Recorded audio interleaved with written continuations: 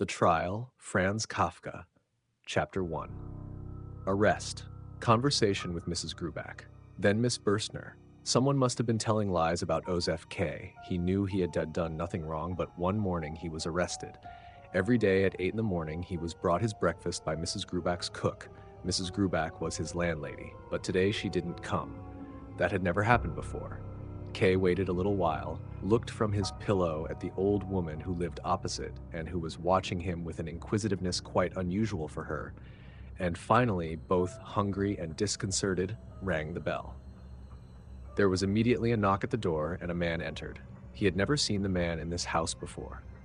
He was slim but firmly built. His clothes were black and close-fitting, with many folds and pockets, buckles and buttons and a belt, all of which gave the impression of being very practical, but without making it very clear what they were actually for. "Who are you?" asked Kay, sitting half upright in his bed. The man, however, ignored the question as if his arrival simply had to be accepted and merely replied, "You rang?" "Anna should have brought me my breakfast," said Kay. He tried to work out who the man actually was, first in silence, just through observation and by thinking about it, but the man didn't stay still to be looked at for very long.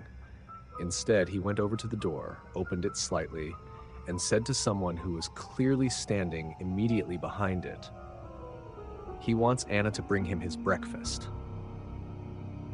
There was a little laughter in the neighboring room. It was not clear from the sound of it whether there were several people laughing. The strange man could not have learned anything from it that he hadn't known already, but now he said to Kay, as if making his report, "It is not possible." "It would be the first time that's happened," said Kay, as he jumped out of bed and quickly pulled on his trousers. "I want to see who that is in the next room, and why it is that Mrs. Grubach has let me be disturbed in this way." It immediately occurred to him that he needn't have said this out loud, and that he must to some extent have acknowledged their authority by doing so, but that didn't seem important to him at the time. That, at least, is how the stranger took it, as he said, "Don't you think you'd better stay where you are?" "I want neither to stay here nor to be spoken to by you until you've introduced yourself." "I meant it for your own good," said the stranger, and opened the door, this time without being asked. The next room, which Kay entered more slowly than he had intended, looked at first glance exactly the same as it had the previous evening. It was Mrs. Grubach's living room, overfilled with furniture, tablecloths, porcelain, and photographs. Perhaps there was a little more space in there than usual today, but if so, it was not immediately obvious, especially as the main difference was the presence of a man sitting by the open window with a book from which he now looked up. "You should have stayed in your room. Didn't Franz tell you?" "And what is it you want then?" said Kay, looking back and forth between this new acquaintance and the one named Franz, who had remained in the doorway. Through the open window, he noticed the old woman again, who had come close to the window opposite so that she could continue to see everything. She was showing an inquisitiveness that really made it seem like she was going senile. "I want to see Mrs. Grubach," said Kay, making a movement as if tearing himself away from the two men, even though they were standing well away from him, and wanted to go. "No," said the man at the window, who threw his book down on a coffee table and stood up. "You can't go away when you're under arrest." "That's how it seems," said Kay. "And why am I under arrest?" he then asked. "That's something we're not allowed to tell you. Go into your room and wait there. Proceedings are underway, and you'll learn about everything all in good time. It's not really part of my job to be friendly towards you like this, but I hope no one, apart from Franz, will hear about it, and he's been more friendly towards you than he should have been under the rules himself. If you carry on having as much good luck as you have been with your arresting officers, then you can reckon on things going well with you." Kay wanted to sit down, but then he saw that, apart from the chair by the window, there was nowhere anywhere in the room where he could sit. "You'll get the chance to see for yourself how true all this is," said Franz, and both men then walked up to Kay.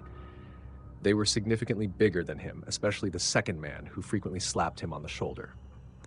The two of them felt Kay's nightshirt and said he would now have to wear one that was of much lower quality, but that they would keep the nightshirt along with his other underclothes and return them to him if his case turned out well. "It's better for you if you give us the things than if you leave them in the storeroom," they said.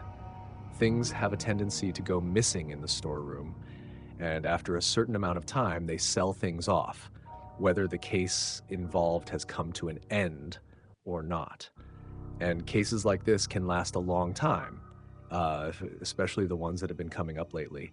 They'd give you the money they got for them, but it wouldn't be very much, as it's not what they're offered for them when they sell them that counts. It's how much they get slipped on the side.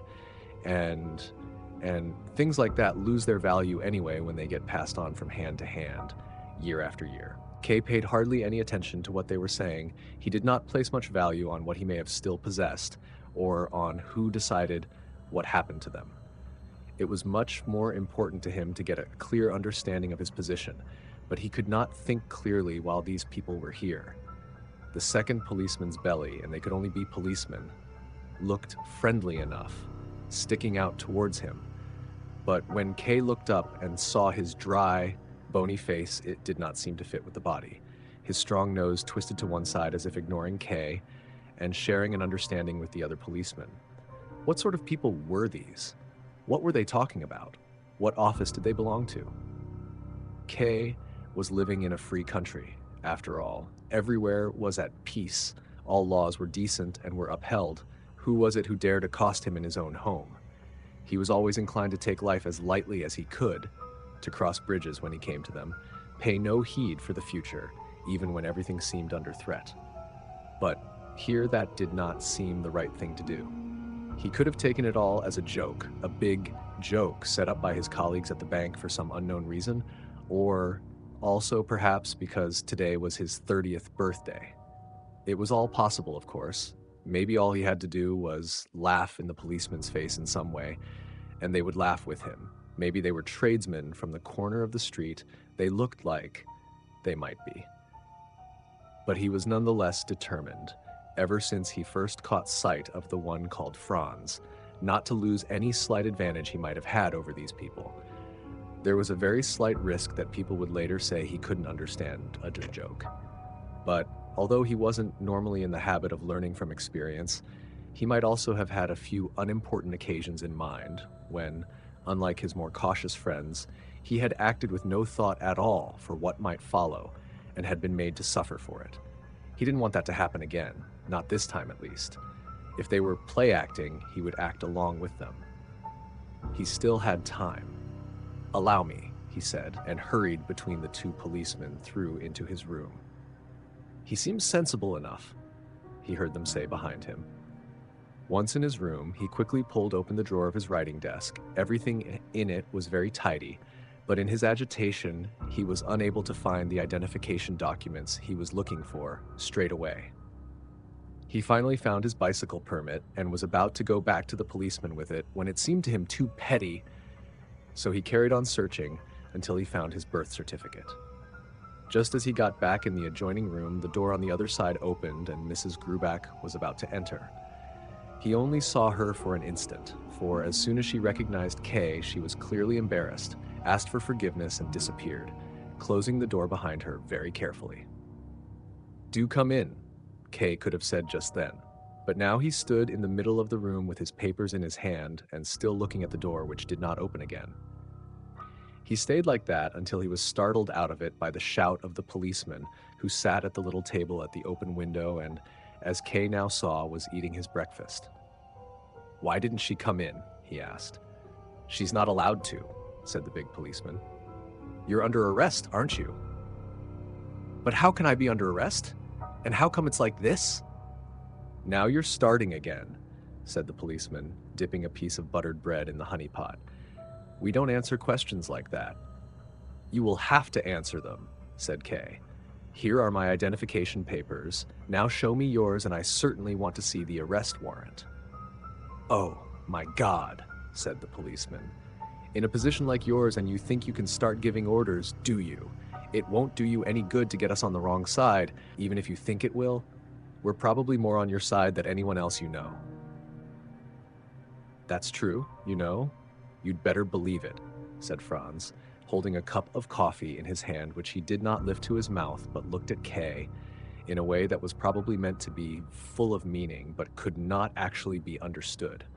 Kay found himself, without intending it, in a mute dialogue with Franz, but then slapped his hand down on his papers and said, "Here are my identity documents." "And what do you want us to do about it?" replied the big policeman loudly. "The way you're carrying on, it's worse than a child. What is it you want? Do you want to get this great bloody trial of yours over with quickly by talking about ID and arrest warrants with us? We're just coppers. That's all we are. Junior officers like us hardly know one end of an ID card from another. All we've got to do with you is keep an eye on you for 10 hours a day and get paid for it. That's all we are. Mind you, what we can do is make sure that the high officials we work for find out just what sort of person it is they're going to arrest and why he should be arrested before they issue the warrant. There's no mistake there. Our authorities, as far as I know, and I only know the lowest grades, don't go out looking for guilt among the public. It's the guilt that draws them out, like it says in the law, and they have to send us police officers out. That's the law. Where do you think there'd be any mistake there?" "I don't know this law," said Kay. "So much the worse for you then," said the policeman. "It probably exists only in your heads," said Kay. He wanted in some way to insinuate his way into the thoughts of the policeman, to reshape those thoughts to his benefit or to make himself at home there. But the policeman just said dismissively, "You'll find out when it affects you." Franz joined in and said, "Look at this, Willem. He admits he doesn't know the law and at the same time insists he's innocent." "You're quite right, but we can't get him to understand a thing," said the other. Kay stopped talking with them. "Do I," he thought to himself, "do I really have to carry on getting tangled up with the chattering of base functionaries like this?" And they admit themselves that they are of the lowest position. They're talking about things of which they don't have the slightest understanding, anyway. It's only because of their stupidity that they're able to be so sure of themselves. I just need few words with someone of the same social standing as myself, and everything will be incomparably clearer, much clearer, than a long conversation with these two can make it. He walked up and down the free space in the room a couple of times. Across the street, he could see the old woman who, now, had pulled an old man, much older than herself, up to the window and had her arms around him. Kay had to put an end to this display. "Take me to your superior," he said, "as soon as he wants to see you." "Not before," said the policeman, the one called Willem. "And now my advice to you," he added, "is to go into your room, stay calm, and wait and see what's to be done with you. If you take our advice, you won't tire yourself out thinking about things to no purpose. You need to pull yourself together as there's a lot that's going to be required of you. You've not behaved towards us the way we deserve after being so good to you. You forget that we, whatever we are, we're still free men and you're not. And that's quite an advantage. But in spite of all that, we're still willing, if you've got the money, to go and get you some breakfast from the cafe over the road." Without giving any answer to this offer, Kay stood still for some time. Perhaps if he opened the door of the next room, or even the front door, the two of them would not dare to stand in his way. Perhaps that would be the simplest way to settle the whole thing by bringing it to a head. But maybe they would grab him, and if he were thrown down on the ground, he would lose all the advantage he, in a certain respect, had over them. So he decided on the more certain solution, the way things would go in the natural course of events, and went back in his room without another word either from him or from the policeman. He threw himself down on his bed, and from the dressing table he took the nice apple that he had put there the previous evening for his breakfast. Now it was all the breakfast he had, and anyway, as he confirmed as soon as he took his first big bite of it, it was far better than a breakfast he could have had through the goodwill of the policeman from the dirty cafe. He felt well and confident. He had failed to go into work at the bank this morning, but that could easily be excused because of the relatively high position he held there. Should he really send in his explanation? He wondered about it. If nobody believed him, and in this case that would be understandable, he could bring Mrs. Grubach in as a witness, or even the old pair from across the street. who probably even now were on their way over to the window opposite. It puzzled Kay. At least it puzzled him looking at it from the policeman's point of view, that they had made him go into the room and left him alone there where he had 10 different ways of killing himself. At the same time, though, he asked himself, this time looking at it from his own point of view, what reason he could have to do so. Because those two were sitting there in the next room and had taken his breakfast, perhaps. It would have been so pointless to kill himself that, even if he had wanted to, the pointlessness would have made him unable. Maybe, if the policemen had not been so obviously limited in their mental abilities, it could have been supposed that they had come to the same conclusion and saw no danger in leaving him alone because of it. They could watch now, if they wanted, and see how he went over to the cupboard in the wall where he kept a bottle of good schnapps, how he first emptied a glass of it in place of his breakfast, and how he then took a second glassful in order to give himself courage, the last one just as a precaution for the unlikely chance it would be needed. Then he was so startled by a shout to him from the other room that he struck his teeth against the glass. "The supervisor wants to see you," a voice said.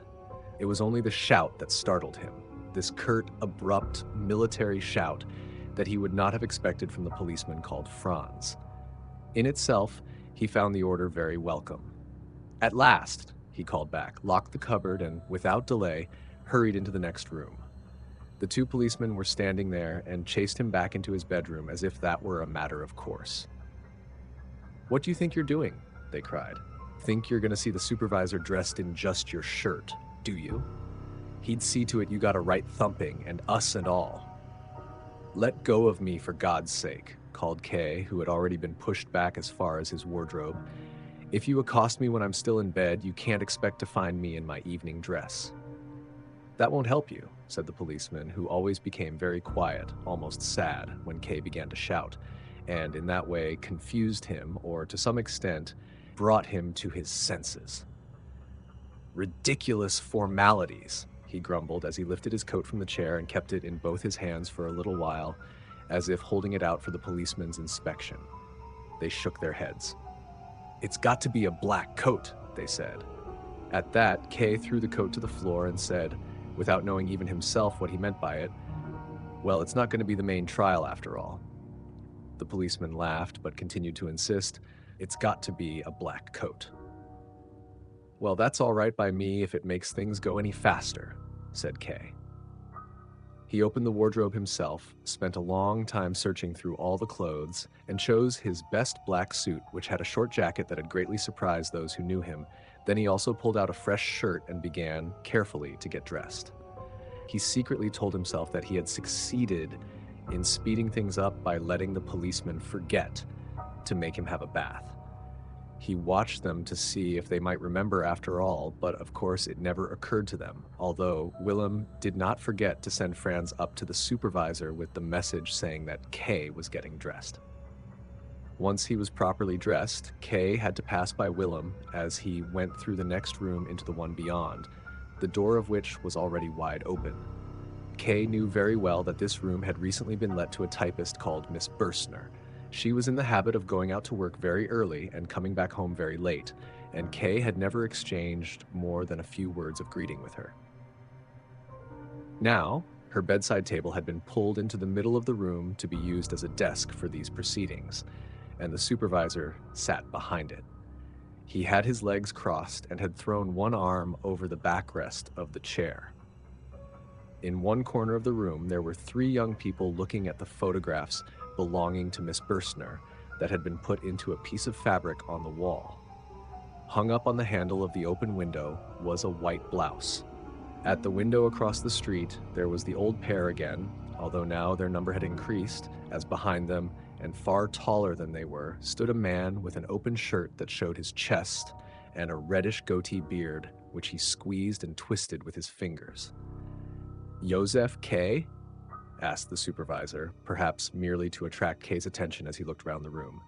Kay nodded. "I dare say you were quite surprised by all that's been taking place this morning," said the supervisor as, with both hands, he pushed away the few items on the bedside table. the candle and box of matches, a book, and a pincushion which lay there as if they were things he would need for his own business.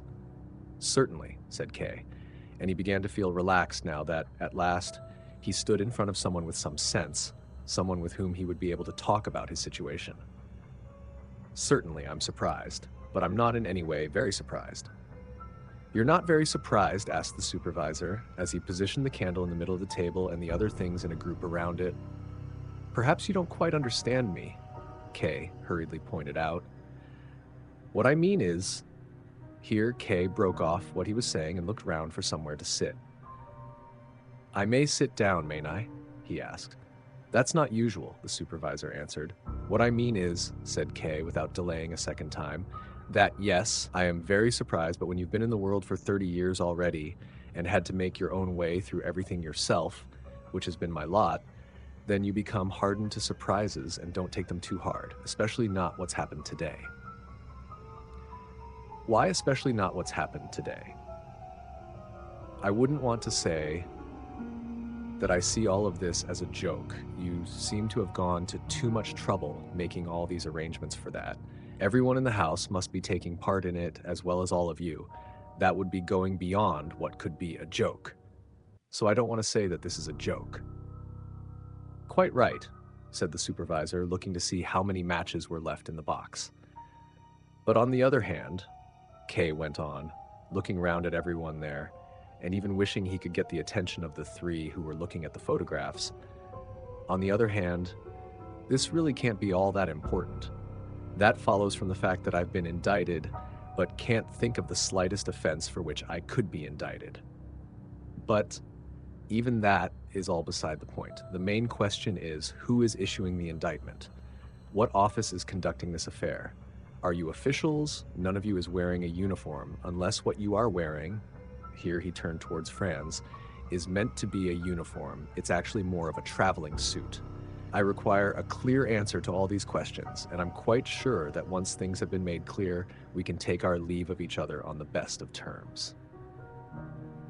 The supervisor slammed the box of matches down on the table. "You're making a big mistake," he said.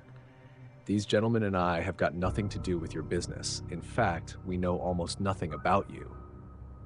We could be wearing uniforms as proper and exact as you like, and your situation wouldn't be any the worse for it. As to whether you're on a charge, I can't give you any sort of clear answer to that. I don't even know whether you are or not. You're under arrest. You're quite right about that, but I don't know any more than that. Maybe these officers have been chit-chatting with you. Well, if they have, that's all it is. Chit-chat. I can't give you an answer to your questions, but I can give you a bit of advice.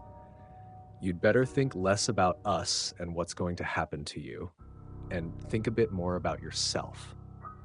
And stop making all this fuss about your sense of innocence. You don't make such a bad impression, but with all this fuss, you're damaging it. And you ought to do a bit less talking too. Almost everything you've said so far has been things we could have taken from your behavior, even if you'd said no more than a few words.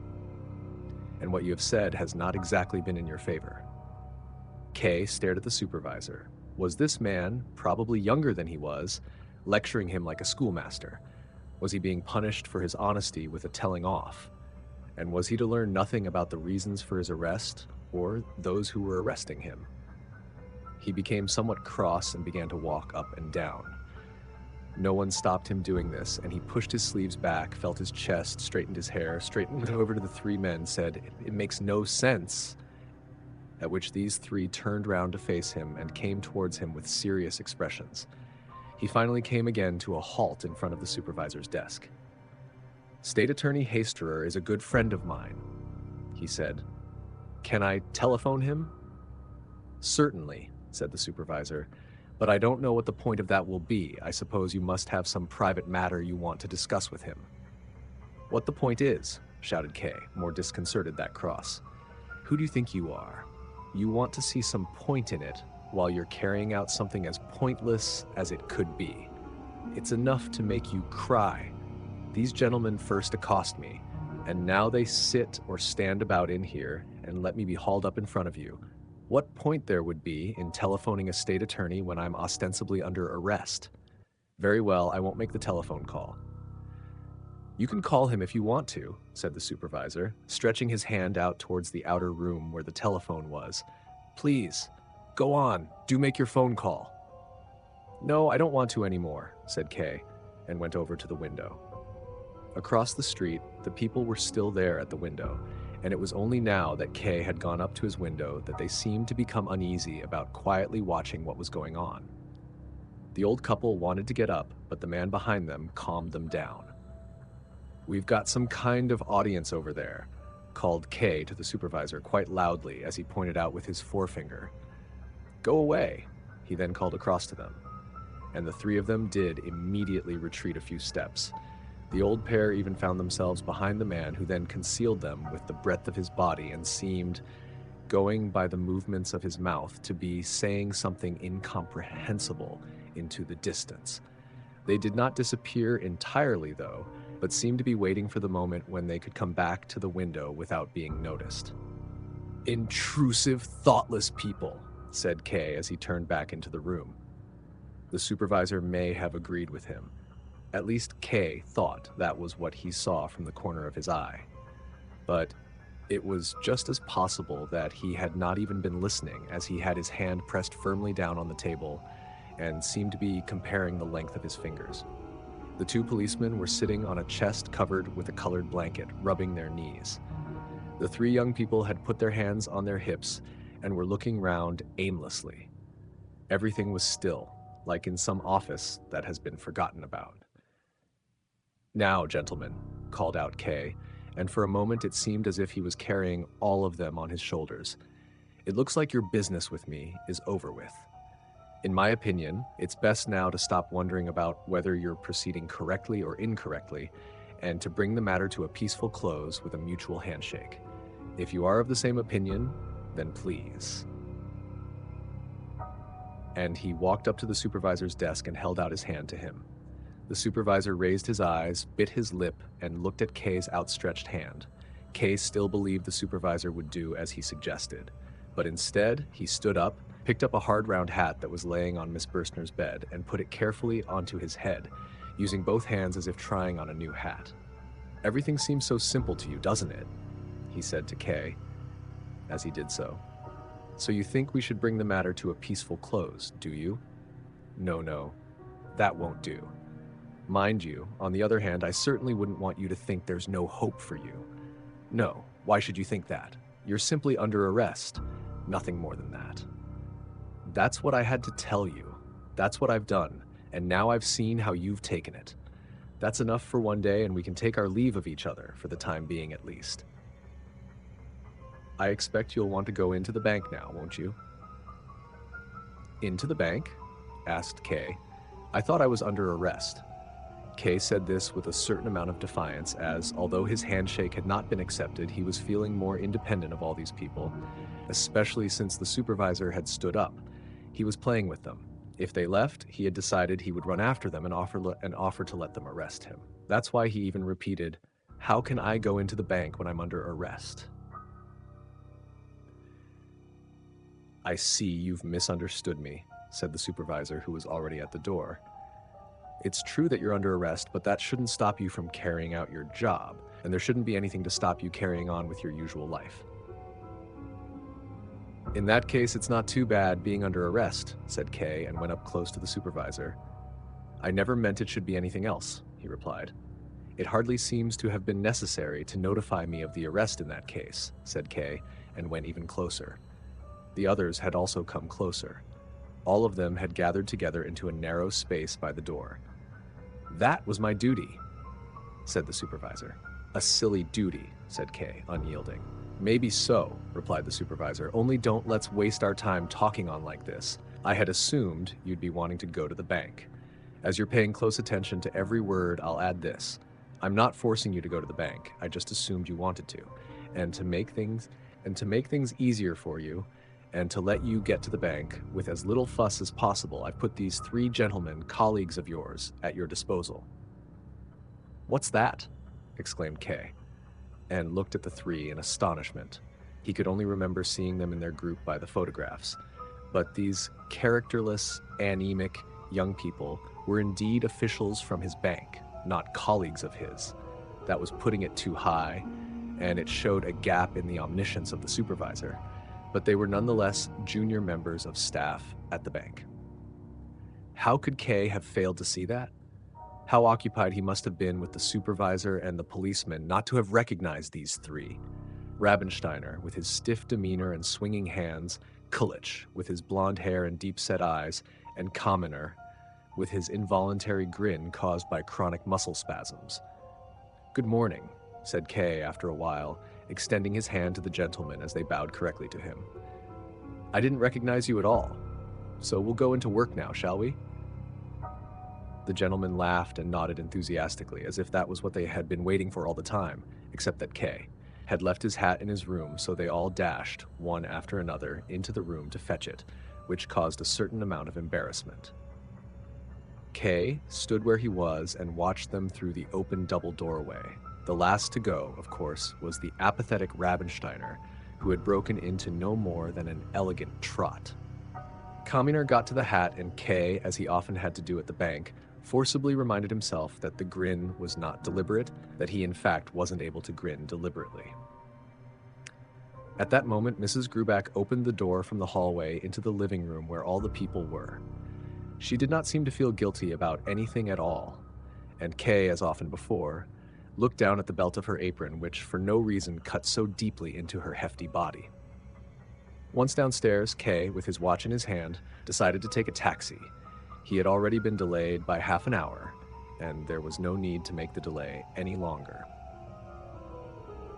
Kaminer ran to the corner to summon it, and the two others were making obvious efforts to keep Kay diverted when Kulich pointed to the doorway of the house on the other side of the street, where the large man with the blonde goatee beard appeared, and, a little embarrassed at first at letting himself be seen in his full height, stepped back to the wall and leant against it. The old couple were probably still on the stairs. Kay was cross with Kulich for pointing out this man whom he had already seen himself, in fact, whom he had been expecting. "Don't look at him," he snapped, without noticing how odd it was to speak to free men in this way. But there was no explanation needed anyway, as just then the taxi arrived. They sat inside and set off. Inside the taxi, Kay remembered that he had not noticed the supervisor and the policeman leaving. The supervisor had stopped him noticing the three bank staff, and now the three bank staff had stopped him noticing the supervisor. This showed that Kay was not very attentive, and he resolved to watch himself more carefully in this respect. Nonetheless, he gave it no thought as he twisted himself round and leant over onto the rear shelf of the car to catch sight of the supervisor and the policeman if he could. But he turned back round straight away and leaned comfortably into the corner of the taxi without even having made the effort to see anyone. Although it did not seem like it, now was just the time when he needed some encouragement. But the gentleman seemed tired just then. Rabensteiner looked out of the car to the right, Kulich to the left, and only Kaminer was there with his grin at service. It would have been inhumane to make fun of that. That spring, whenever possible, Kay usually spent his evenings after work. He usually stayed in the office until 9 o'clock, with a short walk, either by himself or in the company of some of the bank officials, and then he would go into a pub where he would sit at the regulars' bets table with mostly older men until 11. There were, however, also exceptions to this habit. Times, for instance, when Kay was invited by the bank's manager, whom he greatly respected for his industry and trustworthiness, to go with him for a ride in his car or to eat dinner with him at his large house. Kay would also go once a week to see a girl called Elsa, who worked as a waitress in a wine bar through the night until late in the morning. During the daytime, she only received visitors while still in bed. That evening, though, the day had passed quickly with a lot of hard work and many respectful and friendly birthday greetings. Kay wanted to go straight home. Each time he had any small break from the day's work, he considered, without knowing exactly what he had in mind, that Mrs. Grubach's flat seemed to have been put into great disarray by the events of that morning, and that it was up to him to put it back into order. Once order had been restored, every trace of those events would have been erased, and everything would take its previous course once more. In particular, there was nothing to fear from the three bank officials. They had immersed themselves back into their paperwork, and there was no alteration to be seen in them. Kay had called each of them, separately or all together, into his office that day for no other reason than to observe them. He was always satisfied and had always been able to let them go again. At 9:30 that evening, when he arrived back in front of the building where he lived, he met a young lad in the doorway who was standing there, his legs apart and smoking a pipe. "Who are you?" immediately asked Kay, bringing his face close to the lad's, as it was hard to see in the half-light of the landing. "I'm the landlord's son, sir," answered the lad, taking the pipe from his mouth and stepping to one side. "The landlord's son?" asked Kay, and impatiently knocked on the ground with his stick. "Did you want anything, sir? Would you like me to fetch my father?" No, said Kay. There was something forgiving in his voice, as if the boy had harmed him in some way and he was excusing him. "It's all right," he said then, and went on, but before going up the stairs, he turned round once more. He could have gone directly to his room, but as he wanted to speak with Mrs. Grubach, he went straight to her door and knocked. She was sat at the table with a knitted stocking and a pile of old stockings in front of her. Kay apologized, a little embarrassed at coming so late, but Mrs. Grubach was very friendly and did not want to hear any apology. She was always ready to speak to him. He knew very well that he was her best and her favorite tenant. Kay looked round the room. It looked exactly as it usually did. The breakfast dishes, which had been on the table by the window that morning, had already been cleared away. A woman's hands will do many things when no one's looking, he thought. He might himself have smashed all the dishes on the spot, but certainly would not have been able to carry it all out. He looked at Mrs. Grubach with some gratitude. "Why are you working so late?" he asked. They were now both sitting at the table, and Kay now and then sank his hands into the pile of stockings. "There's a lot of work to do," she said. "During the day, I belong to the tenants. If I'm to sort out my own things, there are only the evenings left to me. I fear I may have caused you some exceptional work today." "How do you mean, Mr. K?" she asked, becoming more interested and leaving her work in her lap. "I mean the men who were here this morning." "Oh, I see," she said, and went peacefully back to what she was doing. "That was no trouble, not especially." Kay looked on in silence as she took up the knitted stocking once more. She seems surprised at my mentioning it, he thought. She seems to think it's improper for me to mention it. All the more important for me to do so. An old woman is the only person I can speak about it with. "But it must have caused some work for you," he said then. "But it won't happen again." "No, it can't happen again," she agreed and smiled at Kay in a way that was almost pained. "Do you mean that seriously?" asked Kay. "Yes," she said more gently, "but the important thing is, you mustn't take it too hard. There are so many awful things happening in the world. As you're being so honest with me, Mr. K, I can admit to you that I listened to a little of what was going on from behind the door, and that those two policemen told me one or two things as well. It's all to do with your happiness, and that's something that's quite close to my heart, perhaps more than it should be, as I am, after all, only your landlady. Anyway, so I heard one or two things, but I can't really say that it's about anything very serious. No, you have been arrested, but it's not in the same way as when they arrest a thief. If you're arrested in the same way as a thief, then it's bad. But an arrest like this, it seems to me that it's something very complicated. Forgive me, I'm saying something stupid. Something very complicated that I don't understand, but something that you don't really need to understand anyway. There's nothing stupid about what you've said, Mrs. Grubach, or at least I partly agree with you. Only, the way I judge the whole thing is harsher than yours, and think it's not only not something complicated, but simply a fuss about nothing. I was just caught unawares. That's what happened. And if I had got up as soon as I was awake without letting myself get confused because Anna wasn't there, if I'd got up and paid no regard to anyone who might have been in my way and come straight to you, if I'd done something like having my breakfast in the kitchen as an exception, asked you to bring my clothes from my room. In short, if I had behaved sensibly, then nothing more would have happened. Everything that was waiting to happen would have been stifled. People are so often unprepared.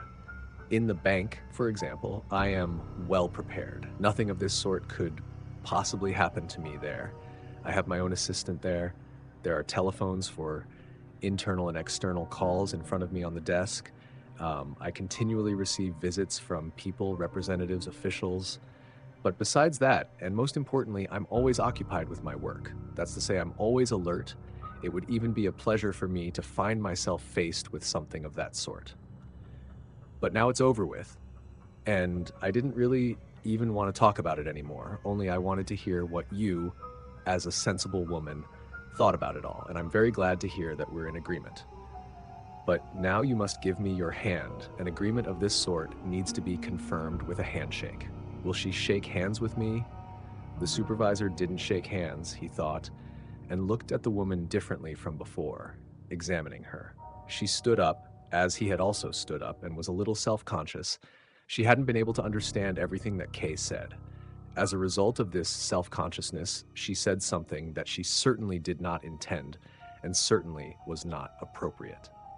"Don't take it so hard, Mr. K," she said, with tears in her voice, and also, of course, forgetting the handshake. "I didn't know I was taking it hard," said Kay, feeling suddenly tired and seeing that if this woman did agree with him, it was of very little value. Before going out the door, he asked, "Is Miss Bürstner home?" "No," said Mrs. Grubach, smiling as she gave this simple piece of information, saying something sensible at last. "She's at the theater. Did you want to see her? Should I give her a message?" I just wanted to have a few words with her. I'm afraid I don't know when she's coming in. She usually gets back late when she's been to the theater." "It really doesn't matter," said Kay, his head hanging as he turned to the door to leave. "I just wanted to give her my apology for taking over her room today." "There's no need for that, Mr. K. You're too conscientious. The young lady doesn't know anything about it. She hasn't been home since early this morning, and everything's been tidied up again. You can see for yourself." And she opened the door to Miss Bürstner's room. "Thank you, I'll take your word for it," said Kay, but went nonetheless over to the open door. The moon shone quietly into the unlit room. As far as could be seen, everything was indeed in its place. Not even the blouse was hanging on the window handle. The pillows on the bed looked remarkably plump as they lay half in the moonlight. "Miss Bürstner often comes home late," said Kay, looking at Mrs. Grubach as if that were her responsibility. "That's how young people are," said Mrs. Grubach to excuse herself. Of course," said Kay, "but it can be taken too far." "Yes, it can be," said Mrs. Grubach. "You're so right, Mr. K. Perhaps it is in this case. I certainly wouldn't want to say anything nasty about Miss Bürstner. She is a good, sweet girl, friendly, tidy, punctual, works hard. I appreciate all that very much. But one thing is true, she ought to have more pride, be a bit less forthcoming. Twice this month already, in the street over the way, I've seen her with a different gentleman. I really don't like saying this. You're the only one I've said this to, Mr. K. I swear to God.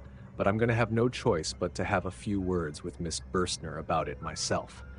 And it's not the only thing about her that I'm worried about." "Mrs. Grubach, you are on quite the wrong track," said Kay, so angry that he was hardly able to hide it. "And you have moreover misunderstood what I was saying about Miss Bürstner. That is not what I meant. In fact, I warn you quite directly not to say anything to her. You are quite mistaken. I know Miss Bürstner very well, and there is no truth at all in what you say. And what's more, perhaps I'm going too far. I don't want to get in your way. Say to her whatever you see fit. Good night." "Mr. K," said Mrs. Grubach, as if asking him for something and hurrying to his door, which he had already opened, "I don't want to speak to Miss Bürstner at all. Not yet. Of course, I'll continue to keep an eye on her, but you're the only one I've told what I know. And it is, after all, something that everyone who lets rooms has to do if she's to keep the house decent. That's all I'm trying to do." "Decent," called out Kay through the crack in the door. "If you want to keep the house decent, you'll first have to give me notice." Then he slammed the door shut. There was a gentle knocking to which he paid no more attention. He did not feel at all like going to bed, so he decided to stay up, and this would also give him the chance to find out when Miss Bürstner would arrive home. Perhaps it would also still be possible, even if a little inappropriate, to have a few words with her. As he lay there by the window, Pressing his hands to his tired eyes, he even thought for a moment that he might punish Mrs. Grubach by persuading Miss Bürstner to give in her notice at the same time as he would. But he immediately realized that that would be shockingly excessive, and there would even be the suspicion that he was moving house because of the incidents of that morning. Nothing would have been more nonsensical and, above all, more pointless and contemptible. When he had become tired of looking out onto the empty street, he slightly opened the door to the living room so that he could see anyone who entered the flat from where he was and lay down on the couch. He lay there quietly smoking a cigar until about 11 o'clock. He wasn't able to hold out longer than that and went a little way into the hallway, as if in that way he could make Miss Bürstner arrive sooner. He had no particular desire for her. He could not even remember what she looked like, but now he wanted to speak to her, and it irritated him that her late arrival home meant this day would be full of unease and disorder right to its very end. It was also her fault that he had not had any dinner that evening, and that he had been unable to visit Elsa as he had intended. He could still make up for both of those things, though, if he went to the wine bar where Elsa worked. He wanted to do so even later, after the discussion with Miss Bürstner. It was already gone 11:30 when someone could be heard in the stairway. K, who had been lost in his thoughts in the hallway, walking up and down loudly as if it were his own room, fled behind his door. Miss Bürstner had arrived. Shivering, she pulled a silk shawl over her slender shoulders as she locked the door. The next moment she would certainly go into her room, where K ought not to intrude in the middle of the night. That meant he would have to speak to her now. But unfortunately, he had not put the electric light on in his room, so that when he stepped out of the dark, it would give the impression of being an attack, and would certainly, at the very least, have been quite alarming. There was no time to lose, and in his helplessness he whispered through the crack of the door, "Miss Bürstner." It sounded like he was pleading with her, not calling to her. "Is there someone there?" asked Miss Bürstner, looking round with her eyes wide open. "It's me," said Kay, and came out. "Oh, Mr. K," said Miss Bürstner with a smile. "Good evening," and offered him her hand. "I wanted to have a word with you if you would allow me." "Now?" asked Miss Bürstner. "Does it have to be now? It is a little odd, isn't it? I've been waiting for you since 9 o'clock.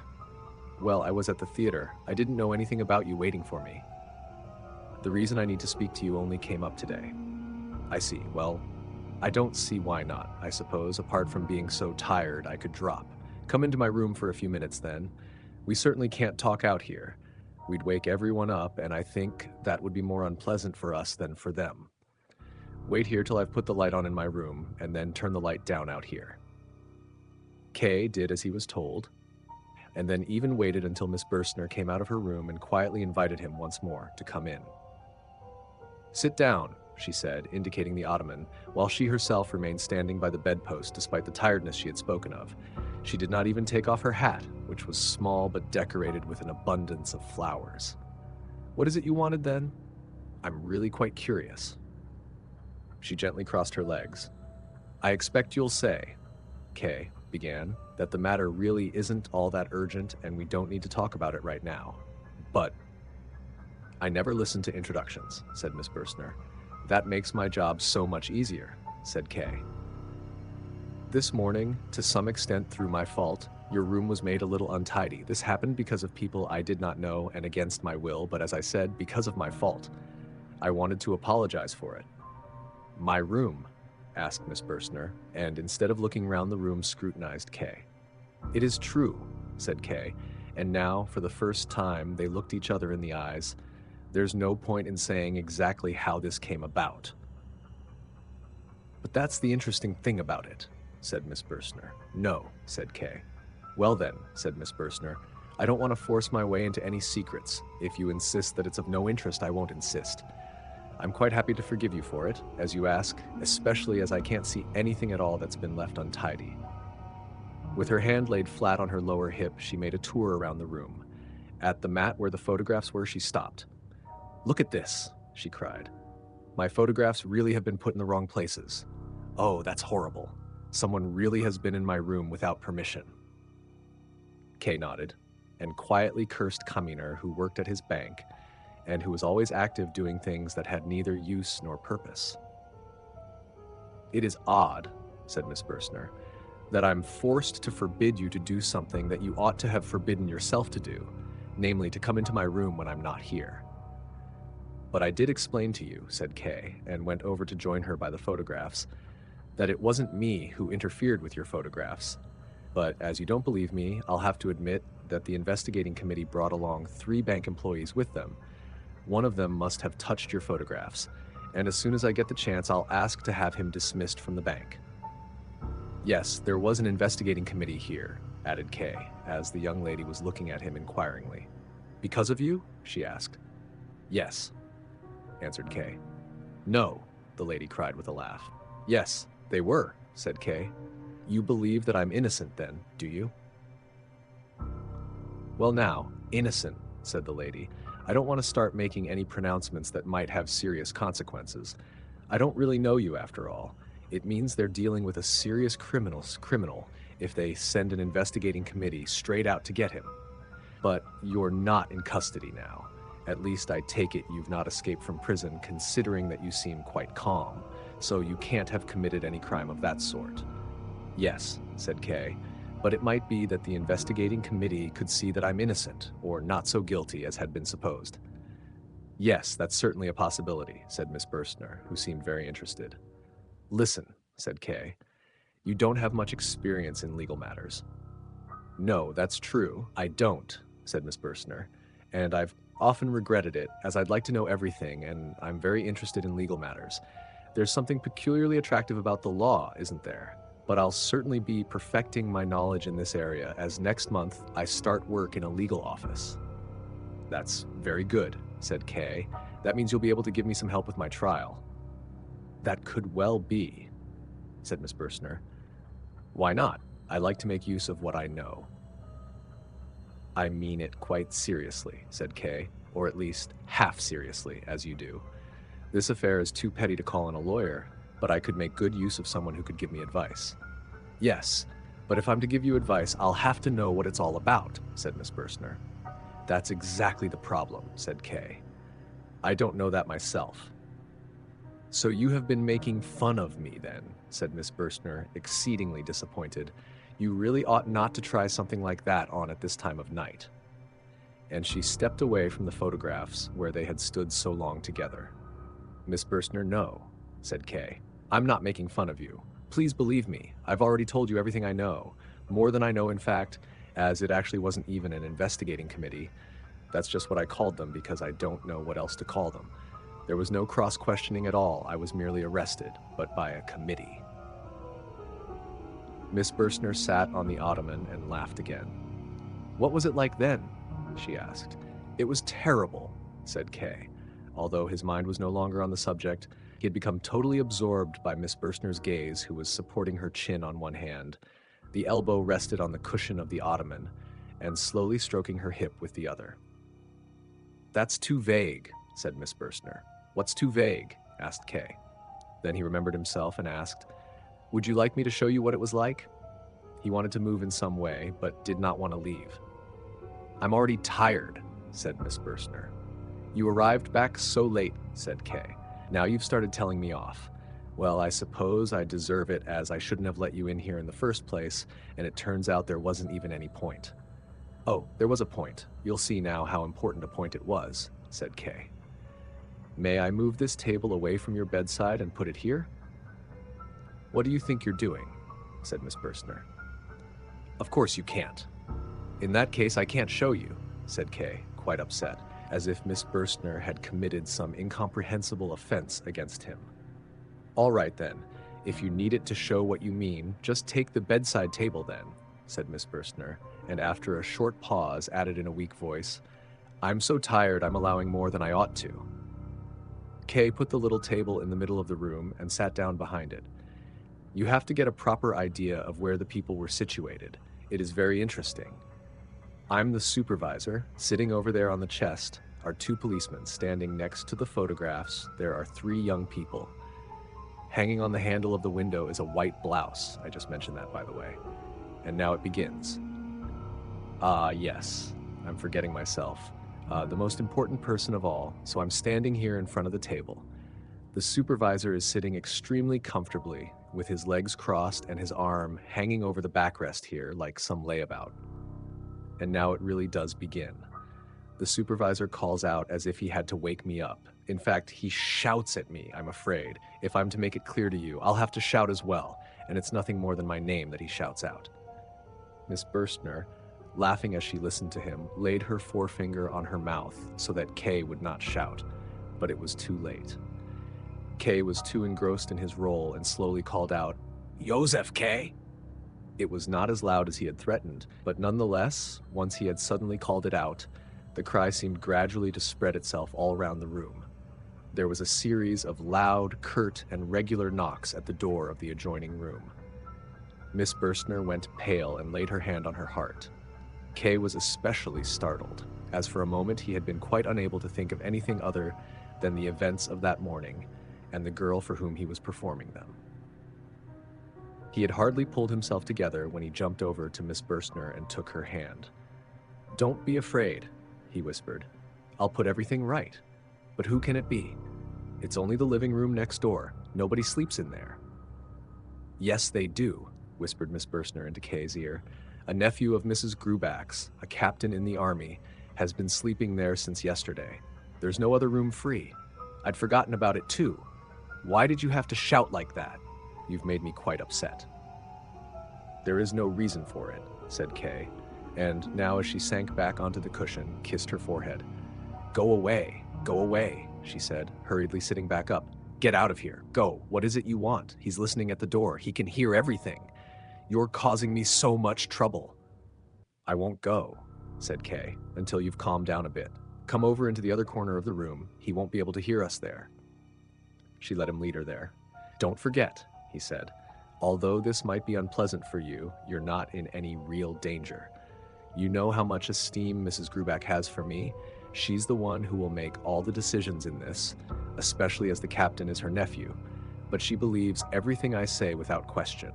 What's more, she has borrowed a large sum of money from me, and that makes her dependent on me. I will confirm whatever you say to explain our being here together, however inappropriate it might be, and I guarantee to make sure that Mrs. Grubach will not only say she believes the explanation in public, but will believe it truly and sincerely. You will have no need to consider me in any way. If you wish to let it be known that I have attacked you, then Mrs. Grubach will be informed of such, and she will believe it without even losing her trust in me. That's how much respect she has for me." Miss Bürstner looked at the floor in front of her, quiet and a little sunk in on herself. "Why would Mrs. Grubach not believe that I've attacked you?" added Kay. He looked at her hair in front of him, parted, bunched down, reddish and firmly held in place. He thought she would look up at him, but without changing her manner, she said, "Forgive me, but it was the suddenness of the knocking that startled me so much, not so much what the consequences of the captain being here might be. It was all so quiet after you'd shouted, and then there was the knocking. That's what made me so shocked. And I was sitting right by the door. The knocking was right next to me. Thank you for your suggestions, but I won't accept them. I can bear the responsibility for anything that happens in my room myself, and I can do so with anyone.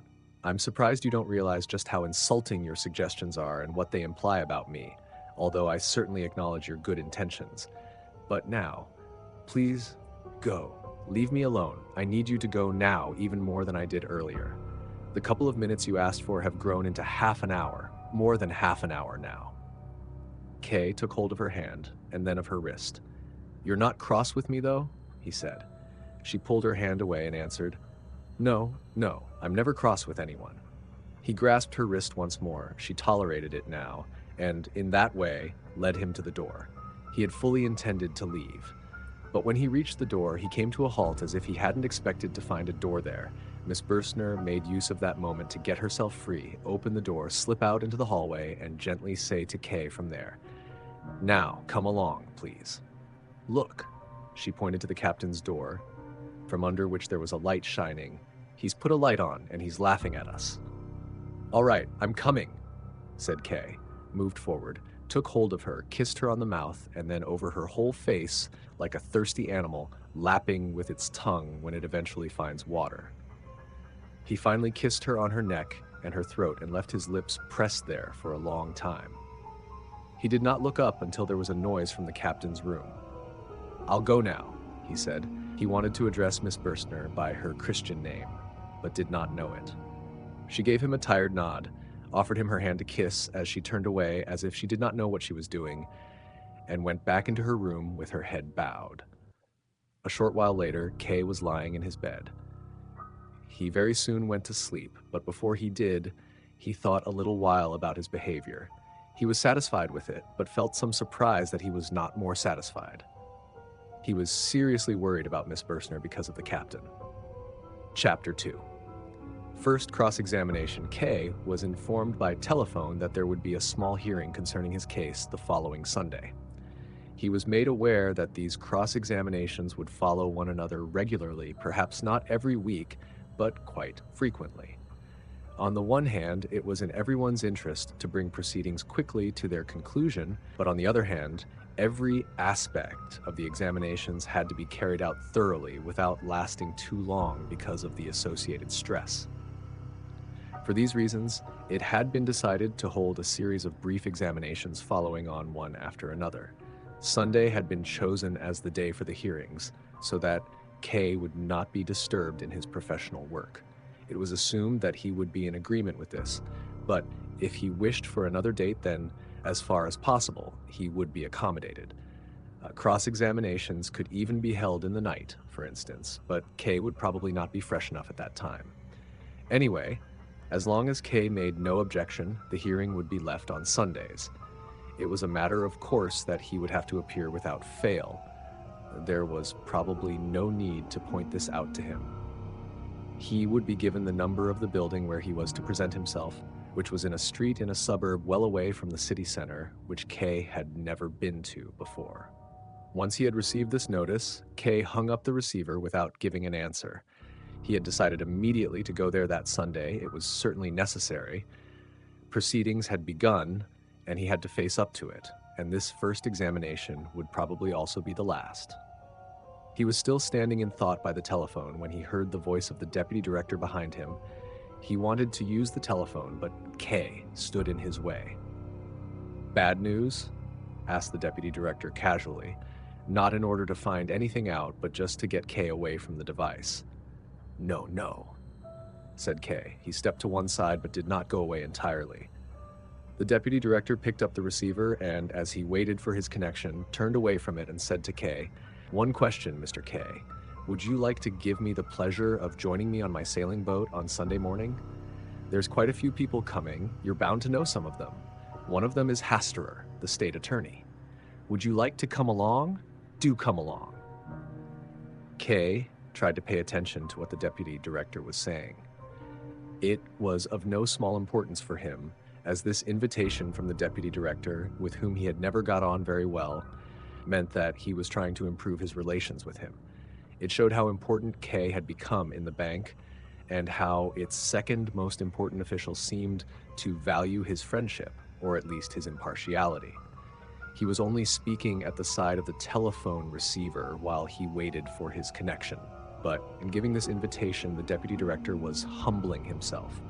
But Kay would have to humiliate him a second time as a result. He said, "Thank you very much, but I'm afraid I will have no time on Sunday. I have a previous obligation." "Pity," said the deputy director, and turned to the telephone conversation that had just been connected. It was not a short conversation, but Kay remained standing confused by the instrument all the time it was going on. It was only when the deputy director hung up that he was shocked into awareness and said, in order to partially excuse his standing there for no reason, "I've just received a telephone call. There's somewhere I need to go, but they forgot to tell me what time." "Ask them then," said the deputy director.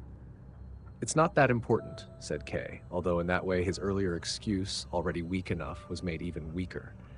As he went, the deputy director continued to speak about other things. Kay forced himself to answer, but his thoughts were mainly about that Sunday, how it would be best to get there for 9 o'clock in the morning, as that was the time that courts always start work on weekdays.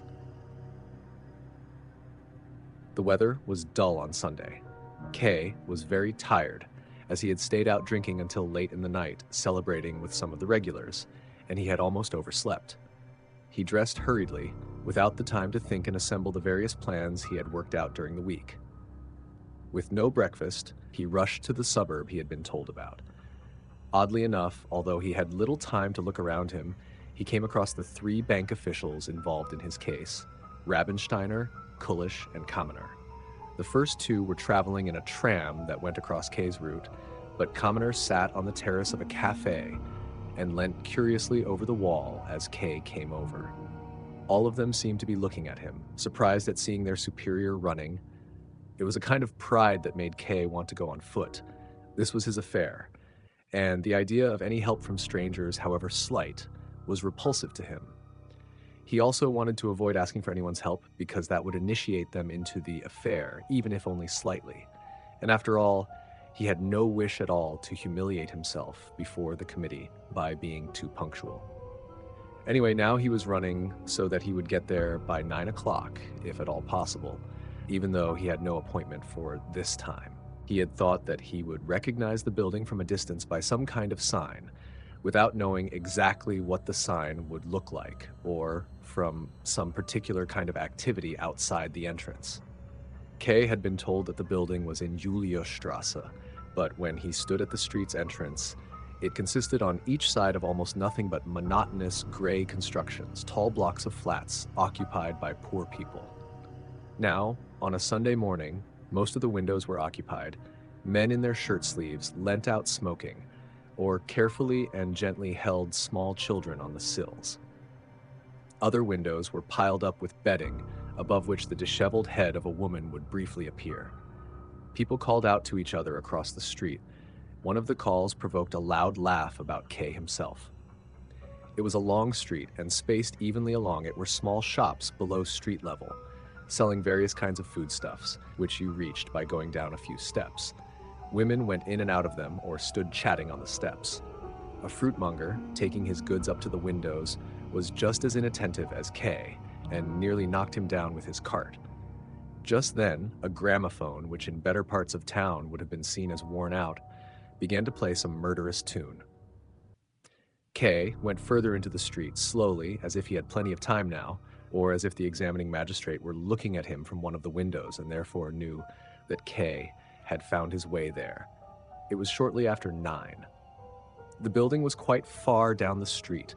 It covered so much area it was almost extraordinary, and the gateway in particular was tall and long. It was clearly intended for delivery wagons belonging to the various warehouses all round the yard, which were now locked up and carried the names of companies, some of which K knew from his work at the bank. In contrast with his usual habits, he remained standing a while at the entrance to the yard, taking in all these external details.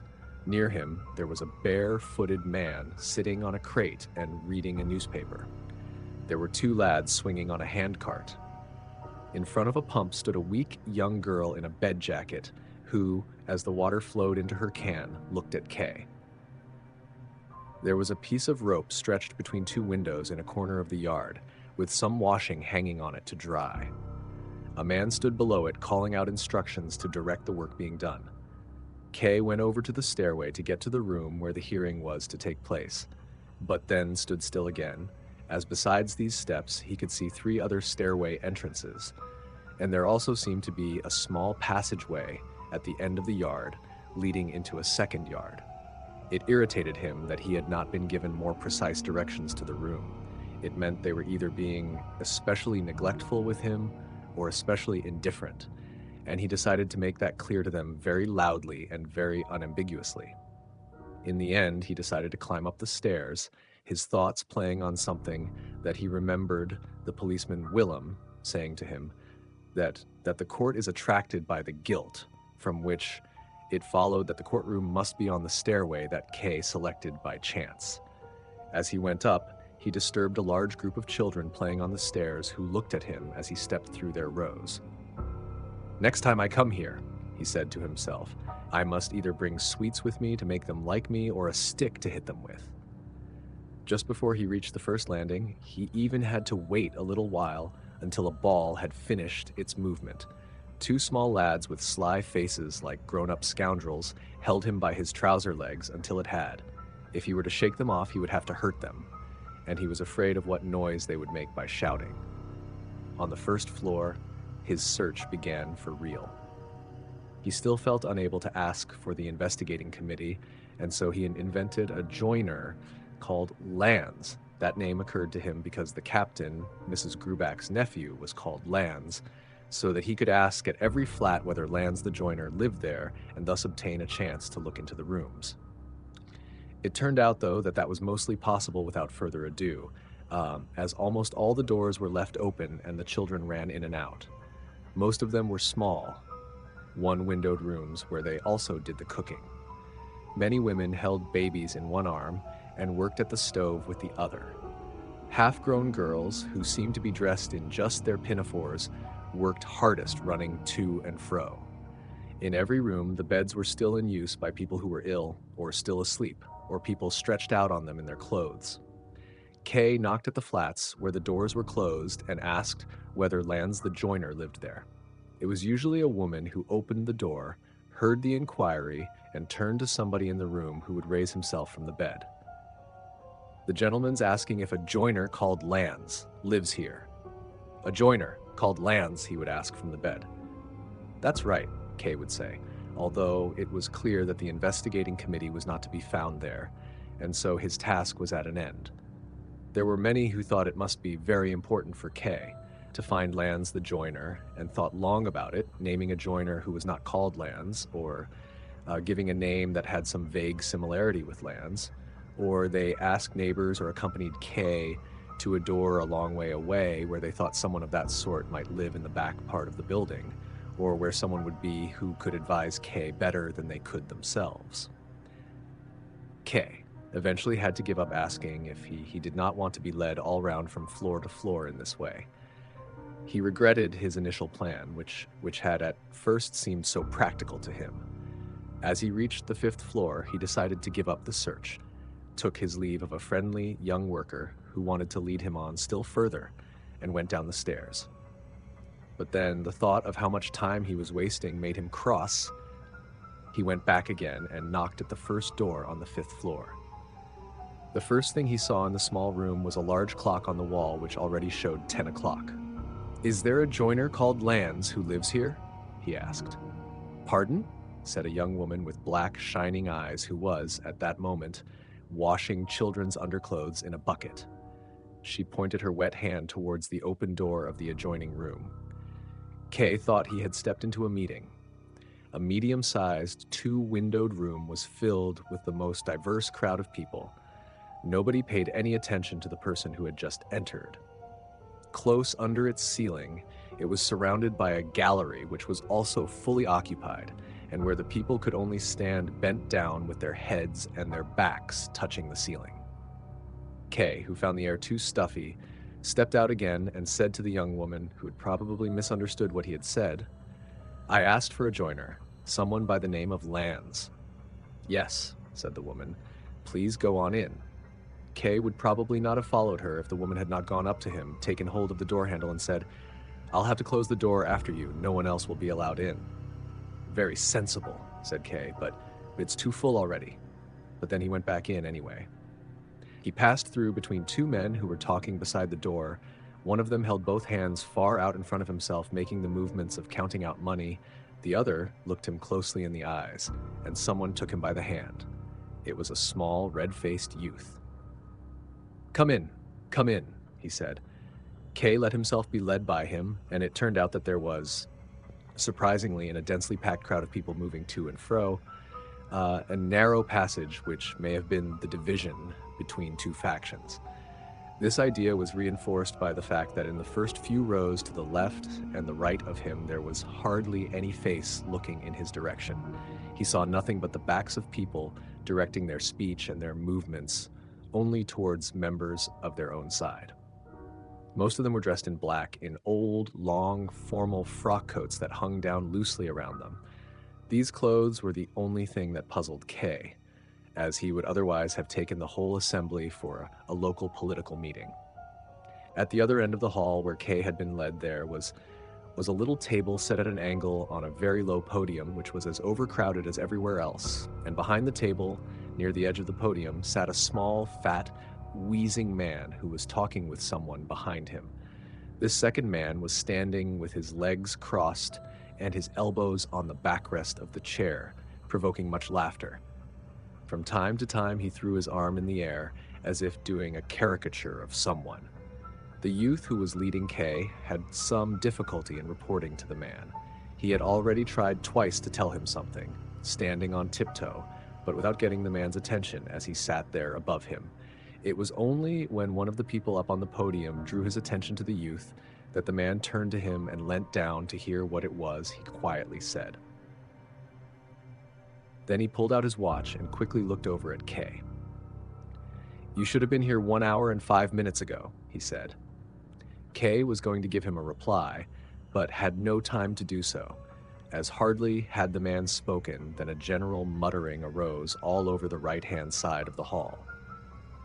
"You should have been here 1 hour and 5 minutes ago," the man now repeated, raising his voice this time, and quickly looked round the hall beneath him. The muttering also became immediately louder, and, as the man said nothing more, died away only gradually. Now the hall was much quieter than when Kay had entered. Only the people up in the gallery had not stopped passing remarks. As far as could be distinguished, up in the half-darkness, dust and haze, they seemed to be less well-dressed than those below. Many of them had brought pillows that they had put between their heads and the ceiling so that they would not hurt themselves pressed against it. Kay had decided he would do more watching than talking, so he did not defend himself for supposedly having come late, and simply said, "Well, maybe I have arrived late. I'm here now." There followed loud applause, once more from the right-hand side of the hall. Easy people to get on your side, thought Kay, and was bothered only by the quiet from the left-hand side, which was directly behind him, and from which there was applause from only a few individuals. He wondered what he could say to get all of them to support him together, or, if that were not possible, to at least get the support of the others for a while. "Yes," said the man, "but I'm now no longer under any obligation to hear your case." There was once more a muttering, but this time it was misleading, as the man waved the people's objections aside with his hand and continued, "I will, however, as an exception, continue with it today, but you should never arrive late like this again. And now, step forward." Someone jumped down from the podium so that there would be a place free for Kay, and Kay stepped up onto it. He stood pressed closely against the table. The press of the crowd behind him was so great that he had to press back against it if he did not want to push the judge's desk down off the podium, and perhaps the judge along with it. The judge, however, paid no attention to that, but sat very comfortably on his chair, and after saying a few words to close his discussion with the man behind him, reached for a little notebook, the only item on his desk. It was like an old-school exercise book, and had become quite misshapen from much thumbing. "Now then," said the judge, thumbing through the book, he turned to Kay with the tone of someone who knows his facts and said, "You are a house painter?" "No," said Kay, "I am the chief clerk in a large bank." This reply was followed by laughter among the right-hand faction down in the hall. It was so hearty that Kay couldn't stop himself joining in with it. The people supported themselves with their hands on their knees and shook as if suffering a serious attack of coughing. Even some of those in the gallery were laughing. The judge had become quite cross, but seemed to have no power over those below him in the hall. He tried to reduce what harm had been done in the gallery and jumped up threatening them. His eyebrows, until then hardly remarkable, pushed themselves up and became big, black, and bushy over his eyes. The left-hand side of the hall was still quiet, though. The people stood there in rows, with their faces looking towards the podium, listening to what was being said there. They observed the noise from the other side of the hall with the same quietness, and even allowed some individuals from their own ranks, here and there, to go forward into the other faction. The people in the left faction were not only fewer in number than the right, but probably were no more important than them, although their behavior was calmer, and that made it seem like they were. When K now began to speak, he was convinced he was doing it in the same way as them. Your question, my lord, as to whether I am a house painter. In fact, even more than that, you did not ask at all but merely imposed it on me, is symptomatic of the whole way these proceedings against me are being carried out. Perhaps you will object that there are no proceedings against me. You will be quite right, as there are proceedings only if I acknowledge that there are. But for the moment, I do acknowledge it, out of pity for yourselves to a large extent. It's impossible not to observe all this business without feeling pity. I don't say things are being done without due care, but I would like to make it clear that it is I who make the acknowledgement. Kay stopped speaking and looked down into the hall. He had spoken sharply, more sharply than he had intended, but he had been quite right. It should have been rewarded with some applause here and there, but everything was quiet. They were all clearly waiting for what would follow. Perhaps the quietness was laying the ground for an outbreak of activity that would bring this whole affair to an end. It was somewhat disturbing that just then, the door at the end of the hall opened. The young washerwoman, who seemed to have finished her work, came in and, despite all her caution, attracted the attention of some of the people there. It was only the judge who gave Kay any direct pleasure, as he seemed to have been immediately struck by Kay's words. Until then, he had listened to him standing as Kay. Speech had taken him by surprise while he was directing his attention to the gallery. Now, in the pause, he sat down very slowly, as if he did not want anyone to notice. He took out the notebook again, probably so that he could give the impression of being calmer. "That won't help you, sir," continued Kay. "Even your little book will only confirm what I say." Kay was satisfied to hear nothing but his own quiet words in this room full of strangers, and he even dared casually to pick up the examining judge's notebook and, touching it only with the tips of his fingers as if it were something revolting, lifted it in the air, holding it just by one of the middle pages so that the others on each side of it, closely written, blotted, and yellowing, flapped down. "Those are the official notes of the examining judge," he said, and let the notebook fall down onto the desk. "You can read in your book as much as you like, sir. I really don't have anything in this charge book to be afraid of. Even though I don't have access to it as I wouldn't want it in my hand, I can only touch it with 2 fingers.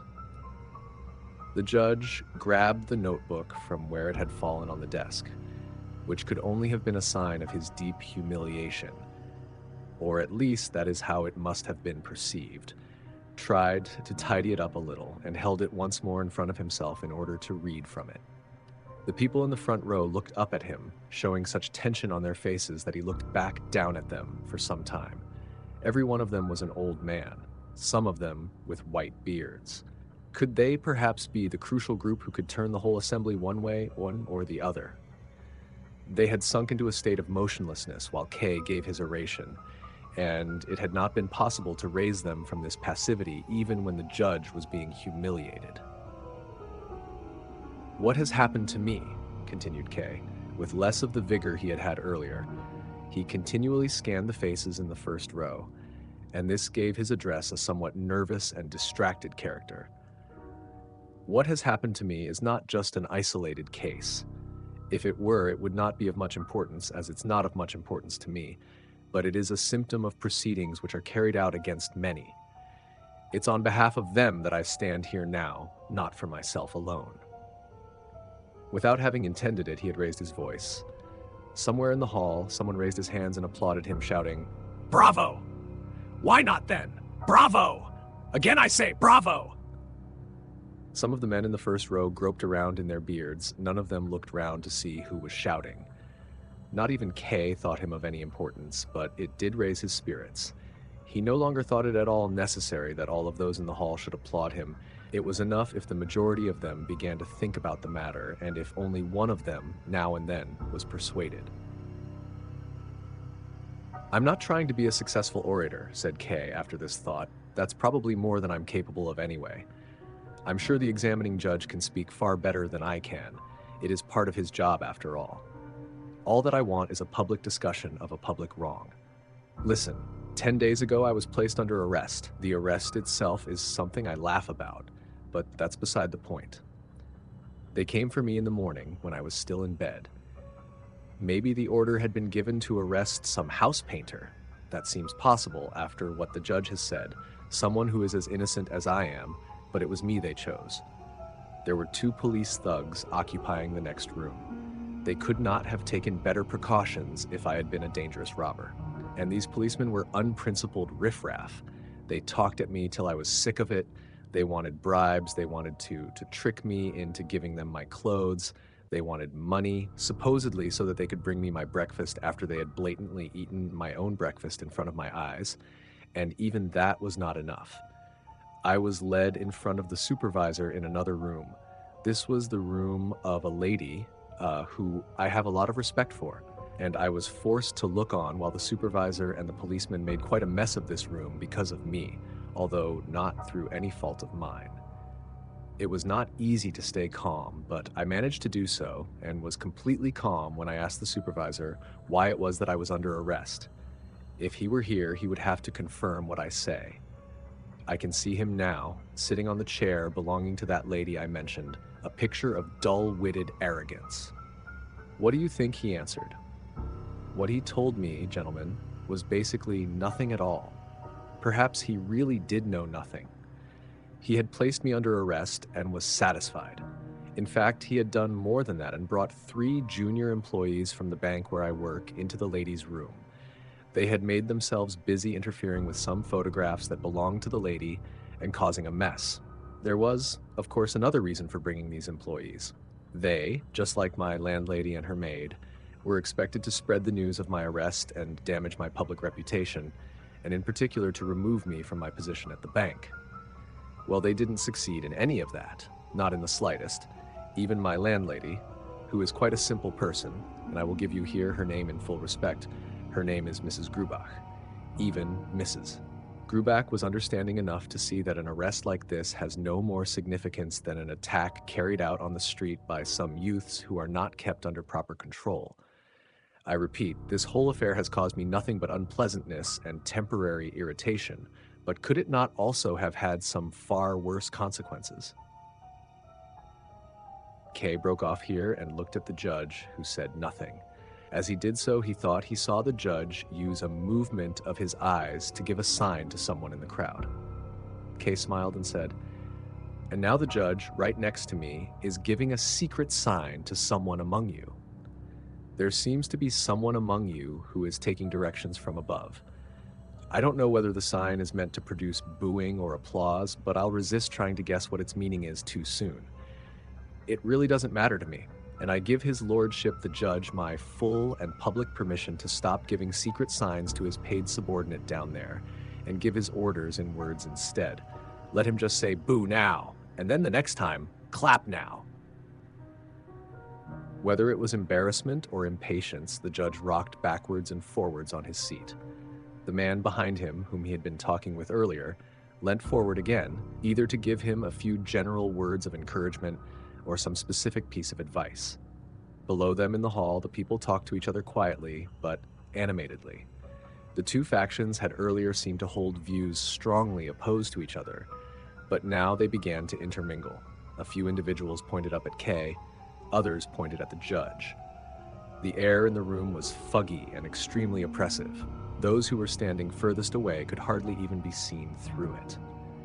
It must have been especially troublesome for those visitors who were in the gallery, as they were forced to quietly ask the participants in the assembly what exactly was happening, albeit with timid glances at the judge.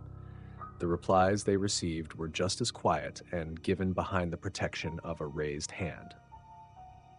"I have nearly finished what I have to say," said Kay, and as there was no bell available, he struck the desk with his fist in a way that startled the judge and his advisor and made them look up from each other.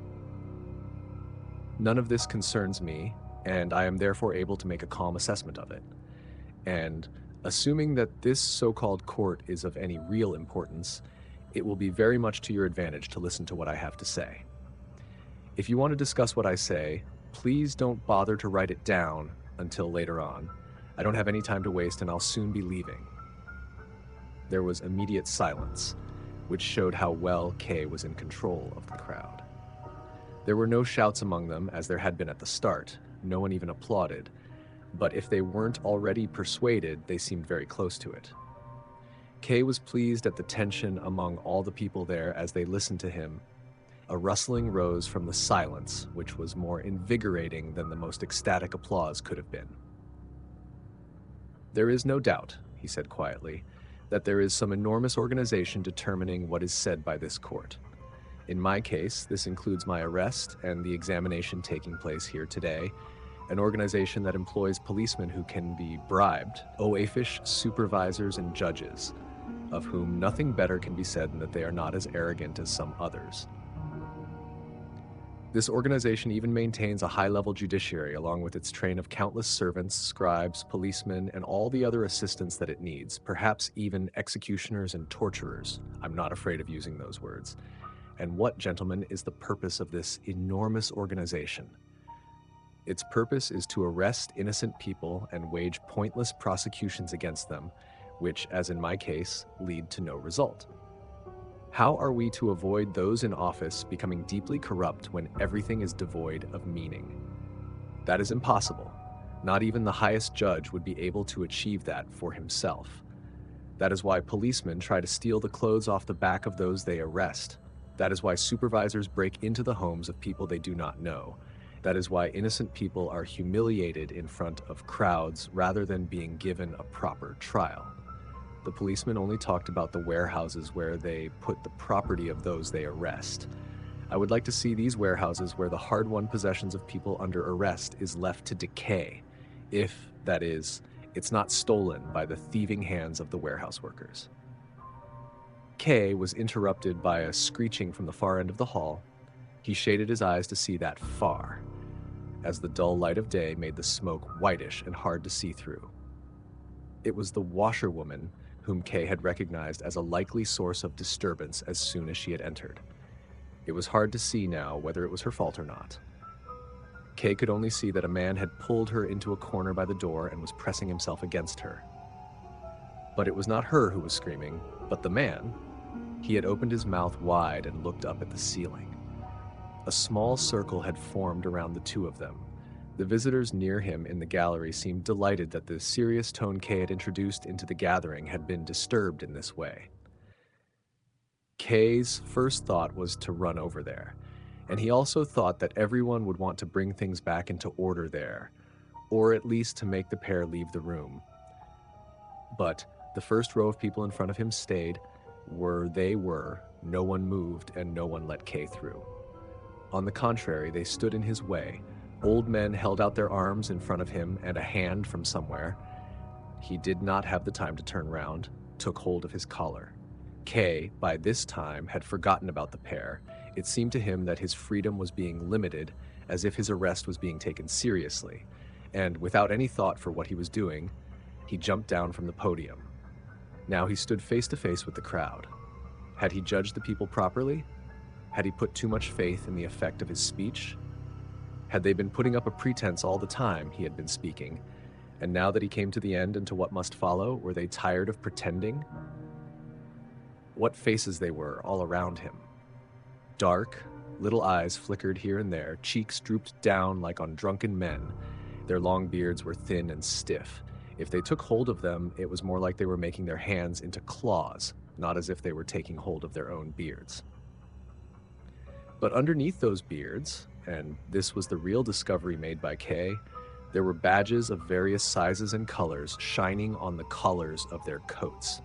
As far as he could see, every one of them was wearing one of these badges.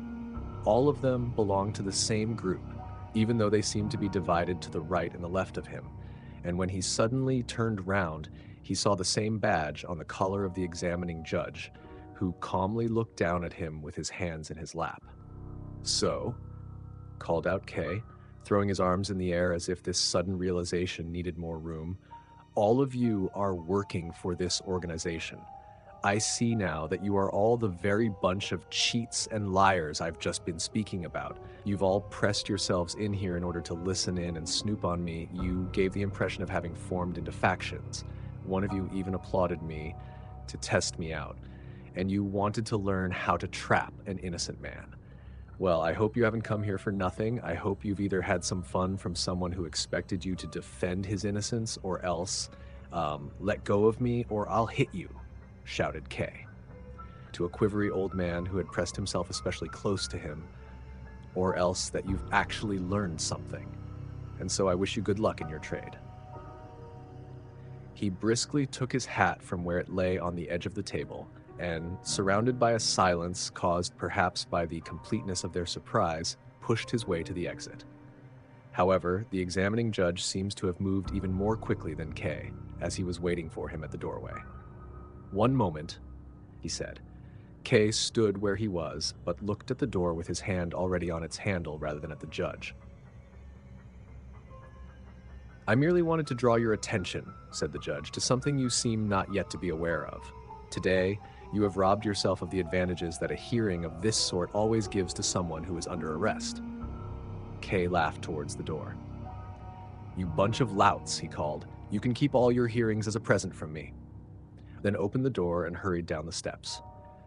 Behind him, the noise of the assembly rose as it became lively once more, and probably began to discuss these events as if making a scientific study of them. Chapter 3 in the empty courtroom, the student, the offices. Every day over the following week, Kay expected another summons to arrive. He could not believe that his rejection of any more hearings had been taken literally, and when the expected summons really had not come by Saturday evening, he took it to mean that he was expected, without being told, to appear at the same place at the same time. So on Sunday, he set out once more in the same direction, going without hesitation up the steps and through the corridors. Some of the people remembered him and greeted him from their doorways, but he no longer needed to ask anyone the way, and soon arrived at the right door. It was opened as soon as he knocked, and, paying no attention to the woman he had seen last time who was standing at the doorway, he was about to go straight into the adjoining room when she said to him, "There's no session today." "What do you mean, no session?" he asked, unable to believe it. But the woman persuaded him by opening the door to the next room. It was indeed empty, and looked even more dismal empty than it had the previous Sunday. On the podium stood the table exactly as it had been before, with a few books laying on it. "Can I have a look at those books?"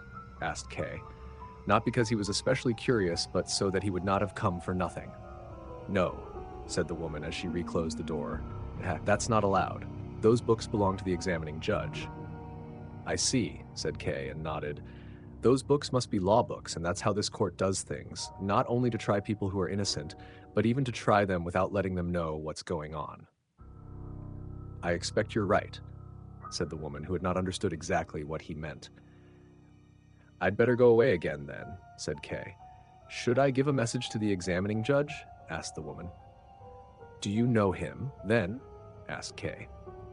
"Of course I know him," said the woman. "My husband is the court usher." It was only now that Kay noticed that the room, which before had held nothing but a washtub, had been fitted out as a living room. The woman saw how surprised he was and said, "Yes, we're allowed to live here as we like, only we have to clear the room out when the court's in session. There's lots of disadvantages to my husband's job." "It's not so much the room that surprises me," said Kay, looking at her crossly. "It's your being married that shocks me." "Are you thinking about what happened last time the court was in session, when I disturbed what you were saying?" asked the woman. "Of course," said Kay. "It's in the past now, and I've nearly forgotten about it, but at the time it made me furious. And now you tell me yourself that you are a married woman." "It wasn't any disadvantage for you to have your speech interrupted. The way they talked about you after you'd gone was really bad." "That could well be," said Kay, turning away. "But it does not excuse you." "There's no one I know who'd hold it against me," said the woman. "Him who put his arms around me, he's been chasing after me for a long time. I might not be very attractive for most people, but I am for him. I've got no protection from him. Even my husband has had to get used to it. If he wants to keep his job, he's got to put up with it, as that man's a student, and he'll almost certainly be very powerful later on. He's always after me. He'd only just left when you arrived." "That fits in with everything else," said Kay. "I'm not surprised." "Do you want to make things a bit better here?" the woman asked slowly, watching him as if she were saying something that could be as dangerous for Kay as for herself. That's what I thought when I heard you speak. I really liked what you said. Mind you, I only heard part of it, I missed the beginning of it, and at the end, I was lying on the floor with the student. It's so horrible here, she said after a pause, and took hold of Kay's hand. Do you believe you really will be able to make things better? Kay smiled and twisted his hand round a little in her soft hands. It's really not my job to make things better here, as you put it, he said, and if you said that to the examining judge, he would laugh at you or punish you for it. I really would not have become involved in this matter if I could have helped it, and I would have lost no sleep worrying about how this court needs to be made better.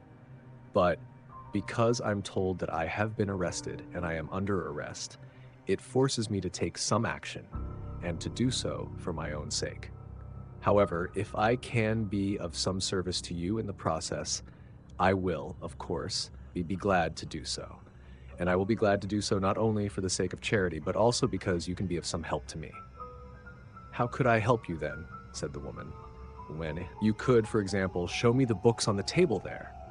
Yes, certainly, the woman cried, and pulled Kay along behind her as she rushed to them. The books were old and well worn. The cover of one of them had nearly broken through in its middle, and it was held together with a few threads. Everything is so dirty here, said Kay, shaking his head, and before he could pick the books up, the woman wiped some of the dust off with her apron. Kay took hold of the book that lay on top and threw it open. An indecent picture appeared. A man and a woman sat naked on a sofa. The base intent of whoever drew it was easy to see, but he had been so grossly lacking in skill that all that anyone could really make out were the man and the woman who dominated the picture with their bodies, sitting in overly upright postures that created a false perspective and made it difficult for them to approach each other. Kay didn't thumb through that book anymore, but just threw open the next one at its title page. It was a novel with the title, What Gretty Suffered from Her Husband, Hans. So this is the sort of law book they study here, said Kay. This is the sort of person sitting in judgment over me. I can help you, said the woman. Would you like me to? Could you really do that without placing yourself in danger? You did say earlier on that your husband is wholly dependent on his superiors. I still want to help you, said the woman. Come over here. We've got to talk about it. Don't say any more about what danger I'm in. I only fear danger where I want to fear it. Come over here. She pointed to the podium and invited him to sit down on the step with her. You've got lovely dark eyes, she said after they had sat down, looking up into Kay's face. People say I've got nice eyes too, but yours are much nicer. It was the first thing I noticed when you first came here. That's even why I came in here, into the assembly room. Afterwards, I'd never normally do that. I'm not really even allowed to. So that's what all this is about, thought Kay. She's offering herself to me. She's as degenerate as everything else around here. She's had enough of the court official, which is understandable, I suppose. And so she approaches any stranger and makes compliments about his eyes. With that, Kay stood up in silence as if he had spoken his thoughts out loud, and thus explained his action to the woman. I don't think you can be of any assistance to me, he said. To be of any real assistance, you would need to be in contact with high officials. But I'm sure you only know the lower employees, and there are crowds of them milling about here. I'm sure you're very familiar with them and could achieve a great deal through them. I've no doubt of that. But the most that could be done through them would have no bearing at all on the final outcome of the trial. You, on the other hand, would lose some of your friends as a result, and I have no wish of that. Carry on with these people in the same way as you have been, as it does seem to me to be something you cannot do without. I have no regrets in saying this, as, in return for your compliment to me, I also find you rather attractive, especially when you look at me as sadly as you are now, although you really have no reason to do so. You belong to the people I have to combat, and you're very comfortable among them. You're even in love with the student, or if you don't love him, you do at least prefer him to your husband. It's easy to see that from what you've been saying. No, she shouted, remained sitting where she was and grasped Kay's hand, which he failed to pull away fast enough. You can't go away now. You can't go away when you've misjudged me like that. Are you really capable of going away now? Am I really so worthless that you won't even do me the favor of staying a little bit longer? You misunderstand me, said Kay, sitting back down. If it's really important to you for me to stay here, then I'll be glad to do so. I have plenty of time. I came here thinking there would be a trial taking place. All I meant with what I said just now was to ask you not to do anything on my behalf in the proceedings against me. But even that is nothing for you to worry about when you consider that there's nothing hanging on the outcome of this trial, and that whatever the verdict, I will just laugh at it. And that's even presupposing it ever even reaches any conclusion, which I very much doubt. I think it's much more likely that the court officials will be too lazy, too forgetful, or even too fearful ever to continue with these proceedings, and that they will soon be abandoned if they haven't been abandoned already. It's even possible that they will pretend to be carrying on with the trial in the hope of receiving a large bribe, although I can tell you now that that will be quite in vain, as I pay bribes to no one. Perhaps one favor you could do me would be to tell the examining judge, or anyone else who likes to spread important news, that I will never be induced to pay any sort of bribe through any stratagem of theirs. And I'm sure they have many stratagems at their disposal. There is no prospect of that. You can tell them that quite openly. And what's more, I expect they have already noticed themselves, or even if they haven't, this affair is really not so important to me as they think. Those gentlemen would only save some work for themselves, or at least some unpleasantness for me, which, however, I am glad to endure if I know that each piece of unpleasantness for me is a blow against them, and I will make quite sure it is a blow against them. Do you actually know the judge? Of course I do, said the woman.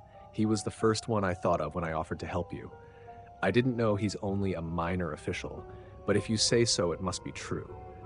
Mind you, I still think the report he gives to his superiors must have some influence, and he writes so many reports. You say these officials are lazy, but they're certainly not all lazy, especially this examining judge. He writes ever such a lot. Last Sunday, for instance, that session went on till the evening. Everyone had gone, but the examining judge, he stayed in the hall. I had to bring him a lamp in. All I had was a little kitchen lamp, but he was very satisfied with it and started to write straight away. Meantime, my husband arrived. He always has the day off on Sundays. We got the furniture back in and got our room sorted out, and then a few of the neighbors came. We sat and talked for a bit by a candle. In short, we forgot all about the examining judge and went to bed. All of a sudden, in the night, it must have been quite late in the night, I wakes up next to the bed. There's the examining judge shading the lamp with his hand so that there's no light from it falls on my husband. He didn't need to be as careful as that. The way my husband sleeps, the light wouldn't have woken him up anyway. I was quite shocked and nearly screamed, but the judge was very friendly, warned me I should be careful. He whispered to me, he's been writing all this time, and now he's brought me the lamp back, and he'll never forget how I looked when he found me there asleep. What I mean with all this, I just wanted to tell you how the examining judge really does write lots of reports, especially about you, as questioning you was definitely one of the main things on the agenda that Sunday. If he writes reports, as long as that they must be of some importance. And besides all that, you can see from what happened that the examining judge is after me.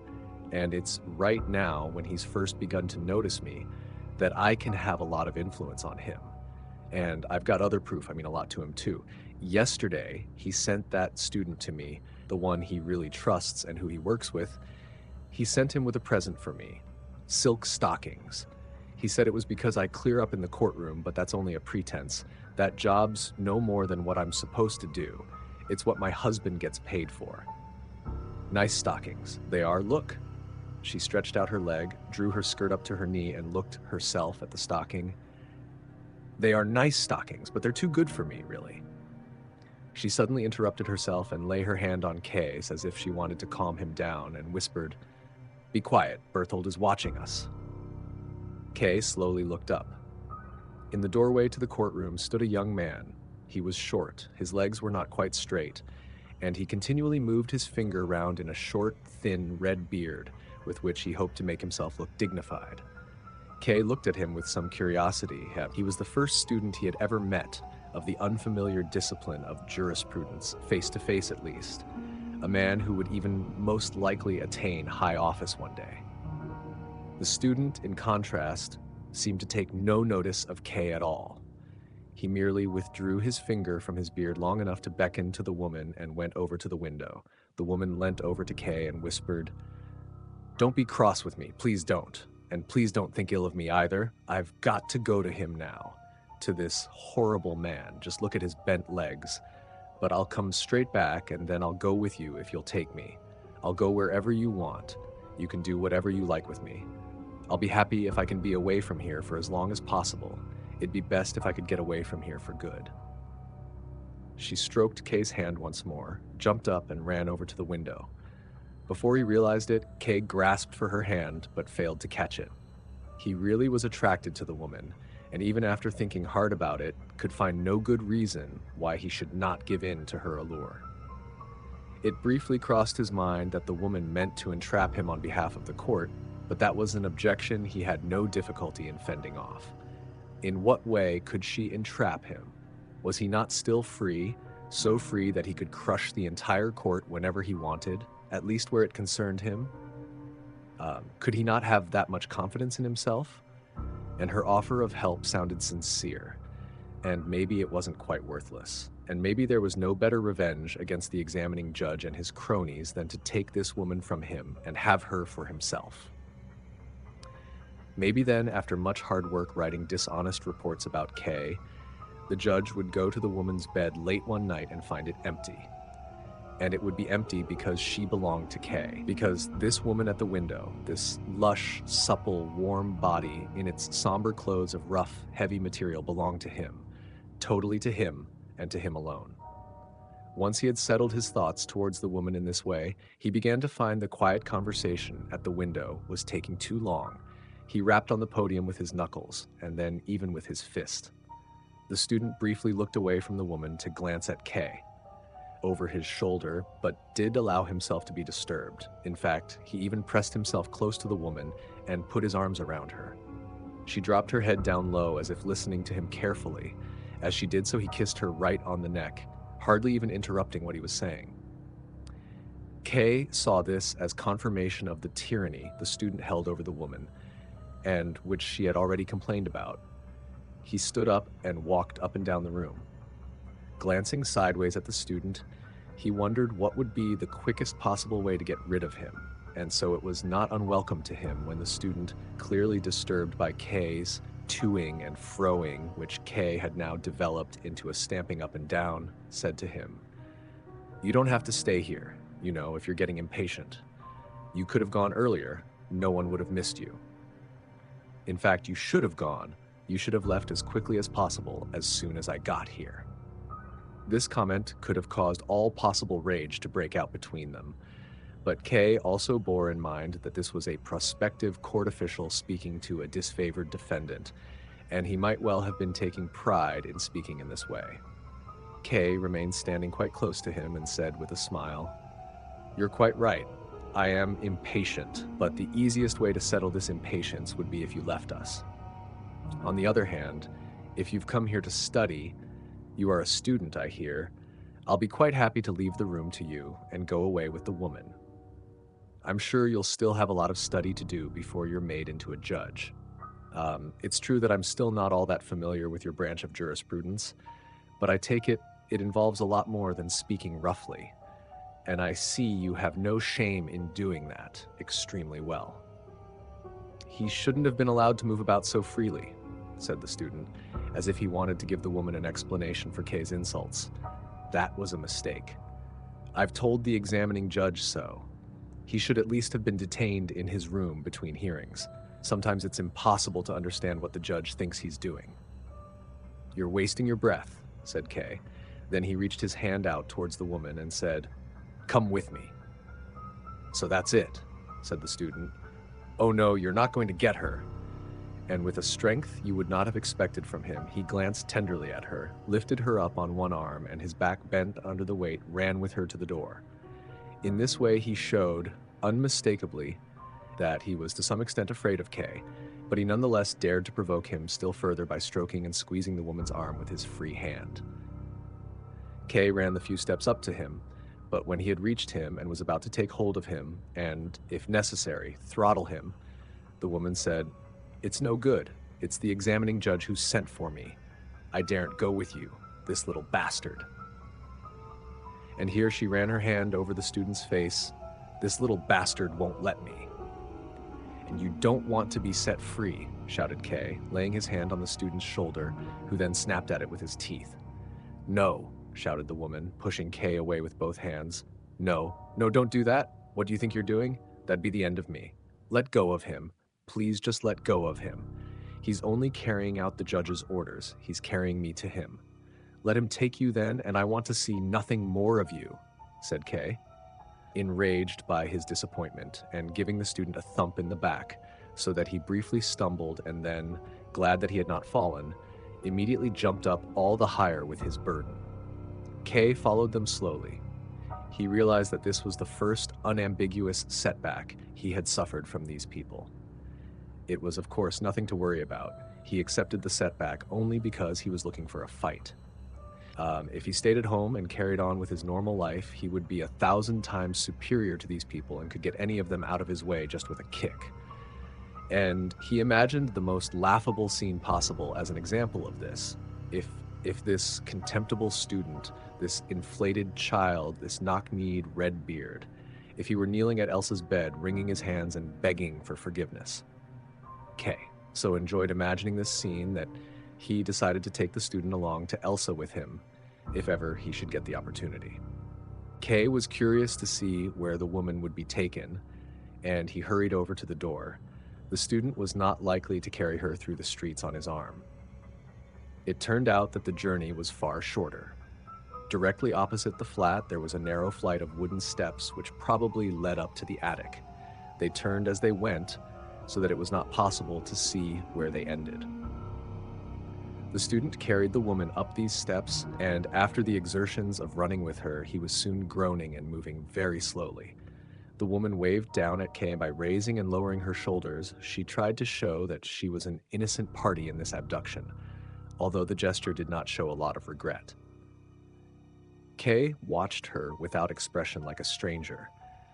He wanted to show neither that he was disappointed, nor that he would easily get over his disappointment. The two of them had disappeared, but Kay remained standing in the doorway. He had to accept that the woman had not only cheated him, but that she had also lied to him when she said she was being taken to the examining judge. The examining judge certainly wouldn't be sitting and waiting in the attic. The wooden stairs would explain nothing to him, however long he stared at them. Then Kay noticed a small piece of paper next to them, went across to it and read, in a childish and unpracticed hand, "Entrance to the court offices." Were the court offices here in the attic of this tenement then? If that was how they were accommodated, it did not attract much respect, and it was some comfort for the accused to realize how little money this court had at its disposal if it had to locate its offices in a place where the tenants of the building, who were themselves among the poorest of people, would throw their unneeded junk. On the other hand, it was possible that the officials had enough money, but that they squandered it on themselves rather than use it for the court's purposes. Going by Kay's experience of them so far, that even seemed probable, except that if the court were allowed to decay in that way, it would not just humiliate the accused, but also give him more encouragement than if the court were simply in a state of poverty. Kay also now understood that the court was ashamed to summon those it accused to the attic of this building for the initial hearing, and why it preferred to impose upon them in their own homes. What a position it was that Kay found himself in, compared with the judge sitting up in the attic. Kay, at the bank, had a big office with an anteroom and had an enormous window through which he could look down at the activity in the square. It was true, though, that he had no secondary income from bribes and fraud, and he couldn't tell a servant to bring him a woman up to the office on his arm. K, however, was quite willing to do without such things, in this life at least. K was still looking at the notice when a man came up the stairs, looked through the open door into the living room where it was also possible to see the courtroom, and finally asked K whether he had just seen a woman there. "You're the court usher, aren't you?" Asked. "That's right," said the man. "Oh yes, you're defendant K. I recognize you now as well. Nice to see you here." And he offered K his hand, which was far from what K had expected. And when K said nothing, he added, "There's no court session planned for today, though." "I know that," said K as he looked at the usher's civilian coat, which, beside its ordinary buttons, displayed two gilded ones as the only sign of his office and seemed to have been taken from an old army officer's coat. "I was speaking with your wife a little while ago. She is no longer here. The student has carried her off to the examining judge." "Listen to this," said the usher. "They're always carrying her away from me. It's Sunday today, and it's not part of my job to do any work today, but they send me off with some message which isn't even necessary just to get me away from here. What they do is they send me off not too far away so that I can still hope to get back on time if I really hurry. So off I go running as fast as I can, shout the message through the crack in the door of the office I've been sent to, so out of breath, they'll hardly be able to understand it, run back here again. But the student's been even faster than I have. Well, he's got less far to go. He's only got to run down the steps. If I wasn't so dependent on them, I'd have squashed the student against the wall here a long time ago. Right here, next to the sign. I'm always dreaming of doing that. Just here, just above the floor, that's where he's crushed onto the wall, his arms stretched out, his fingers spread apart, his crooked legs twisted round into a circle, and blood squirted out all around him. It's only ever been a dream so far, though. "Is there nothing else you do?" asked Kay with a smile. "Nothing that I know of," said the usher. "And it's going to get even worse now. Up till now, he's only been carrying her off for himself. Now he's started carrying her off for the judge and all, just like I'd always said he would." "Does your wife, then, not share some of the responsibility?" asked Kay. He had to force himself as he asked this question, as he, too, felt so jealous now. "Of course she does," said the usher. "It's more her fault than theirs. It was her who attached herself to him.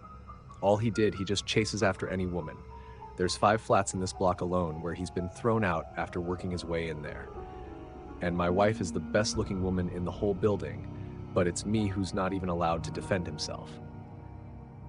"If that's how things are, then there's nothing that can be done," said Kay. "Well, why not?" asked the usher. "He's a coward, that student. If he wants to lay a finger on my wife, all you'd have to do is give him such a good hiding he'd never dare do it again. But I'm not allowed to do that, and nobody else is going to do me the favor, as they're all afraid of his power. The only one who could do it is a man like you." "What? How could I do it?" asked Kay in astonishment. "Well, you're facing a charge, aren't you?" said the usher.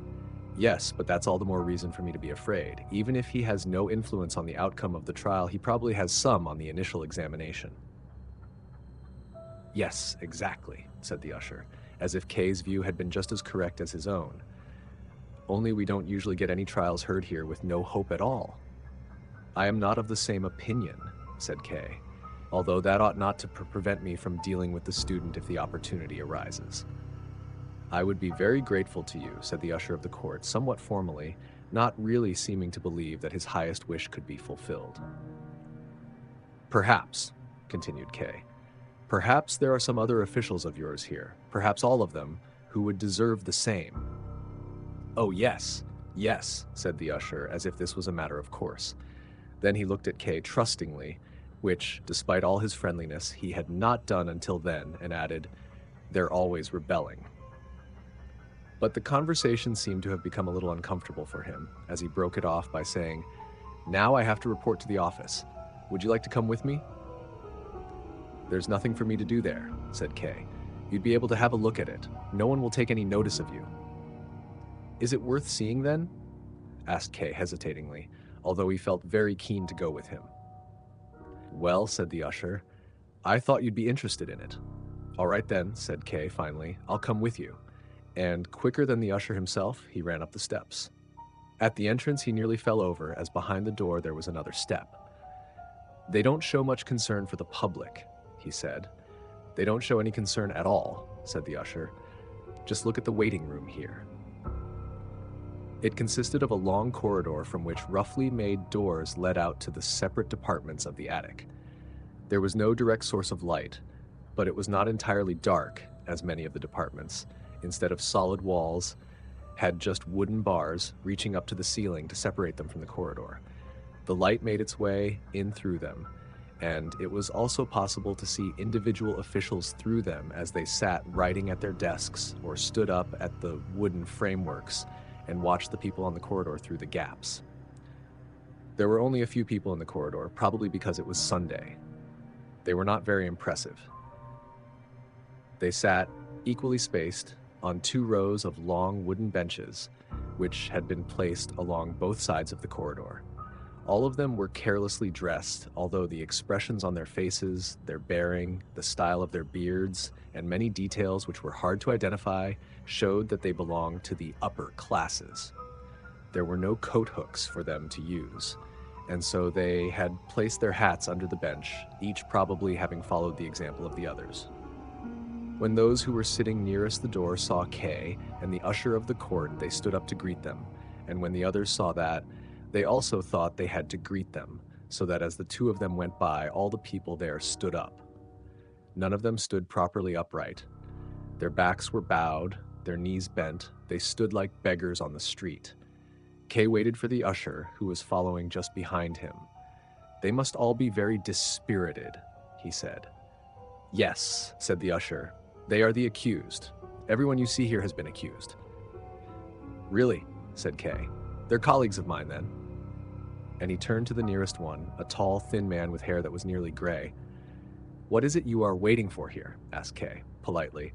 But the man was startled at being spoken to unexpectedly, which was all the more pitiful to see because the man clearly had some experience of the world, and elsewhere would certainly have been able to show his superiority, and would not have easily given up the advantage he had acquired. Here, though, he did not know what answer to give to such a simple question, and looked round at the others as if they were under some obligation to help him, and as if no one could expect any answer from him without this help. Then the usher of the court stepped forward to him and, in order to calm him down and raise his spirits, said, "The gentleman here is only asking what it is you're waiting for. You can give him an answer." The voice of the usher was probably familiar to him and had a better effect than Kay's. I'm waiting," he began, and then came to a halt. He had clearly chosen this beginning so that he could give a precise answer to the question, but now he didn't know how to continue. Some of the others waiting had come closer and stood round the group. The usher of the court said to them, "Get out the way, keep the gangway free." They moved back slightly, but not as far as where they had been sitting before. In the meantime, the man whom Kay had first approached had pulled himself together and even answered him with a smile. "A month ago, I made some applications for evidence to be heard in my case, and I'm waiting for it to be settled." "You certainly seem to be going to a lot of effort," said Kay. "Yes," said the man. "It is my affair, after all." "Not everyone thinks the same way as you do," said Kay. "I've been indicted as well, but I swear on my soul that I've neither submitted evidence nor done anything else of the sort." "Do you really think that's necessary?" "I don't really know, exactly," said the man, once more totally unsure of himself. He clearly thought Kay's was joking with him, and therefore probably thought it best to repeat his earlier answer in order to avoid making any new mistakes. With Kay looking at him impatiently, he just said, "As far as I'm concerned, I've applied to have this evidence heard." "Perhaps you don't believe I've been indicted?" asked Kay. "Oh, please, I certainly do," said the man, stepping slightly to one side, but there was more anxiety in his answer than belief. "You don't believe me then?" asked Kay, and took hold of his arm, unconsciously prompted by the man's humble demeanor, and as if he wanted to force him to believe him. But he did not want to hurt the man, and had only taken hold of him very lightly. Nonetheless, the man cried out as if Kay had grasped him, not with 2 fingers, but with red-hot tongues. Shouting in this ridiculous way finally made Kay tired of him. If he didn't believe he was indicted, then so much the better. Maybe he even thought Kay was a judge. And before leaving, he held him a lot harder, shoved him back onto the bench, and walked on. "These defendants are so sensitive, most of them," said the usher of the court. Almost all of those who had been waiting had now assembled around the man who, by now, had stopped shouting, and they seemed to be asking him lots of precise questions about the incident. Kay was approached by a security guard, identifiable mainly by his sword, of which the scabbard seemed to be made of aluminium. This greatly surprised Kay, and he reached out for it with his hand. The guard had come because of the shouting and asked what had been happening.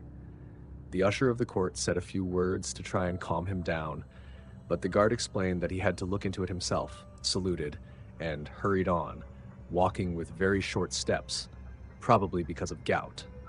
Kay didn't concern himself long with the guard or these people, especially as he saw turning off the corridor, about halfway along it on the right-hand side, where there was no door to stop him going that way. He asked the usher whether that was the right way to go. The usher nodded, and that is the way that Kay went. The usher remained always 1 or 2 steps behind Kay, which he found irritating, as in a place like this, it could give the impression that he was being driven along by someone who had arrested him, so he frequently waited for the usher to catch up, but the usher always remained behind him. In order to put an end to his discomfort, Kay finally said, "Now that I've seen what it looks like here, I'd like to go." "You haven't seen everything yet," said the usher ingenuously.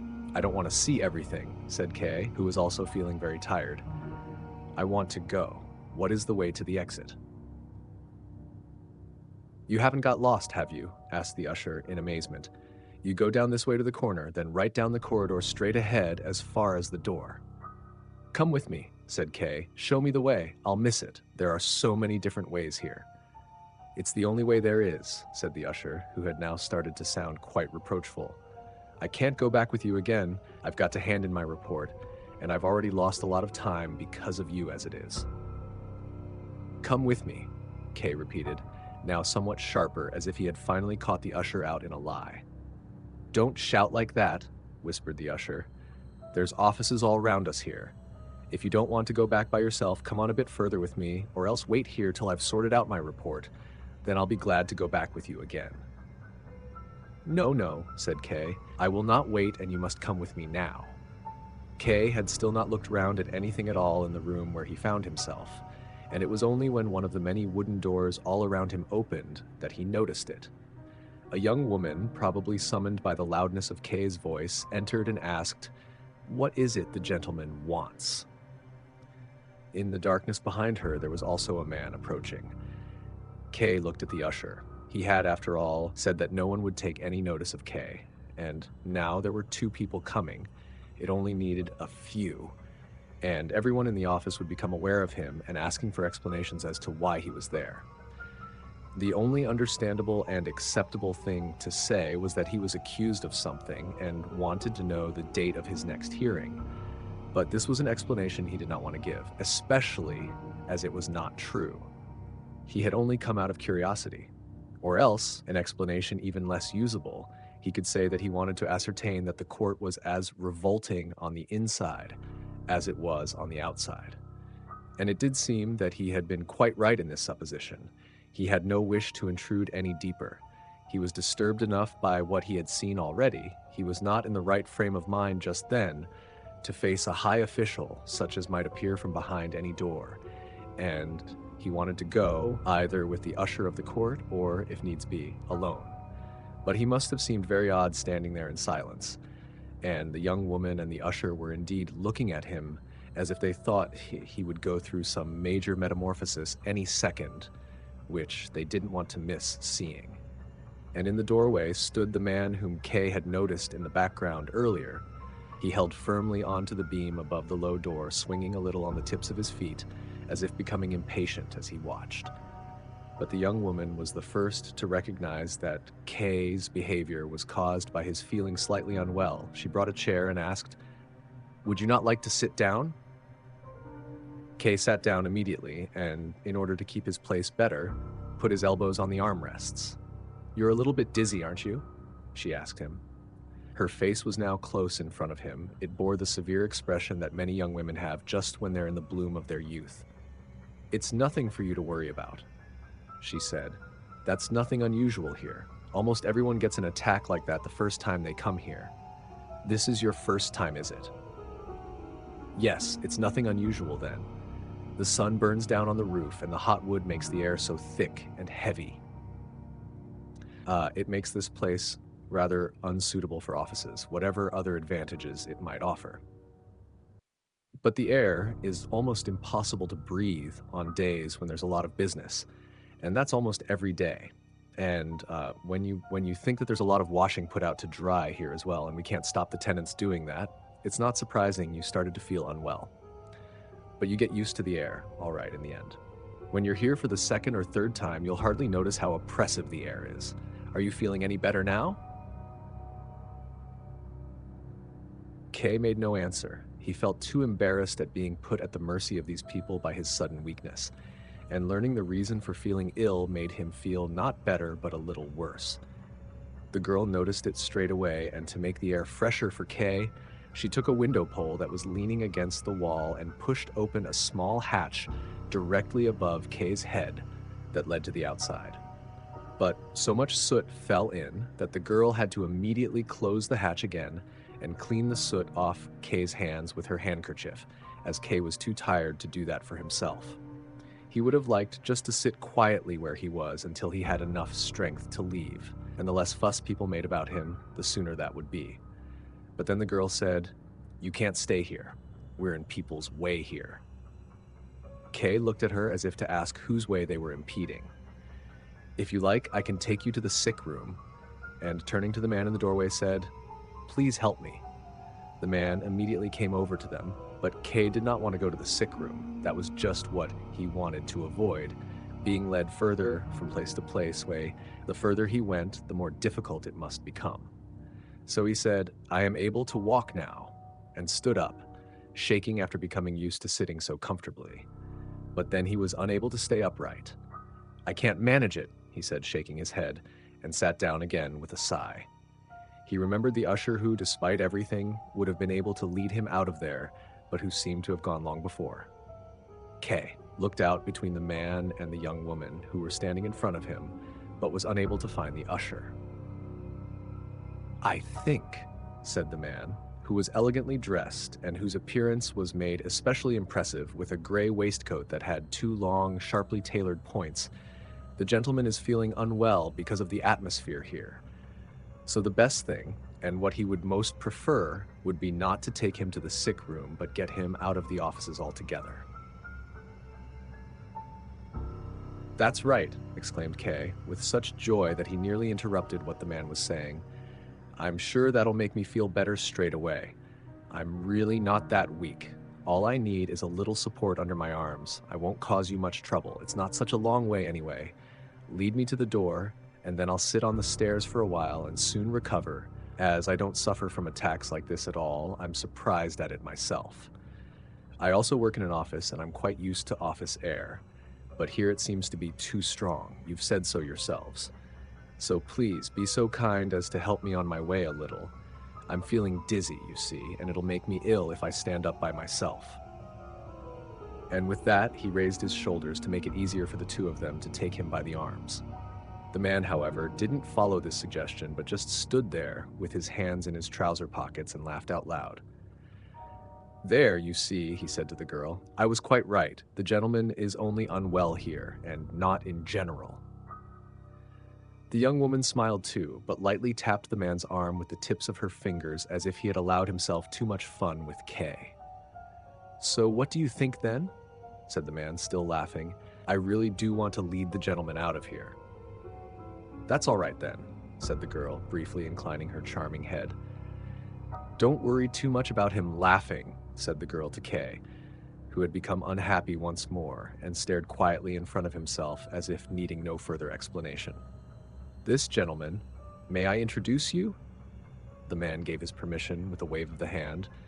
"So this gentleman's job is to give out information. He gives all the information they need to people who are waiting, As our court and its offices are not very well known among the public, he gets asked for quite a lot. He has an answer for every question. You can try him out if you feel like it. But that's not his only distinction. His other distinction is his elegance of dress. We, that's to say all of us who work in the offices here, we decided that the information giver would have to be elegantly dressed, as he continually has to deal with the litigants, and he's the first one they meet, so he needs to give a dignified first impression. The rest of us, I'm afraid, as you can see just by looking at me, dress very badly and old-fashioned, and there's not much point in spending much on clothes anyway, as we hardly ever leave the offices. We even sleep here. But as I said, we decided that the information giver would have to have nice clothes. As the management here is rather peculiar in this respect, and they would get them for us, we had a collection some of the litigants contributed to, and bought him these lovely clothes and some others besides. So everything would be ready for him to give a good impression, except that he spoils it again by laughing and frightening people. "That's how it is," said the man, mocking her, "but I don't understand why it is that you're explaining all our intimate facts to the gentleman, or rather, why it is that you're pressing them on him, as I'm sure he's not all interested. Just look at him sitting there. It's sitting there. It's clear he's occupied with his own affairs." Kay just did not feel like contradicting him. The girl's intention may have been good. Perhaps she was under instructions to distract him, or to give him the chance to collect himself, but the attempt had not worked. "I had to explain to him why you were laughing," said the girl. "I suppose it was insulting. I think he would forgive even worse insults if I finally took him outside." Kay said nothing, did not even look up. He tolerated the two of them negotiating over him like an object. That was even what suited him best. But suddenly he felt the information giver's hand on one arm and the young woman's hand on the other. "Up you get then, weakling," said the information giver. "Thank you both very much," said Kay, pleasantly surprised, as he slowly rose and personally guided these unfamiliar hands to the places where he most needed support. As they approached the corridor, the girl said quietly into Kay's ear, "I must seem to think it's very important to show the information giver in a good light, but you shouldn't doubt what I say. I just want to say the truth. He isn't hard-hearted. It's not really his job to help litigants outside if they're unwell, but he's doing it anyway, as you can see. I don't suppose any of us is hard-hearted. Perhaps we'd all like to be helpful, but working for the court offices, it's easy for us to give the impression we are hard-hearted and don't want to help anyone. It makes me quite sad. Would you not like to sit down here a while?" asked the information giver. They were already in the corridor and just in front of the defendant whom Kay had spoken to earlier.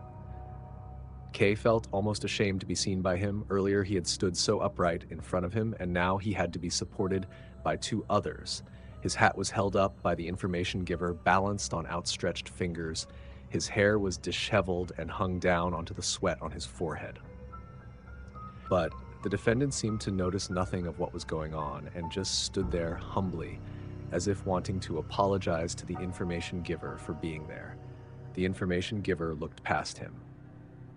"I know," he said, "that my case can't be settled today, not yet, but I've come in anyway. I thought I could wait here anyway. It's Sunday today, I've got plenty of time, and I'm not disturbing anyone here." "There's no need to be so apologetic," said the information giver. "It's very commendable for you to be so attentive. You are taking up space here when you don't need to, but as long as you don't get in my way, I will do nothing to stop you following the progress of your case as closely as you like.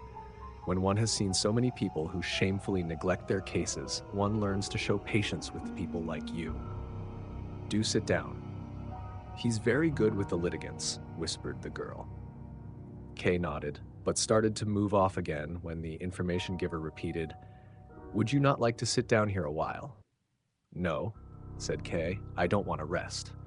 He had said that as decisively as he could, but in fact it would have done him a lot of good to sit down. It was as if he were suffering seasickness. He felt as if he were on a ship in a rough sea, as if the water were hitting against the wooden walls, a thundering from the depths of the corridor, as if the torrent were crashing over it, as if the corridor were swaying, and the waiting litigants on each side of it rising and sinking. It made the calmness of the girl and the man leading him all the more incomprehensible. He was at their mercy. If they let go of him, he would fall like a board. Their little eyes glanced here and there. Kay could feel the evenness of their steps, but could not do the same, as from step to step he was virtually being carried. He finally noticed they were speaking to him, but he did not understand them. All he heard was a noise that filled all the space, and through which there seemed to be an unchanging higher note sounding, like a siren. Louder, he whispered with his head sunk low, ashamed at having to ask them to speak louder when he knew they had spoken loudly enough, even if it had been, for him, incomprehensible. At last, a draught of cool air blew in his face as if a gap had been torn out in the wall in front of him, and next to him, he heard someone say, "First he says he wants to go, and then you can tell him 100 times that this is the way out, and he doesn't move." Kay became aware that he was standing in front of the way out, and that the young woman had opened the door. It seemed to him that all his strength returned to him at once, and to get a foretaste of freedom, he stepped straight on to one of the stairs and took his leave there of his companions, who bowed to him. "Thank you very much," he repeated, shook their hands once more, and did not let go, until he thought he saw that they found it hard to bear the comparatively fresh air from the stairway after being so long used to the air in the offices. They were hardly able to reply, and the young woman might even have fallen over if Kay had not shut the door extremely fast. Kay then stood still for a while, combed his hair with the help of a pocket mirror, picked up his hat from the next stair. The information giver must have thrown it down there. And then he ran down the steps so fresh and in such long leaps that the contrast with his previous state nearly frightened him. His normally sturdy state of health had never prepared him for surprises such as this. Did his body want to revolt and cause him a new trial, as he was bearing the old one with such little effort? He did not quite reject the idea that he should see a doctor the next time he had the chance. But whatever he did, and this was something on which he could advise himself, he wanted to spend all Sunday mornings in future better than he had spent this one. Chapter 4, Miss Bürstner's Friend. For some time after this, Kay found it impossible to exchange even just a few words with Miss Bürstner. He tried to reach her in many and various ways, but she always found a way to avoid it. He would come straight home from the office, remain in her room without the light on, and sit on the sofa with nothing more to distract him than keeping watch on the empty hallway. If the maid went by and closed the door of the apparently empty room, he would get up after a while and open it again. He got up an hour earlier than usual in the morning so that he might perhaps find Miss Bürstner alone as she went to the office, but none of these efforts brought any success. Then he wrote her a letter, both to the office and the flat, attempting once more to justify his behavior, offered to make whatever amends he could, promised never to cross whatever boundary she might set him, and begged merely to have the chance to speak to her some time, especially as he was unable to do anything with Mrs. Grubach either, until he had spoken with Miss Bürstner. He finally informed her that the following Sunday he would stay in his room all day, waiting for a sign from her that there was some hope of his request being fulfilled, or at least that she would explain to him why she could not fulfill it, even though he had promised to observe whatever stipulations she might make. The letters were not returned, but there was no answer either. However, on the following Sunday, there was a sign that seemed clear enough. It was still early when Kay noticed, through the keyhole, that there was an unusual level of activity in the hallway which soon abated. A French teacher, although she was German and called Montag, a pale and febrile girl with a slight limp who had previously occupied a room of her own, was moving into Miss Bürstner's room. She could be seen shuffling through the hallway for several hours. There was always another piece of clothing or a blanket or a book that she had forgotten and had to be fetched specially and brought into the new home. When Mrs. Grubach brought Kay his breakfast, ever since the time when she had made Kay. So cross, she didn't trust the maid to do the slightest job. He had no choice but to speak to her for the first time in 5 days. "Why is there so much noise in the hallway today?" he asked as she poured his coffee out. Can't something be done about it? Does this clearing out have to be done on a Sunday? Kay did not look up at Mrs. Grubach, but he saw nonetheless that she seemed to feel some relief as she breathed in. Even sharp questions like this from Mr. K she perceived as forgiveness, or as the beginning of forgiveness. We're not clearing anything out, Mr. K, she said. It's just that Miss Montag is moving in with Miss Bürstner and is moving her things across. She said nothing more, but just waited to see how Kay would take it and whether he would allow her to carry on speaking. But Kay kept her in uncertainty, took the spoon and pensively stirred his coffee while he remained silent. Then he looked up at her and said, What about the suspicions you had earlier about Miss Bürstner? Have you given them up? Mr. K, called Mrs. Grubach, who had been waiting for this very question, as she put her hands together and held them out towards him. I just made a chance for Mark, and you took it so badly. I didn't have the slightest intention of offending anyone, not you or anyone else. You've known me for long enough, Mr. K. I'm sure you're convinced of that. You don't know how I've been suffering for the past few days, that I should tell lies about my tenants. And you, Mr. K, you believed it, and said I should give you notice. Give you notice. At this last outcry, Mrs. Grubach was already choking back her tears. She raised her apron to her face and blubbered out loud. Oh, don't cry, Mrs. Grubach, said Kay, looking out the window. He was thinking only of Miss Bürstner and how she was accepting an unknown girl into her room. Now don't cry, he said again as he turned his look back into the room where Mrs. Grubach was still crying. I meant no harm either when I said that. It was simply a misunderstanding between us. That can happen, even between old friends sometimes. Mrs. Grubach pulled her apron down to below her eyes to see whether Kay really was attempting a reconciliation. Well, yes, that's how it is, said Kay, and as Mrs. Grubach's behavior indicated that the captain had said nothing, he dared to add, Do you really think, then, that I'd want to make an enemy of you for the sake of a girl we hardly know? Yes, you're quite right, Mr. K, said Mrs. Grubach, and then, to her misfortune, as soon as she felt just a little freer to speak, she added something rather inept. I kept asking myself why it was that Mr. K took such an interest in Miss Bürstner. Why does he quarrel with me over her when he knows that any cross word from him and I can't sleep that night? And I didn't say anything about Miss Bürstner that I hadn't seen with my own eyes. Kay said nothing in reply. He should have chased her from the room as soon as she had opened her mouth, and he didn't want to do that. He contented himself with merely drinking his coffee and letting Mrs. Grubach feel that she was superfluous. Outside, the dragging steps of Miss Montag could still be heard as she went from one side of the hallway to the other. Do you hear that? Asked Kay, pointing his hand at the door. Yes, said Mrs. Grubach with a sigh. I wanted to give her some help, and I wanted the maid to help her too, but she's stubborn. She wants to move everything in herself. I wonder at Miss Bürstner. I often feel it's a burden for me to have Miss Montag as a tenant, but Miss Bürstner accepts her into her room with herself. There's nothing there for you to worry about, said Kay, crushing the remains of a sugar lump in his cup. Does she cause you any trouble? No, said Mrs. Grubach. In itself, it's very good to have her there. It makes another room free for me, and I can let my nephew, the captain, occupy it. I began to worry he might be disturbing you when I had to let him live in the living room next to you over the last few days. He's not very considerate. What an idea, said Kay, standing up. There's no question of that. You seem to think that because I can't stand this to-ing and fro-ing of Miss Montag that I'm oversensitive, and there she goes back again. Mrs. Grubach appeared quite powerless.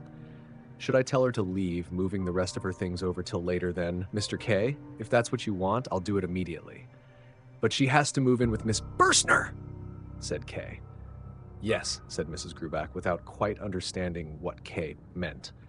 So she has to take her things over there. Mrs. Grubach just nodded. Kay was irritated all the more by this dumb helplessness which, seen from the outside, could have seemed like a kind of defiance on her part. He began to walk up and down the room between the window and the door, thus depriving Mrs. Grubach of the chance to leave, which she otherwise probably would have done. Just as Kay once more reached the door, someone knocked at it. It was the maid, to say that Miss Montag would like to have a few words with Mr. K, and therefore requested that he come to the dining room where she was waiting for him. K heard the maid out thoughtfully and then looked back at the shocked Mrs. Grubach in a way that was almost contemptuous. His look seemed to be saying that K had been expecting this invitation from Miss Montag for a long time, and that it was confirmation of the suffering he had been made to endure that Sunday morning from Mrs. Grubach's tenants. He sent the maid back with the reply that he was on his way. Then he went to the wardrobe to change his coat, and in answer to Mrs. Grubach's gentle whining about the nuisance Miss Montag was causing, merely asked her to clear away the breakfast things. "But you've hardly touched it," said Mrs. Grubach. "Oh, just take it away," shouted Kay. It seemed to him that Miss Montag was mixed up in everything and made it repulsive to him. As he went through the hallway, he looked at the closed door of Miss Bürstner's room. But it wasn't there that he was invited, but the dining room, to which he yanked the door open without knocking. The room was long but narrow, with one window. There was only enough space available to put 2 cupboards at an angle in the corner by the door, and the rest of the room was entirely taken up with the long dining table, which started by the door and reached all the way to the great window, which was thus made almost inaccessible. The table was already laid for a large number of people, as on Sundays almost all the tenants ate their dinner here at midday. When Kay entered, Miss Montag came towards him from the window along one side of the table. They greeted each other in silence. Then Miss Montag, her head unusually erect as always, said, "I'm not sure whether you know me." Kay looked at her with a frown. "Of course I do," he said. "You've been living here with Mrs. Grubach for quite some time now." "But I get the impression you don't pay much attention to what's going on in the lodging house," said Miss Montag. "No," said Kay. "Would you not like to sit down?" said Miss Montag. In silence, the two of them drew chairs out from the farthest end of the table and sat down facing each other. But Miss Montag stood straight up again as she had left her handbag on the windowsill and went to fetch it. She shuffled down the whole length of the room. When she came back, the handbag lightly swinging, she said, "I'd like just to have a few words with you on behalf of my friend. She would have come herself, but she's feeling a little unwell today. Perhaps you'll be kind enough to forgive her and listen to me instead. There's anyway nothing that she could have said that I won't. On the contrary, in fact, I think I can say even more than her because I'm relatively impartial. Would you not agree?" "What is there to say then?" answered Kay, who was tired of Miss Montag continuously watching his lips. In that way, she took control of what he wanted to say before he said it. "Miss Bürstner clearly refuses to grant me the personal meeting that I asked her for." "That's how it is," said Miss Montag. "Or rather, that's not at all how it is. The way you put it is remarkably severe. Generally speaking, meetings are neither granted nor the opposite, but it can be that meetings are considered unnecessary, and that's how it is here. Now, after your comment, I can speak openly. You asked my friend, verbally or in writing, for the chance to speak with her. Now, my friend is aware of your reasons for asking for this meeting, or at least I suppose she is, and so for reasons I know nothing about, she is quite sure that it would be of no benefit to anyone if this meeting actually took place. Moreover, it was only yesterday, and only very briefly, that she made it clear to me that such a meeting could be of no benefit for yourself either. She feels that it can only have been a matter of chance that such an idea came to you, and that even without any explanations from her, you will very soon come to realize yourself, if you have not done so already, the futility of your idea. My answer to that is that although it may be quite right, I consider it advantageous, if the matter is to be made perfectly clear, to give you an explicit answer. I offered my services in taking on the task, and after some hesitation, my friend conceded. I hope, however, also to have acted in your interests, as even the slightest uncertainty in the least significant of matters will always remain a cause of suffering. And if, as in this case, it can be removed without substantial effort, then it is better if that is done without delay." "I thank you," said Kay as soon as Miss Montag had finished. He stood slowly up, looked at her, then across the table, then out the window. The house opposite stood there in the sun, and went to the door. Miss Montag followed him a few paces, as if she did not quite trust him. At the door, however, both of them had to step back as it opened, and Captain Lanz entered. This was the first time that Kay had seen him close up. He was a large man of about 40 with a tanned, fleshy face. He bowed slightly, intending it also for Kay, and then went over to Miss Montag and deferentially kissed her hand. He was very elegant in the way he moved. The courtesy he showed towards Miss Montag made a striking contrast with the way she had been treated by Kay. Nonetheless, Miss Montag did not seem to be cross with Kay, as it even seemed to him that she wanted to introduce the captain. Kay, however, did not want to be introduced. He would not have been able to show any sort of friendliness either to Miss Montag or to the captain. The kiss on the hand had, for Kay, bound them into a group which would keep him at a distance from Miss Bürstner, whilst at the same time seeming to be totally harmless and unselfish. Kay thought, however, that he saw more than that. He thought he also saw that Miss Montag had chosen a means of doing it that was good, but two-edged. She exaggerated the importance of the relationship between Kay and Miss Bürstner, and above all, she exaggerated the importance of asking to speak with her, and she tried at the same time to make out that Kay was exaggerating everything. She would be disappointed. Kay did not want to exaggerate anything. He was aware that Miss Bürstner was a little typist who would not offer him much resistance for long. In doing so, he deliberately took no account of what Mrs. Grubach had told him about Miss Bürstner. All these things were going through his mind as he left the room with hardly a polite word. He wanted to go straight to his room, but a little laugh from Miss Montag that he heard from the dining room behind him brought him to the idea that he might prepare a surprise for the two of them, the captain and Miss Montag. He looked round and listened to find out if there might be any disturbance from any of the surrounding rooms. Everywhere was quiet. The only thing to be heard was the conversation from the dining room and Mrs. Grubach's voice from the passage leading to the kitchen. This seemed an opportune time. Kay went to Miss Bürstner's room and knocked gently. There was no sound, so he knocked again, but there was still no answer in reply. Was she asleep? Or was she really unwell? Or was she just pretending as she realized it could only be Kay knocking so gently? Kay assumed she was pretending and knocked harder.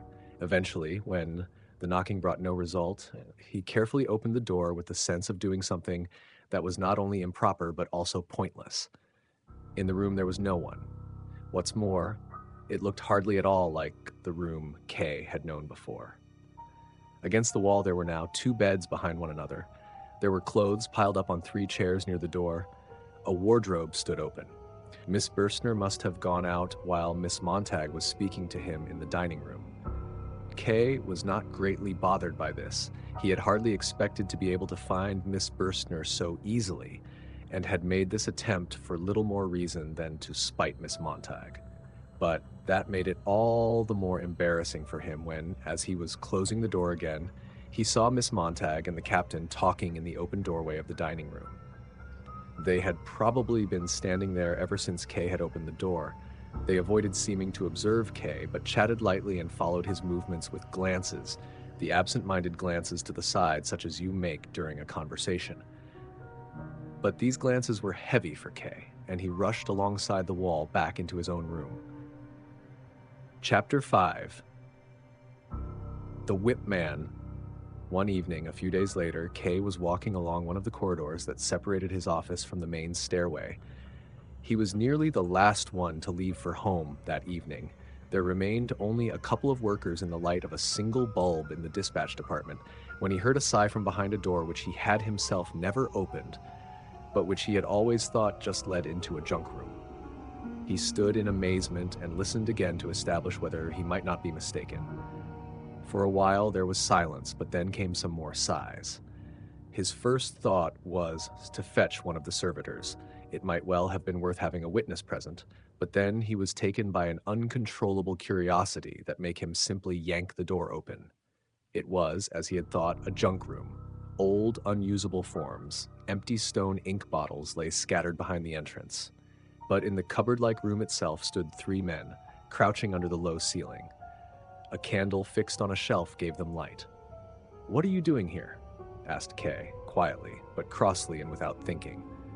One of the men was clearly in charge and attracted attention by being dressed in a kind of dark leather costume which left his neck and chest and his arms exposed.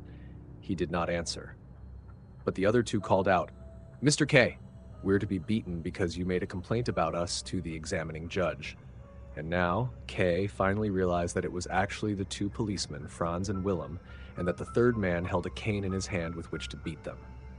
"Well," said K, staring at them, "I didn't make any complaint. I only said what took place in my home. And your behavior was not entirely unobjectionable, after all." "Mr. K," said Willem, while Franz clearly tried to shelter behind him as protection from the third man. "If you knew how badly we get paid, you wouldn't think so badly of us. I've got a family to feed, and Franz here wanted to get married. You just have to get more money where you can. You can do it just by working hard, not however hard you try. I was sorely tempted by your fine clothes. Policemen aren't allowed to do that sort of thing. Of course they aren't. And it wasn't right of us, but it's tradition that the clothes go to the officers. That's how it's always been, believe me. And it's understandable too, isn't it? What can things like that mean for anyone unlucky enough to be arrested? But if he starts talking about it openly, then the punishment has to follow." "I didn't know about any of this that you've been telling me, and I made no sort of request that you be punished. I was simply acting on principle." "Franz," said Willem, turning to the other policeman, "didn't I tell you that the gentleman didn't say he wanted us to be punished? Now you can hear for yourself. He didn't even know we'd have to be punished." "Don't you let them persuade you, talking like that," said the third man to K. "This punishment is both just and unavoidable." "Don't listen to him," said Willem, interrupting himself only to quickly bring his hand to his mouth when it had received a stroke of the cane. "We're only being punished because you made a complaint against us. Nothing would have happened to us otherwise, not even if they'd found out what we'd done. Can you call that justice? Both of us, me especially, we'd proved our worth as good police officers over a long period. You've got to admit yourself that, as far as official work was concerned, we did the job well. Things looked good for us. We had prospects. It's quite certain that we would have been made whipmen too. That, like this one, only he had the luck not to have anyone make a complaint about him, as you really don't get many complaints like that. Only that's all finished now, Mr. K. Our careers are at an end. We're going to have to do work now that's far inferior to police work. And besides all this, we're going to get this painful beating." "Can the cane really cause so much pain then?" asked K, testing the cane that the whipman swang in front of him. "We're going to have to strip off totally naked," said Willem. "Oh, I see," said K, looking straight at the whipman. His skin was burned brown like a sailor's, and his face showed health and vigor. "Is there then no possibility of sparing these two their beating?"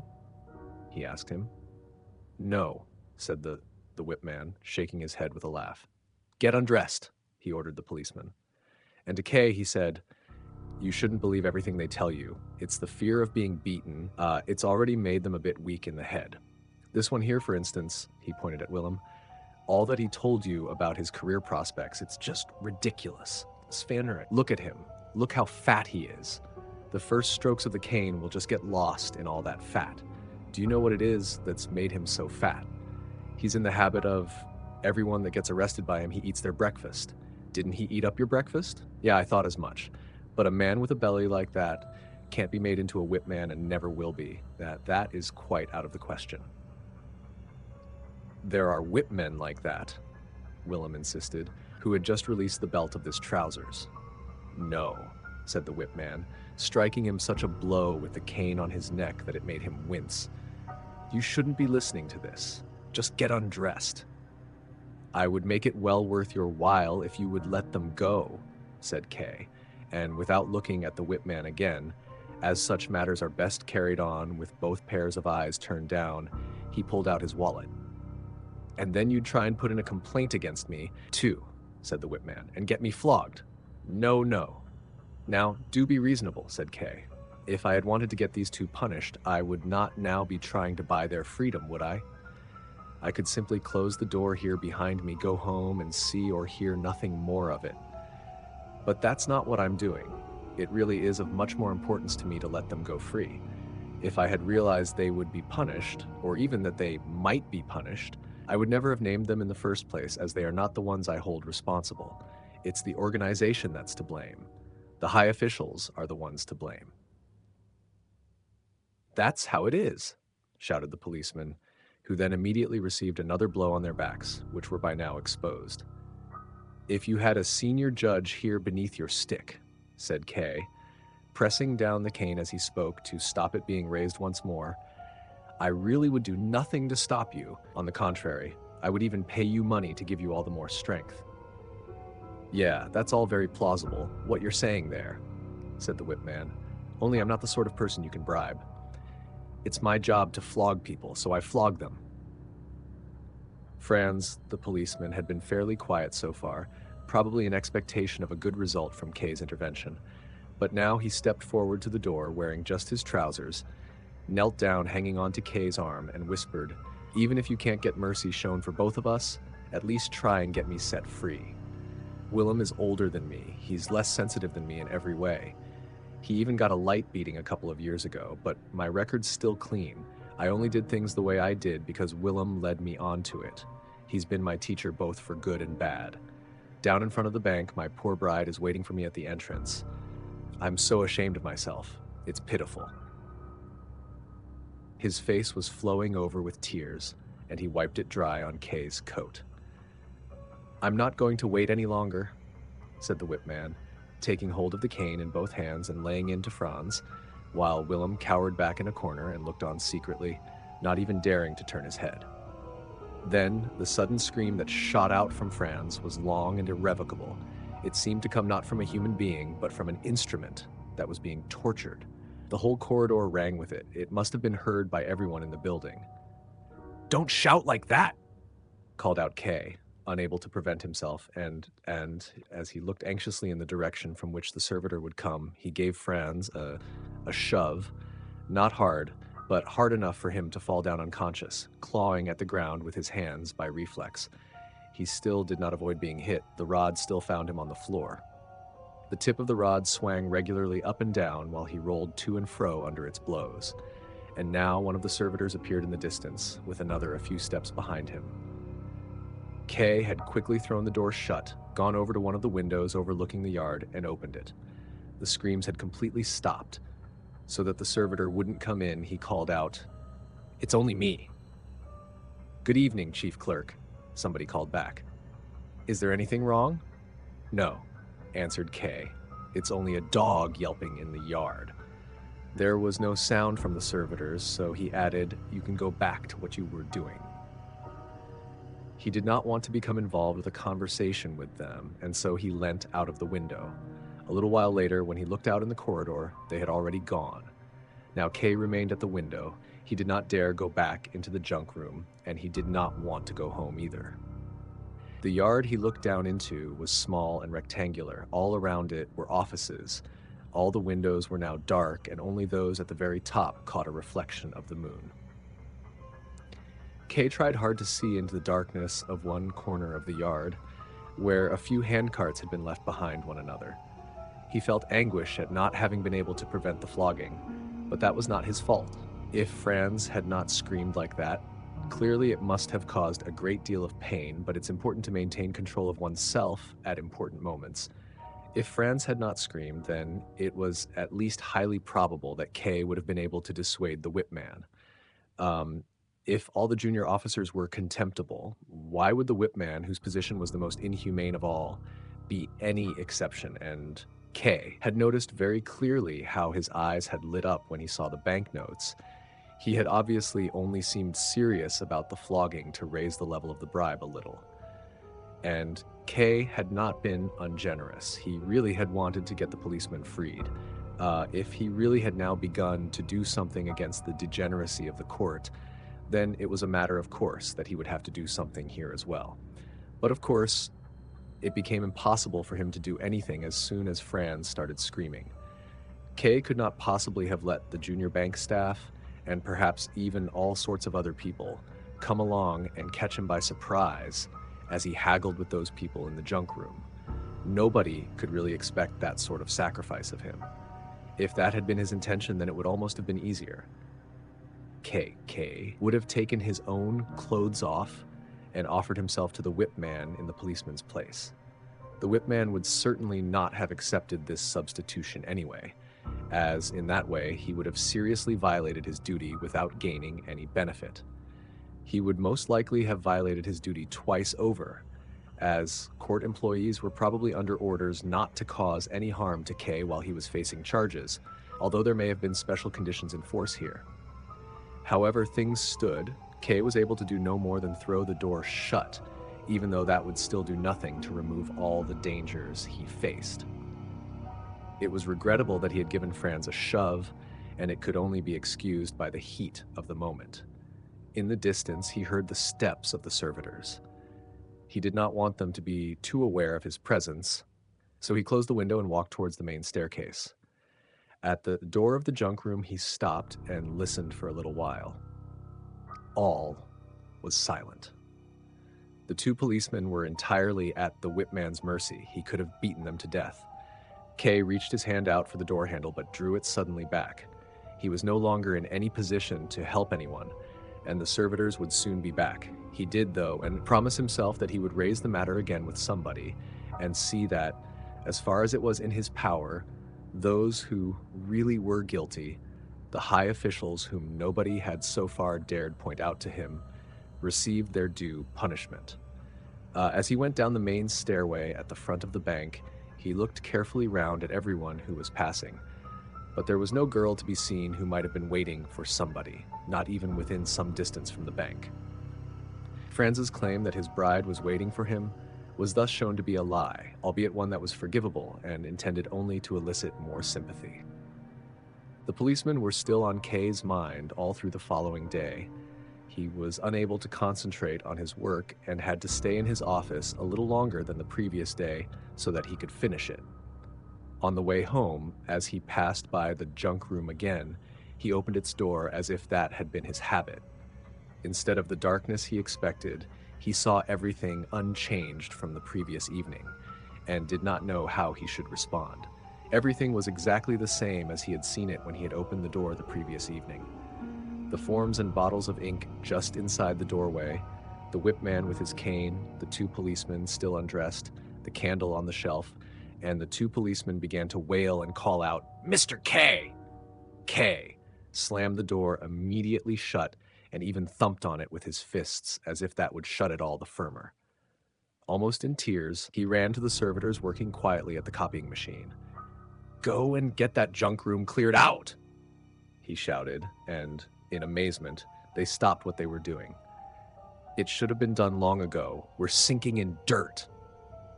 They would be able to do the job the next day, K nodded. It was too late in the evening to make them do it there, and then as he had originally intended.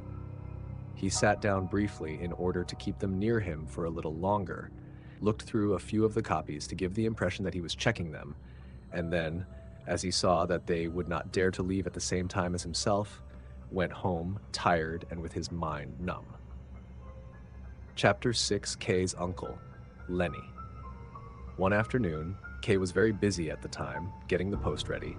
K's uncle Carl, a small country landowner, came into the room, pushing his way between two of the staff who were bringing in some papers. K had long expected his uncle to appear, but the sight of him now shocked K far less than the prospect of it had done a long time before. His uncle was bound to come. K had been sure of that for about a month. He already thought at the time he could see how his uncle would arrive, slightly bowed, his battered Panama hat in his left hand, his right hand already stretched out over the desk long before he was close enough as he rushed carelessly towards K, knocking over everything that was in his way. K's uncle was always in a hurry, as he suffered from the unfortunate belief that he had a number of things to do while he was in the big city and had to settle all of them in one day. His visits were only ever for one day, and at the same time thought he could not forgo any conversation or piece of business or pleasure that might arise by chance. Uncle Carl was K's former guardian, and so K was duty-bound to help him in all of this, as well as to offer him a bed for the night. "I'm haunted by a ghost from the country," he would say. As soon as they had greeted each other, K had invited him to sit in the armchair, but Uncle Carl had no time for that. He said he wanted to speak briefly with Kay in private. "It is necessary," he said with a tired gulp. "It is necessary for my peace of mind." Kay immediately sent the junior staff from the room and told them to let no one in. "What's this that I've been hearing, Josef?" cried Kay's uncle when they were alone, as he sat on the table shoving various papers under himself without looking at them to make himself more comfortable. Kay said nothing.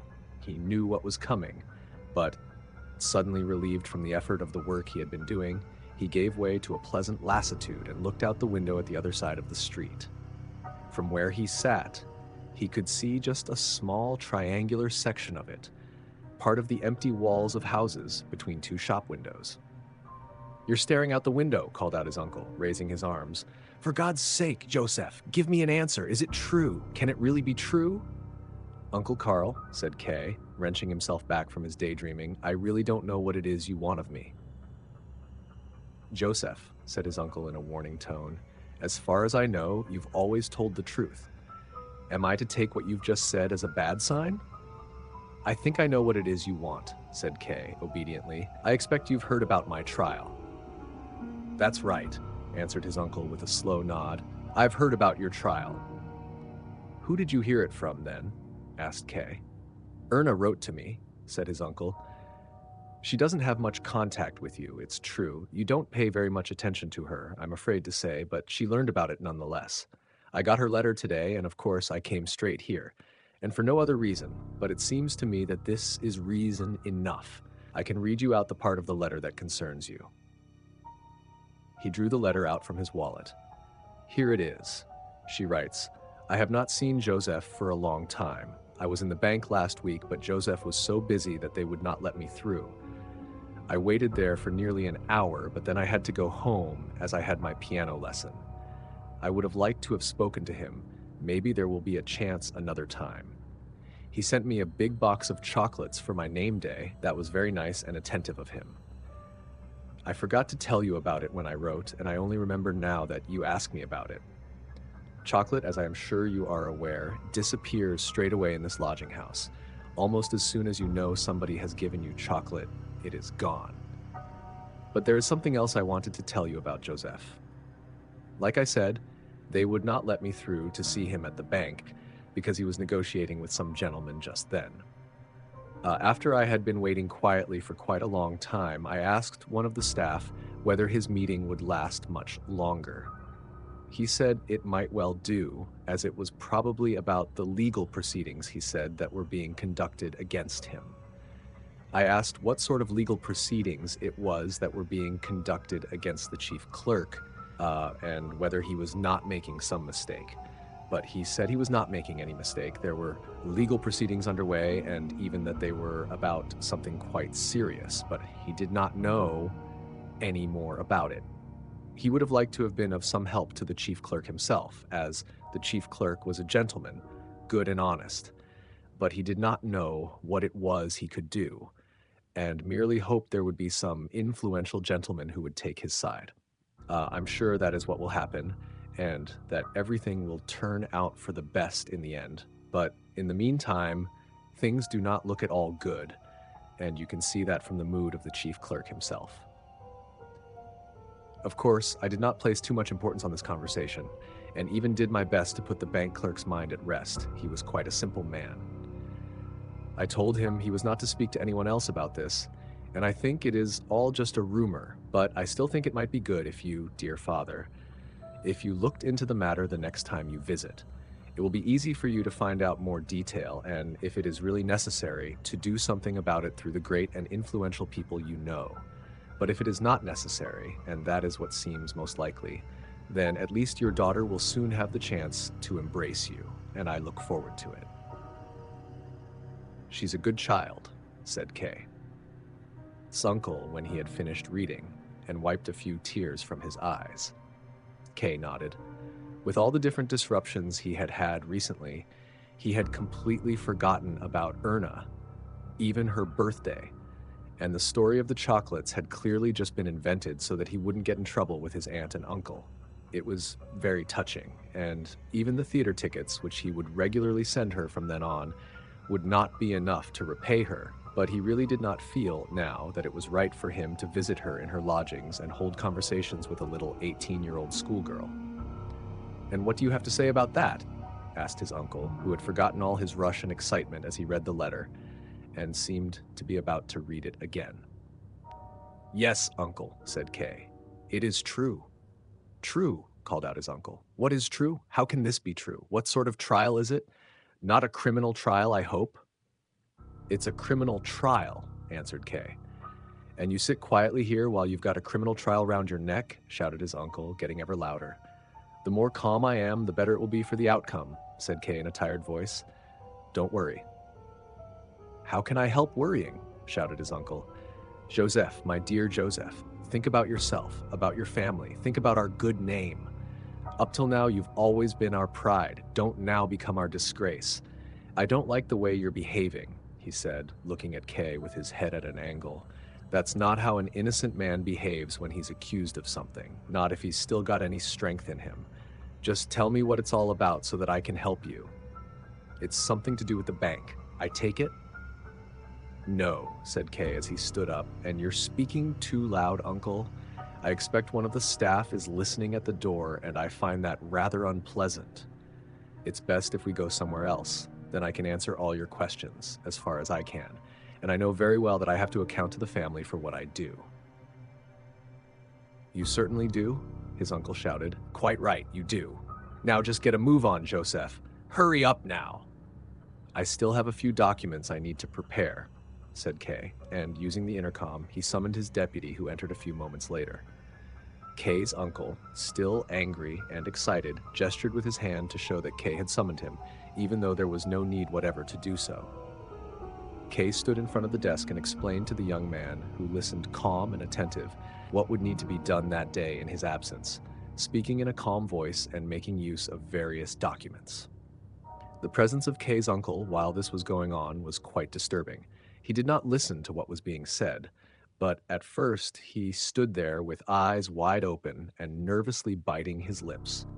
Then he began to walk up and down the room, stopped now and then at the window, or stood in front of a picture, always making various exclamations such as, "That is totally incomprehensible to me," or "Now just tell me, what are you supposed to make of that?" The young man pretended to notice nothing of this and listened to Kay's instructions through to the end. He made a few notes, bowed to both Kay and his uncle, and then left the room. Kay's uncle had turned his back to him and was looking out the window, bunching up the curtains with his outstretched hands. The door had hardly closed when he called out, "At last! Now that he's stopped jumping about, we can go too." Once they were in the front hall of the bank, where several members of staff were standing about and where, just then, the deputy director was walking across, there was unfortunately no way of stopping Kay's uncle from continually asking questions about the trial. "Now then, Josef," he began, lightly acknowledging the bows from those around them as they passed, "tell me everything about this trial. What sort of trial is it?" Kay made a few comments which conveyed little information, even laughed a little, and it was only when they reached the front steps that he explained to his uncle that he had not wanted to talk openly in front of those people. "Quite right," said his uncle, "but now start talking." With his head to one side and smoking his cigar in short, impatient draughts, he listened. "First of all, uncle," said Kay, "it's not a trial like you'd have in a normal courtroom." "So much the worse," said his uncle. "How's that?" asked Kay, looking at him. "What I mean is, that's for the worse," he repeated. They were standing on the front steps of the bank. As the doorkeeper seemed to be listening to what they were saying, Kay drew his uncle down further, where they were absorbed into the bustle of the street.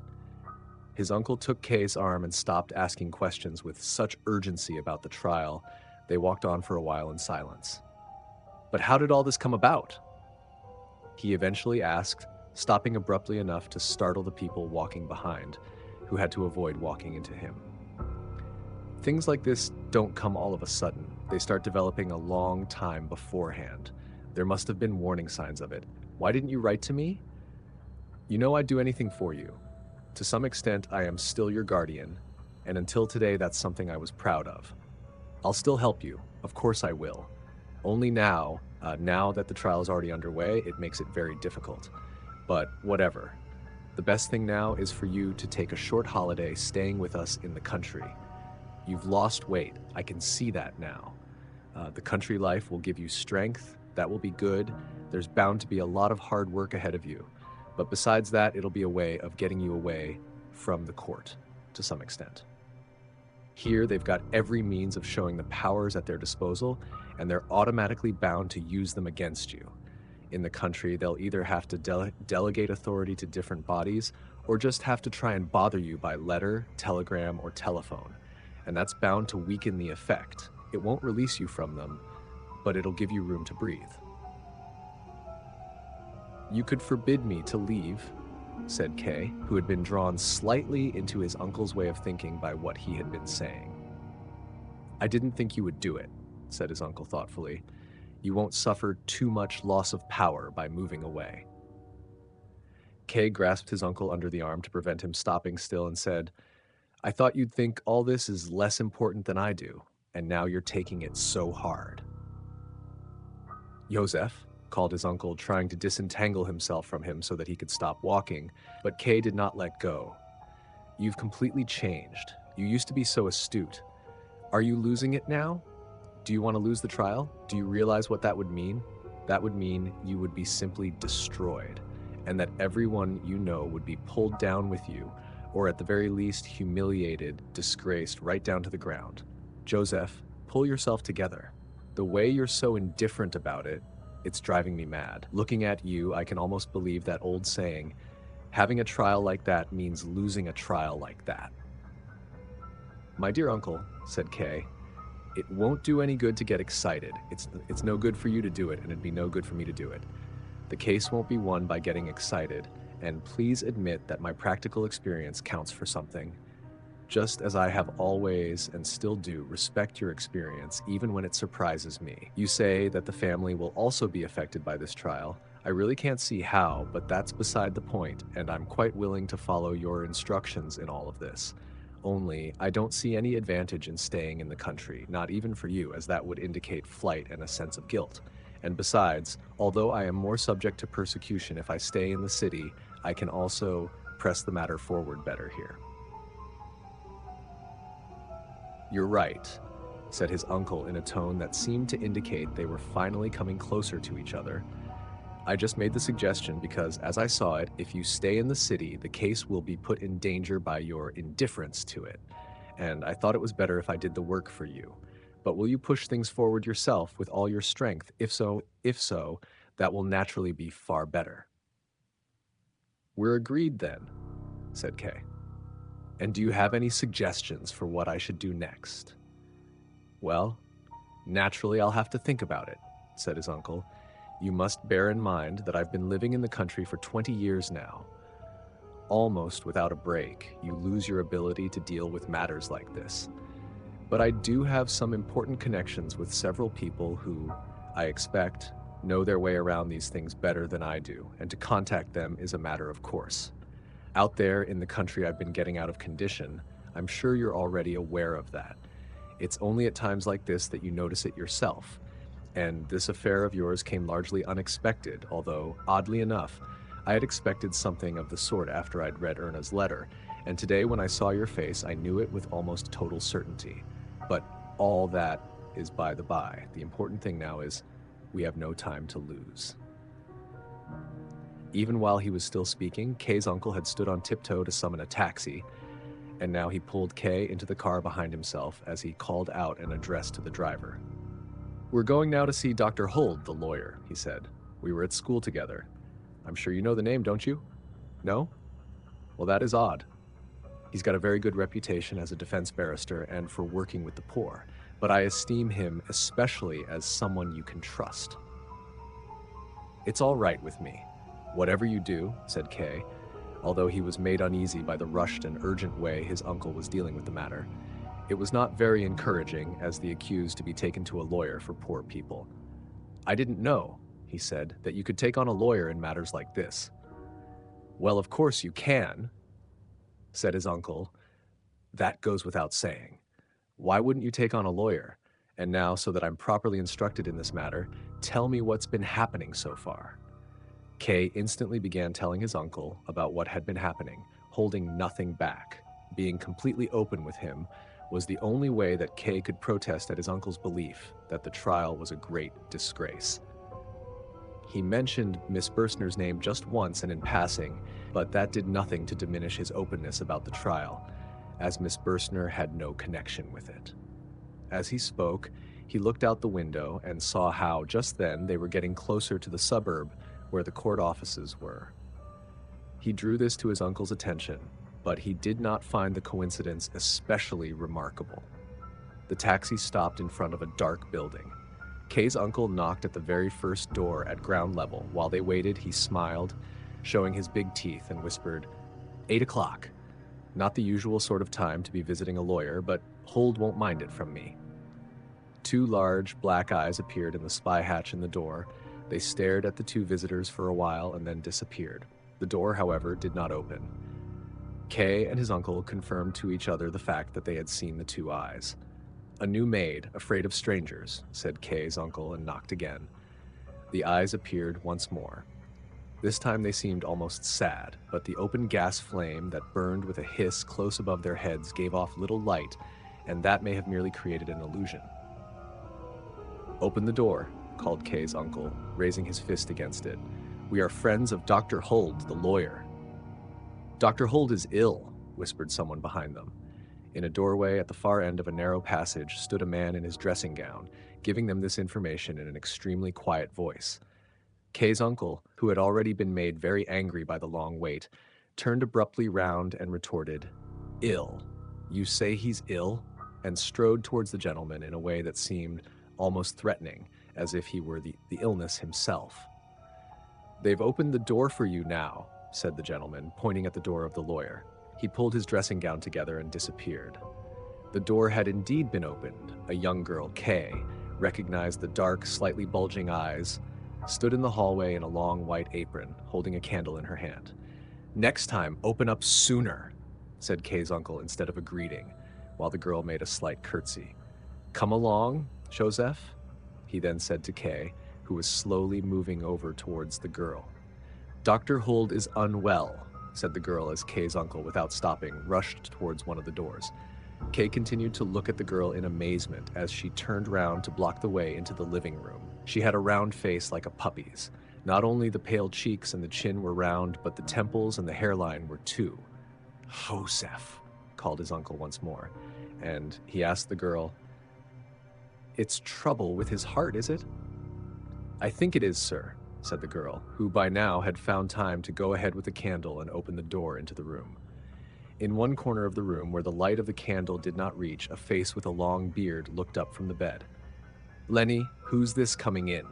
asked the lawyer, unable to recognize his guests because he was dazzled by the candle. "It's your old friend Albert," said Kay's uncle. "Oh, Albert," said the lawyer, falling back onto his pillow as if this visit meant he would not need to keep up appearances. "Is it really as bad as that?" asked Kay's uncle, sitting on the edge of the bed. "I don't believe it is. It's a recurrence of your heart trouble, and it'll pass over like the other times." "Maybe," said the lawyer quietly, "but it's just as much trouble as it's ever been. I can hardly breathe, I can't sleep at all, and I'm getting weaker by the day." "I see," said Kay's uncle, pressing his Panama hat firmly against his knee with his big hand. "That is bad news, but are you getting the right sort of care? And it's so depressing in here, it's so dark. It's a long time since I was last here, but it seemed to me friendlier then. Even your young lady here doesn't seem to have much life in her, unless she's just pretending." The maid was still standing by the door with the candle. As far as could be made out, she was watching Kay more than she was watching his uncle, even while the latter was still speaking about her. Kay leant against a chair that he had pushed near to the girl. "When you're as ill as I am," said the lawyer, "you need to have peace. I don't find it depressing." After a short pause, he added, "And Leni looks after me well. She's a good girl." But that was not enough to persuade Kay's uncle. He had visibly taken against his friend's carer, and even though he did not contradict the invalid, he persecuted her with his scowl as she went over to the bed, put the candle on the bedside table, and, leaning over the bed, made a fuss of him by tidying the pillows. Kay's uncle nearly forgot the need to show any consideration for the man who lay ill in bed. He stood up, walked up and down behind the carer, and Kay would not have been surprised if he had grabbed hold of her skirts behind her and dragged her away from the bed. Kay himself looked on calmly. He was not even disappointed at finding the lawyer unwell. He had been able to do nothing to oppose the enthusiasm his uncle had developed for the matter. He was glad that this enthusiasm had now been distracted without his having to do anything about it. His uncle, probably simply wishing to be offensive to the lawyer's attendant, then said, "Young lady, now please leave us alone for a while. I have some personal matters to discuss with my friend." Dr. Hold's carer was still leant far over the invalid's bed, and smoothing out the cloth covering the wall next to it, she merely turned her head and then, in striking contrast with the anger that first stopped Kay's uncle from speaking and then let the words out in a gush, she said very quietly, "You can see that Dr. Hould is so ill that he can't discuss any matters at all." It was probably just for the sake of convenience that she had repeated the words spoken by Kay's uncle, but an onlooker might even have perceived it as mocking him, and he, of course, jumped up as if he had just been stabbed. "You damned?" In the first gurglings of his excitement, his words could hardly be understood. Kay was startled, even though he had been expecting something of the sort, and ran to his uncle with the intention, no doubt, of closing his mouth with both his hands. Fortunately, though, behind the girl, the invalid raised himself up. Kay's uncle made an ugly face as if swallowing something disgusting, and then, somewhat calmer, said, "We have naturally not lost our senses, not yet. If what I am asking for were not possible, I would not be asking for it. Now please, go." The carer stood up straight by the bed, directly facing Kay's uncle. Kay thought he noticed that with one hand she was stroking the lawyer's hand. "You can say anything in front of Leni," said the invalid in a tone that was unmistakably imploring. "It's not my business," said Kay's uncle, "and it's not my secrets." And he twisted himself round as if wanting to go into no more negotiations, but giving himself a little more time to think. "Whose business is it then?" asked the lawyer in an exhausted voice as he leant back again. "My nephew's," said Kay's uncle, "and I've brought him along with me." And he introduced him, Chief Clerk Josef K. "Oh," said the invalid, now with much more life in him, and reached out his hand towards Kay. "Do forgive me. I didn't notice you there at all." Then he said to his carer, "Leni, go," stretching his hand out to her as if this were a farewell that would have to last for a long time. This time the girl offered no resistance. "So you," he finally said to Kay's uncle, who had also calmed down and stepped closer, "you haven't come to visit me because I'm ill, but you've come on business." The lawyer now looked so much stronger that it seemed the idea of being visited because he was ill had somehow made him weak. He remained supporting himself on one elbow, which must have been rather tiring, and continually pulled at a lock of hair in the middle of his beard. "You already look much better," said Kay's uncle, "now that that witch has gone outside." He interrupted himself, whispered, "I bet you she's listening," and sprang over to the door. But behind the door there was no one. Kay's uncle came back not disappointed, as her not listening seemed to him worse than if she had been, but probably somewhat embittered. "You're mistaken about her," said the lawyer, but did nothing more to defend her. Perhaps that was his way of indicating that she did not need defending. But in a tone that was much more committed, he went on, "As far as your nephew's affairs are concerned, this will be an extremely difficult undertaking, and I'd count myself lucky if my strength lasted out long enough for it. I'm greatly afraid it won't do, but anyway, I don't want to leave anything untried. If I don't last out, you can always get somebody else. To be honest, this matter interests me too much, and I can't bring myself to give up the chance of taking some part in it. If my heart does totally give out, then at least it will have found a worthy affair to fail in." Kay believed he understood not a word of this entire speech. He looked at his uncle for an explanation, but his uncle sat on the bedside table with the candle in his hand. A medicine bottle had rolled off the table onto the floor. He nodded to everything the lawyer said, agreed to everything, and now and then looked at Kay, urging him to show the same compliance. Maybe Kay's uncle had already told the lawyer about the trial, but that was impossible. Everything that had happened so far spoke against it. So he said, "I don't understand."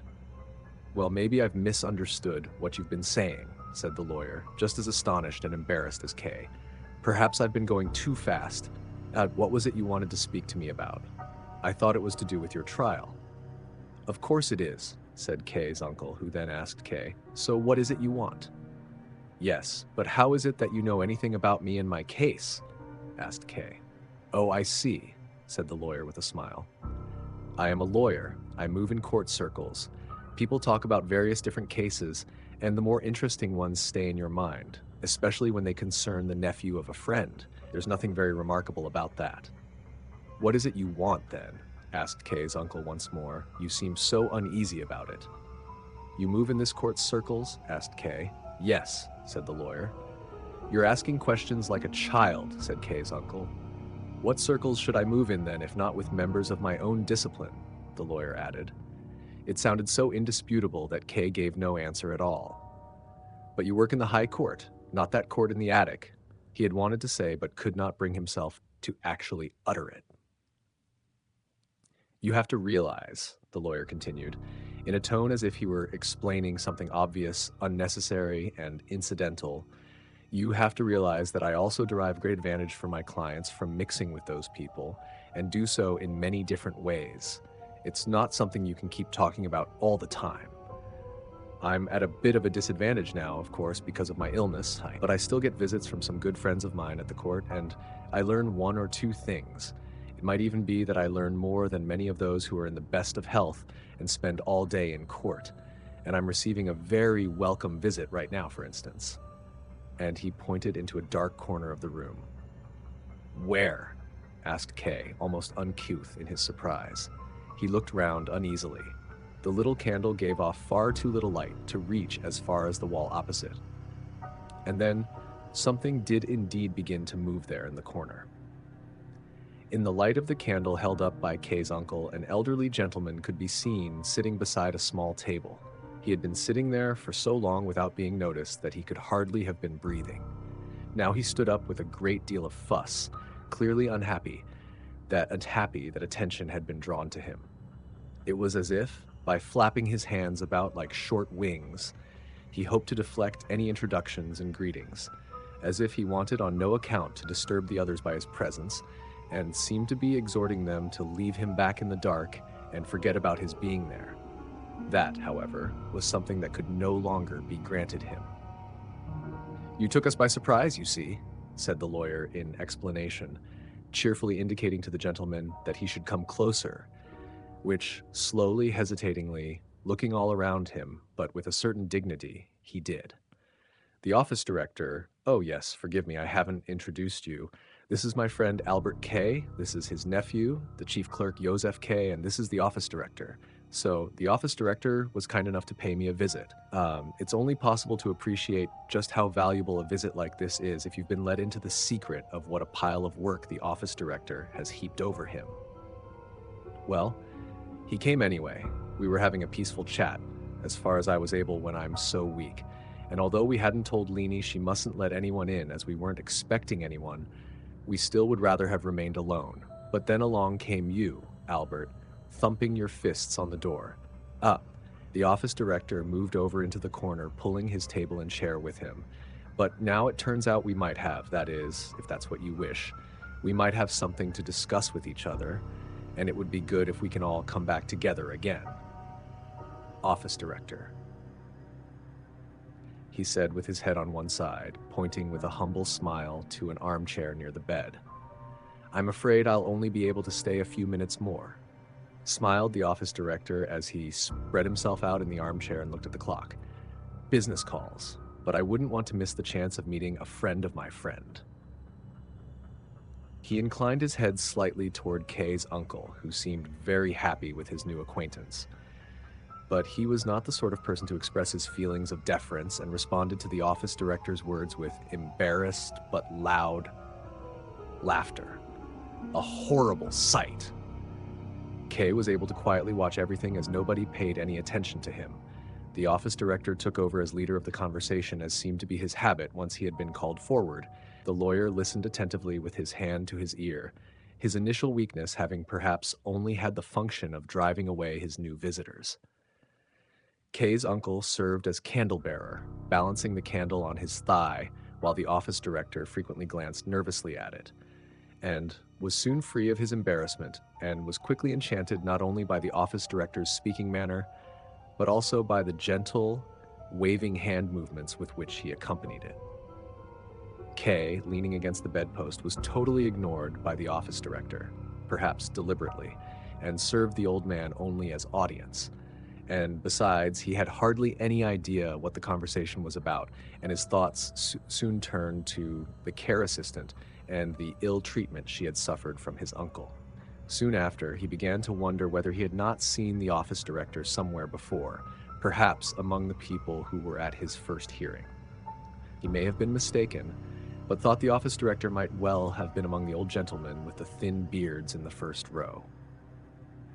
There was then a noise that everyone heard from the hallway, as if something of porcelain were being broken. "I'll go and see what's happened," said Kay, who slowly left the room, as if giving the others the chance to stop him.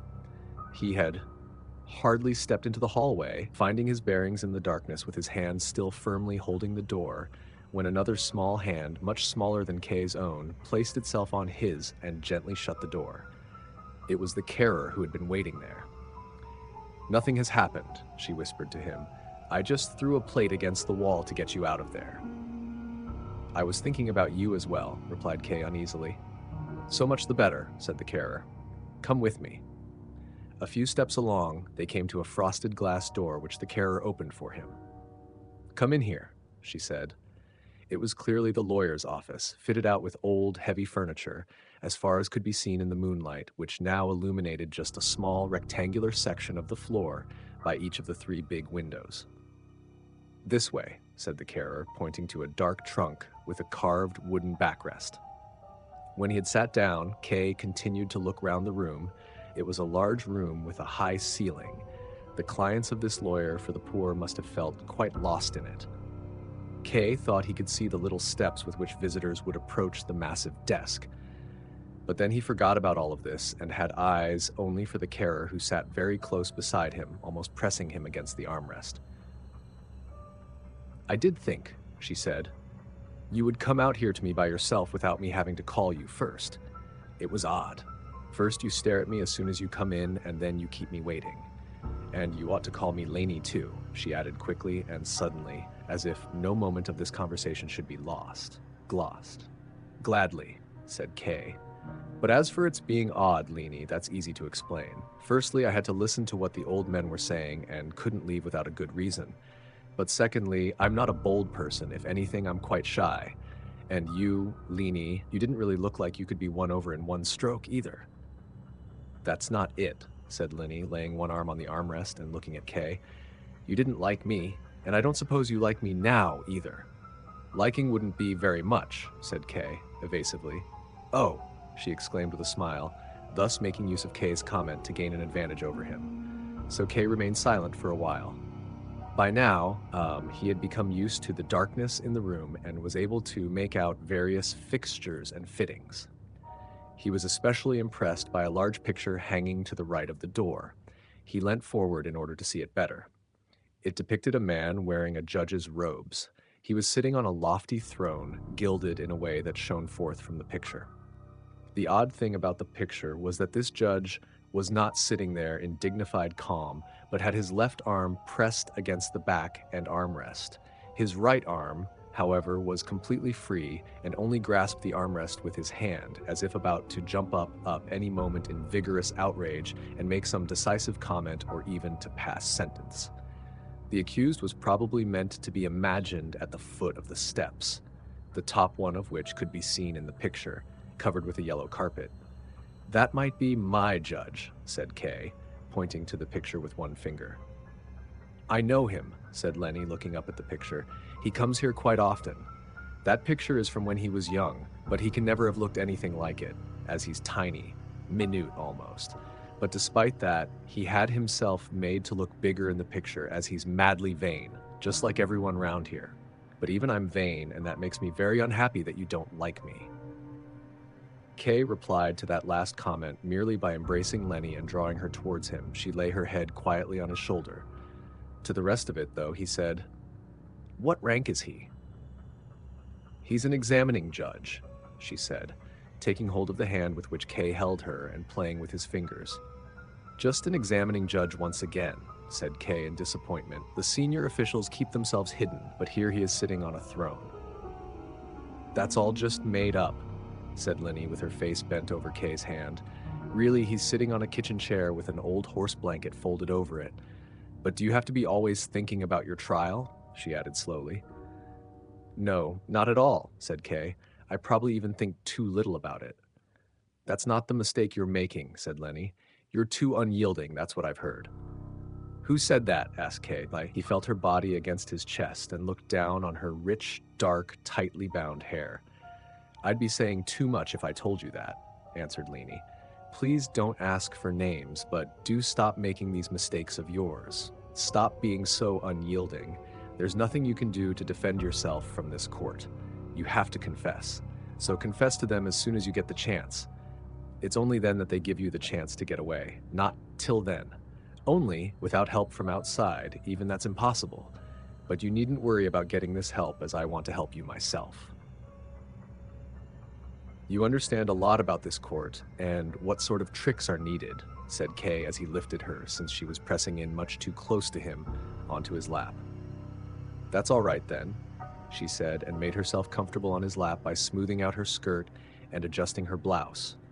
Then she hung both her arms around his neck, leant back, and took a long look at him. "And what if I don't confess? Could you not help me then?" asked Kay to test her out. "I'm accumulating women to help me," he thought to himself, almost in amazement. First Miss Bürstner, then the court usher's wife, and now this little care assistant who seems to have some incomprehensible need for me. The way she sits on my lap as if it were her proper place.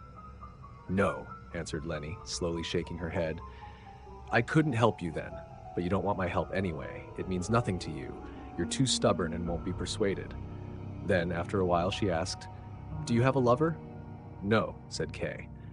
"Oh, you must have," she said. "Well, I have really," said Kay. "Just think, I've even betrayed her while I'm carrying her photograph with me." Leni insisted he show her a photograph of Elsa, and then, hunched on his lap, studied the picture closely. The photograph was not one that had been taken while Elsa was posing for it. It showed her just after she had been in a wild dance, such as she liked to do in wine bars. Her skirt was still flung out as she span round. She had placed her hands on her firm hips and, with her neck held taut, looked to one side with a laugh. You could not see from the picture whom her laugh was intended for. "She's very tightly laced," said Leni, pointing to the place where she thought this could be seen. "I don't like her. She's clumsy and crude. But maybe she's gentle and friendly towards you. That's the impression you get from the picture. Big, strong girls like that often don't know how to be anything but gentle and friendly. Would she be capable of sacrificing herself for you, though?" "No," said Kay. "She isn't gentle or friendly, and nor would she be capable of sacrificing herself for me. But I've never yet asked any of those things of her. I've never looked at this picture as closely as you." "You can't think much of her then," said Leni. "She can't be your lover after all." "Yes, she is," said Kay. "I'm not going to take my word back on that." "Well, she might be your lover now then," said Leni, "but you wouldn't miss her much if you lost her or if you exchanged her for somebody else, me for instance." "That is certainly conceivable," said Kay with a smile, "but she does have one major advantage over you. She knows nothing about my trial, and even if she did, she wouldn't think about it. She wouldn't try to persuade me to be less unyielding." "Well, that's no advantage," said Leni. "If she's got no advantage other than that, I can keep on hoping. Has she got any bodily defects?" "Bodily defects?" asked Kay. "Yeah," said Leni, "as I do have a bodily defect, just a little one. Look." She spread the middle and ring fingers of her right hand apart from each other. Between those fingers, the flap of skin connecting them reached up almost as far as the top joint of the little finger. In the darkness, Kay did not see at first what it was she wanted to show him, so she led his hand to it so that he could feel. "What a freak of nature," said Kay. And when he had taken a look at the whole hand, he added, "What a pretty claw." Leni looked on with a kind of pride as Kay repeatedly opened and closed her 2 fingers in amazement until finally he briefly kissed them and let go. "Oh," she immediately exclaimed, "you kissed me." Hurriedly and with her mouth open, she clambered up Kay's lap with her knees. He was almost aghast as he looked up at her. Now that she was so close to him, there was a bitter, irritating smell from her, like pepper. She grasped his head, leant out over him, and bit and kissed his neck, even biting into his hair. "I've taken her place," she exclaimed from time to time. "Just look, now you've taken me instead of her." Just then, her knee slipped out, and with a little cry, she nearly fell down onto the carpet. Kay tried to hold her by putting his arms around her and was pulled down with her. "Now you're mine," she said.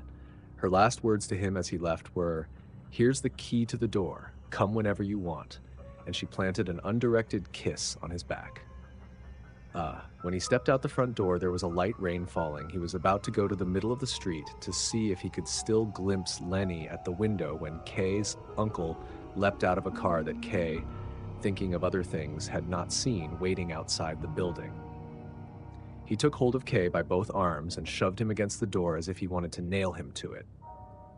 "Young man," he shouted, "how could you do a thing like that? Things were going well with this business of yours. Now you've caused it terrible damage. You slip off with some dirty little thing who, moreover, is obviously the lawyer's beloved, and stay away for hours. You don't even try to find an excuse. Don't try to hide anything. No, you're quite open about it. You run off with her and stay there. And meanwhile, we're sitting there, your uncle who's going to such effort for you, the lawyer who needs to be won over to your side, and above all, the office director, a very important gentleman who is in direct command of your affair in its present stage. We wanted to discuss how best to help you. I had to handle the lawyer very carefully. He had to handle the office director carefully. And you had most reason of all to at least give me some support, instead of which you stay away. Eventually, we couldn't keep up the pretense any longer. But these are polite and highly capable men. They didn't say anything about it, so as to spare my feelings, but in the end, not even they could continue to force themselves, and as they couldn't speak about the matter in hand, they became silent. We sat there for several minutes, listening to see whether you wouldn't finally come back. All in vain. In the end, the office director stood up, as he had stayed far longer than he had originally intended, made his farewell, looked at me in sympathy without being able to help. He waited at the door for a long time, although it's more than I can understand why he was being so good. And then he went. I, of course, was glad he'd gone. I'd been holding my breath all this time. All this had even more effect on the lawyer lying there ill. When I took my leave of him, the good man, he was quite unable to speak. You have probably contributed to his total collapse, and so brought the very man who you are dependent on closer to his death. And me, your own uncle, you leave me here in the rain. Just feel this, I'm wet right through, waiting here for hours, sick with worry. Chapter 7, Lawyer, Manufacturer, Painter. One winter morning, snow was falling in the dull light outside. Kay was sitting in his office, already extremely tired despite the early hour. He had told the servitor he was engaged in a major piece of work and none of the junior staff should be allowed in to see him, so he would not be disturbed by them at least. But instead of working, he turned round in his chair, slowly moved various items around his desk, but then, without being aware of it, he lay his arms stretched out on the desktop and sat there immobile with his head sunk down on his chest. He was no longer able to get the thought of the trial out of his head. He had often wondered whether it might not be a good idea to work out a written defense and hand it in to the court. It would contain a short description of his life and explain why he had acted the way he had at each event that was in any way important, whether he now considered he had acted well or ill, and his reasons for each. There was no doubt of the advantages a written defense of this sort would have over relying on the lawyer who was anyway not without his shortcomings. Kay had no idea what actions the lawyer was taking.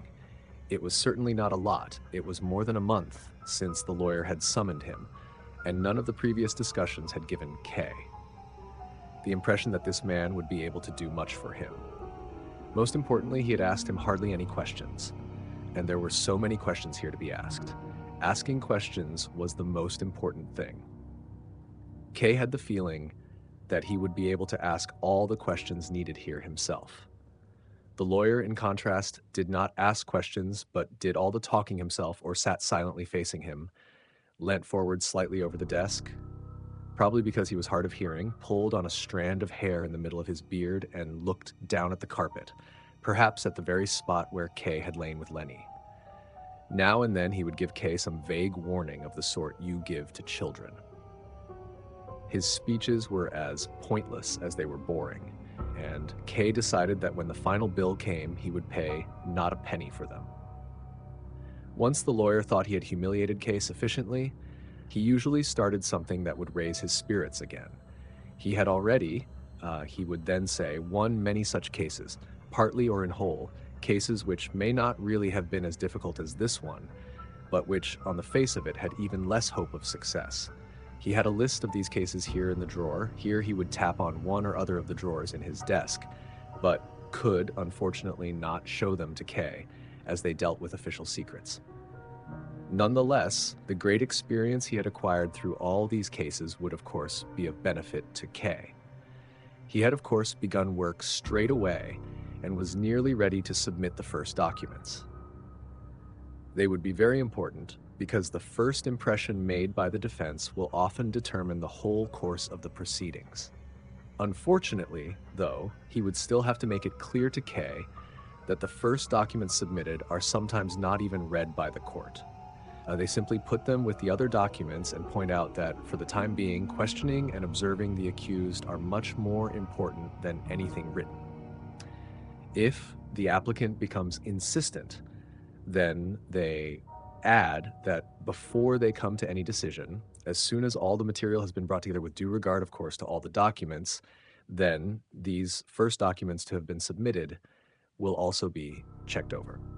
But unfortunately, even this is not usually true. The first documents submitted are usually mislaid or lost completely, and even if they do keep them right to the end, they are hardly read, although the lawyer only knew about this from rumor. This is all very regrettable, but not entirely without its justifications. But Kay should not forget that the trial would not be public. If the court deems it necessary, it can be made public, but there is no law that says it has to be. As a result, the accused and his defense don't have access even to the court records, and especially not to the indictment. And that means we generally don't know, or at least not precisely, what the first documents need to be about. Which means that if they do contain anything of relevance to the case, it's only by a lucky coincidence. If anything about the individual charges and the reasons for them comes out clearly or can be guessed at while the accused is being questioned, then it's possible to work out and submit documents that really direct the issue and present proof, but not before. Conditions like this, of course, place the defense in a very unfavorable and difficult position, but that is what they intend. In fact, defense is not really allowed under the law. It's only tolerated, and there is even some dispute about whether the relevant parts of the law imply even that. So strictly speaking, there is no such thing as a counsel acknowledged by the court, and anyone who comes before this court as counsel is basically no more than a barrack room lawyer. The effect of all this, of course, is to remove the dignity of the whole procedure. The next time Kay is in the court offices, he might like to have a look in at the lawyer's room, just so that he's seen it. He might well be quite shocked by the people he sees assembled there. The room they've been allocated, with its narrow space and low ceiling, will be enough to show what contempt the court has for these people. The only light in the room comes through a little window that is so high up that if you want to look out of it, you first get to want one of your colleagues to support you on his back. And even then, the smoke from the chimney just in front of it will go up your nose and make your face black. In the floor of this room, to give yet another example of the conditions there is a hole that's been there for more than a year. It's not so big that a man could fall through, but it is big enough for your foot to disappear through it. The lawyer's room is on the second floor of the attic. If your foot does go through it, will hang down to the first floor of the attic underneath it, and right in the corridor where the litigants are waiting. It's no exaggeration when lawyers say that conditions like that are a disgrace. Complaints to the management don't have the slightest effect, but the lawyers are strictly forbidden to alter anything in the room at their own expense. But even treating the lawyers in this way has its reasons. They want, as far as possible, to prevent any kind of defense. Everything should be made the responsibility of the accused. Not a bad point of view, basically. But nothing could be more mistaken than to think from that lawyers are not necessary for the accused in this court. On the contrary, there is no court where they are less needed than here. This is because proceedings are generally kept secret, not only from the public, but also from the accused. Only as far as that is possible, of course, but it is possible to a very large extent. And the accused doesn't get to see the court records either, and it's very difficult to infer what's in the court records from what's been said during questioning based on them, that especially for the accused who is in a difficult situation and is faced with every possible worry to distract him. This is when the defense begins. Counsel for the defense are not normally allowed to be present while the accused is being questioned. So afterwards, and if possible, still at the door of the interview room, he has to learn what he can about it from him and extract whatever he can that might be of use, even though what the accused has to report is often very confused. But that is not the most important thing, as there's really not a lot that can be learned in this way, although in this, as with anything else, a competent man will learn more than another. Nonetheless, the most important thing is the lawyer's personal connections. That's where the real value of taking counsel lies. Now, K will most likely have already learned from his own experience that among its very lowest orders, the court organization does have its imperfections. The court is strictly closed to the public, but staff who forget their duty or who take bribes do, to some extent, show where the gaps are. This is where most lawyers will push their way in. This is where bribes are paid and information extracted. There have even, in earlier times at least, been incidents where documents have been stolen. There's no denying that some surprisingly favorable results have been attained for the accused in this way for a limited time, and these petty advocates then strut to and fro on the basis of them and attract new clients. But for the further course of the proceedings, it signifies either nothing or nothing good. The only things of real value are honest personal contacts, contacts with higher officials, albeit higher officials of the lower grades, you understand. That is the only way the progress of the trial can be influenced, hardly noticeable at first. It's true, but from then on it becomes more and more visible. There are, of course, not many lawyers who can do this, and K has made a very good choice in this matter. There were probably no more than one or two who had as many contacts as Dr. Huld, but they don't bother with the company of the lawyer's room and have nothing to do with it. This means they have all the less contact with the court officials. It is not at all necessary for Dr. Huld to go to the court, wait in the anterooms for the examining judges to turn up, if they turn up, and try to achieve something which, according to the judge's mood, is usually more apparent than real, and most often not even that. No, K has seen for himself that the court officials, including some who are quite high up, come forward without being asked, are glad to give information which is fully open or at least easy to understand. They discuss the next stages in the proceedings. In fact, in some cases, they can be won over and are quite willing to adopt the other person's point of view.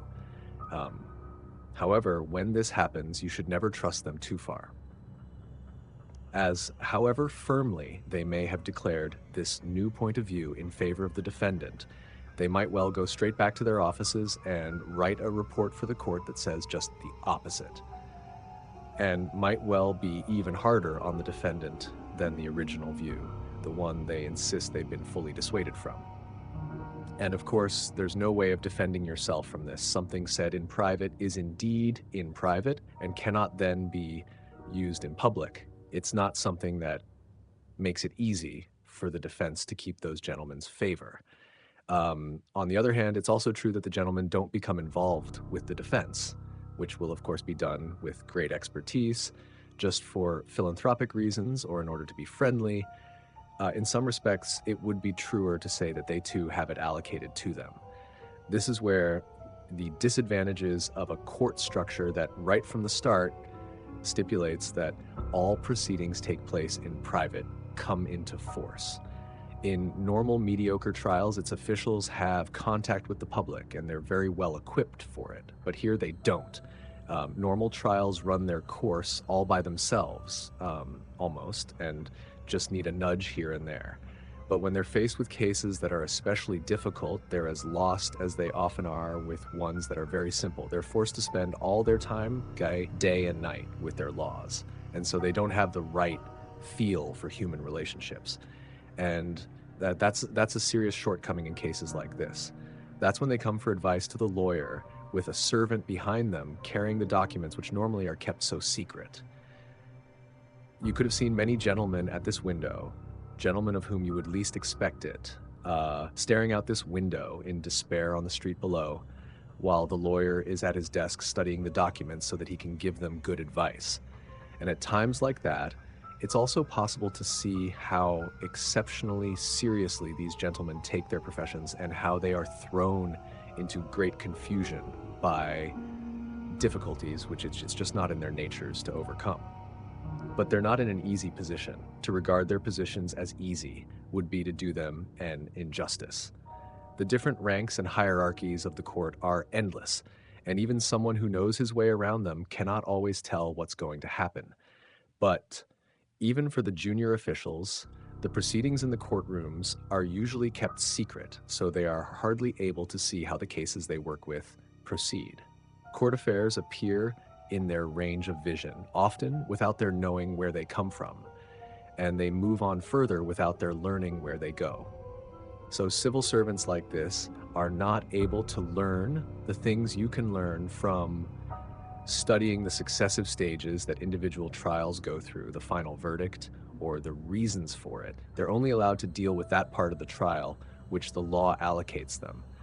And they usually know less about the results of their work after it's left them than the defense does. Even though the defense will usually stay in contact with the accused until the trial is nearly at its end, so that the court officials can learn many useful things from the defense. Bearing all this in mind, does it still surprise K that the officials are irritated and often express themselves about the litigants in unflattering ways, which is an experience shared by everyone? All the officials are irritated, even when they appear calm. This causes many difficulties for the junior advocates, of course. There is a story, for instance, that has very much the ring of truth about it. It goes like this. One of the older officials, a good and peaceful man, was dealing with a difficult matter for the court, which had become very confused, especially thanks to the contributions from the lawyers. He had been studying it for a day and a night without a break. As these officials are indeed hard-working, no one works as hard as they do. When it was nearly morning and he had been working for 24 hours with probably very little result, he went to the front entrance, waited there in ambush, and every time a lawyer tried to enter the building, he would throw him down the steps. The lawyers gathered together down in front of the steps and discussed with each other what they should do. On the one hand, they had actually no right to be allowed into the building, so that there was hardly anything that they could legally do to the official. And, as I've already mentioned, they would have to be careful not to set all the officials against them.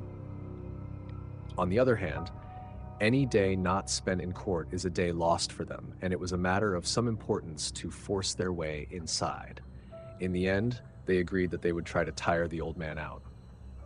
One lawyer after another was sent out to run up the steps and let himself be thrown down again, offering what resistance he could, as long as it was passive resistance, and his colleagues would catch him at the bottom of the steps. That went on for about an hour, until the old gentleman, who was already exhausted from working all night, was very tired and went back to his office. Those who were at the bottom of the steps could not believe it at first, so they sent somebody out to go and look behind the door to see if there really was no one there, and only then did they all gather together and probably didn't even dare to complain, as it's far from being the lawyer's job to introduce any improvements in the court system, or even to want to. Even the most junior lawyer can understand the relationship there to some extent. But one significant point is that almost every defendant, even very simple people, begins to think of suggestions for improving the court as soon as his proceedings have begun. Many of them often even spend time and energy on the matter that could be spent far better elsewhere. The only right thing to do is to learn how to deal with the situation as it is. Even if it were possible to improve any detail of it, which is anyway no more than superstitious nonsense, the best that they could achieve, although doing themselves incalculable harm in the process, is that they will have attracted the special attention of the officials for any case that comes up in the future, and the officials are always ready to seek revenge. Never attract attention to yourself.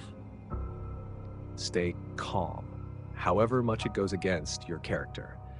Try to gain some insight into the size of the court organism and how, to some extent, it remains in a state of suspension, and that even if you alter something in one place, you'll draw the ground out from under your feet and might fall. Whereas if an enormous organism like the court is disrupted in any one place, it finds it easy to provide a substitute for itself somewhere else. Everything is connected with everything else and will continue without any change or else, which is quite probable, even more closed, more attentive, more strict, more malevolent. So it's best to leave the work to the lawyers and not to keep disturbing them. It doesn't do much good to make accusations, especially if you can't make it clear what they're based on and their full significance. But it must be said that K caused a great deal of harm to his own case by his behavior towards the office director. He was a very influential man, but now he might as well be struck off the list of those who might do anything for K. If the trial is mentioned, even just in passing, it's quite obvious that he's ignoring it. These officials are in many ways just like children. Often something quite harmless, although K's behavior could unfortunately not be called harmless, will leave them feeling so offended that they will even stop talking with good friends of theirs. They turn away when they see them and do everything they can to oppose them. But then, with no particular reason, surprisingly enough, some little joke that was only ever attempted because everything seemed so hopeless will make them laugh and they'll be reconciled. It's both difficult and hard at the same time to deal with them, and there's hardly any reason for it. It's sometimes quite astonishing that a single average life is enough to encompass so much that it's at all possible ever to have any success in one's work here. On the other hand, there are also dark moments, such as everyone has, when you think you've achieved nothing at all, when it seems that the only trials to come to a good end are those that were determined to have a good end from the start, and would do so without any help, while all the others are lost, despite all the running to and fro, all the effort, all the little apparent successes that gave such joy. Then you no longer feel very sure of anything, and if asked about a trial that was doing well by its own nature, but which was turned for the worse because you assisted in it, would not even dare deny that. And even that is a kind of self-confidence, but then it's the only one that's left. Lawyers are especially vulnerable to fits of depression of that sort, and they are no more than fits of depression, of course, when a case is suddenly taken out of their hands after they've been conducting it satisfactorily for some time. That's probably the worst that can happen to a lawyer. It's not that the accused takes the case away from him. That hardly ever happens. Once a defendant has taken on a certain lawyer, he has to stay with him whatever happens. How could he ever carry on by himself after he's taken on help from a lawyer? No, that just doesn't happen. But what does sometimes happen is that the trial takes on a course where the lawyer may not go along with it. Client and trial are both simply taken away from the lawyer, and then even contact with the court officials won't help, however good they are, as they don't know anything themselves. The trial will have entered a stage where no more help can be given, where it's being processed in courts to which no one has any access, where the defendant cannot even be contacted by his lawyer. You come home one day and find all the documents you've submitted, which you've worked hard to create and which you had the best hopes for, lying on the desk. They've been sent back as they can't be carried through to the next stage in the trial. They're just worthless scraps of paper. it doesn't mean that the case has been lost. Not at all, or at least there is no decisive reason for supposing so. It's just that you don't know anything more about the case and won't be told anything of what's happening. Well, cases like that are the exceptions, I'm glad to say. And even if K's trial is one of them, it's still, for the time being, a long way off. But there was still plenty of opportunity for lawyers to get to work, and K could be sure they would be made use of. As he had said, the time for submitting documents was still in the future, and there was no rush to prepare them. It was much more important to start the initial discussions with the appropriate officials, and they had already taken place. With varying degrees of success, it must be said. It was much better not to give away any details before their time, as in that way K could only be influenced unfavorably, and his hopes might be raised or he might be made too anxious. Better just to say that some individuals have spoken very favorably and shown themselves very willing to help, although others have spoken less favorably, but even they have not in any way refused to help. So all in all, the results are very encouraging, only you should certainly not draw any particular conclusions, as all preliminary proceedings begin in the same way, and it was only the way they developed further that would show what the value of these preliminary proceedings has been.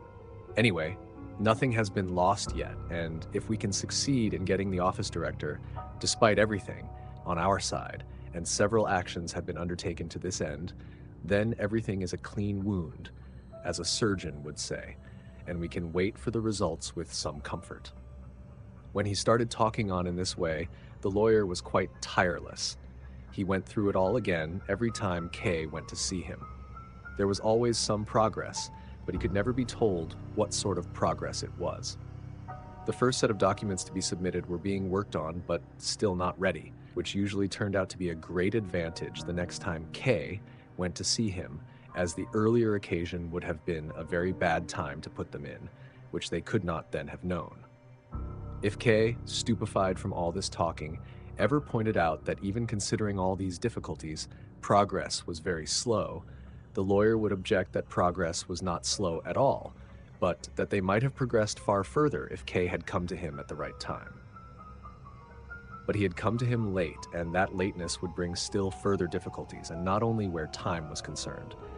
The only welcome interruption during these visits was always when Leni contrived to bring the lawyer his tea while K was there. Then she would stand behind K, pretending to watch the lawyer as he bent greedily over his cup, poured the tea in and drank, and secretly let K hold her hand. There was always complete silence. The lawyer drank. K squeezed Leni's hand, and Leni would sometimes dare to gently stroke K's hair. "Still here, are you?" the lawyer would ask when he was ready. "I wanted to take the dishes away, Zoe," said Leni. They would give each other's hands a final squeeze. The lawyer would wipe his mouth and then start talking at K again, with renewed energy. Was the lawyer trying to comfort K, or to confuse him? K could not tell, but it seemed clear to him that his defense was not in good hands. Maybe everything the lawyer said was quite right, even though he obviously wanted to make himself as conspicuous as possible, and probably had never even taken on a case as important as he said K's was. But it was still suspicious how he continually mentioned his personal contacts with the civil servants.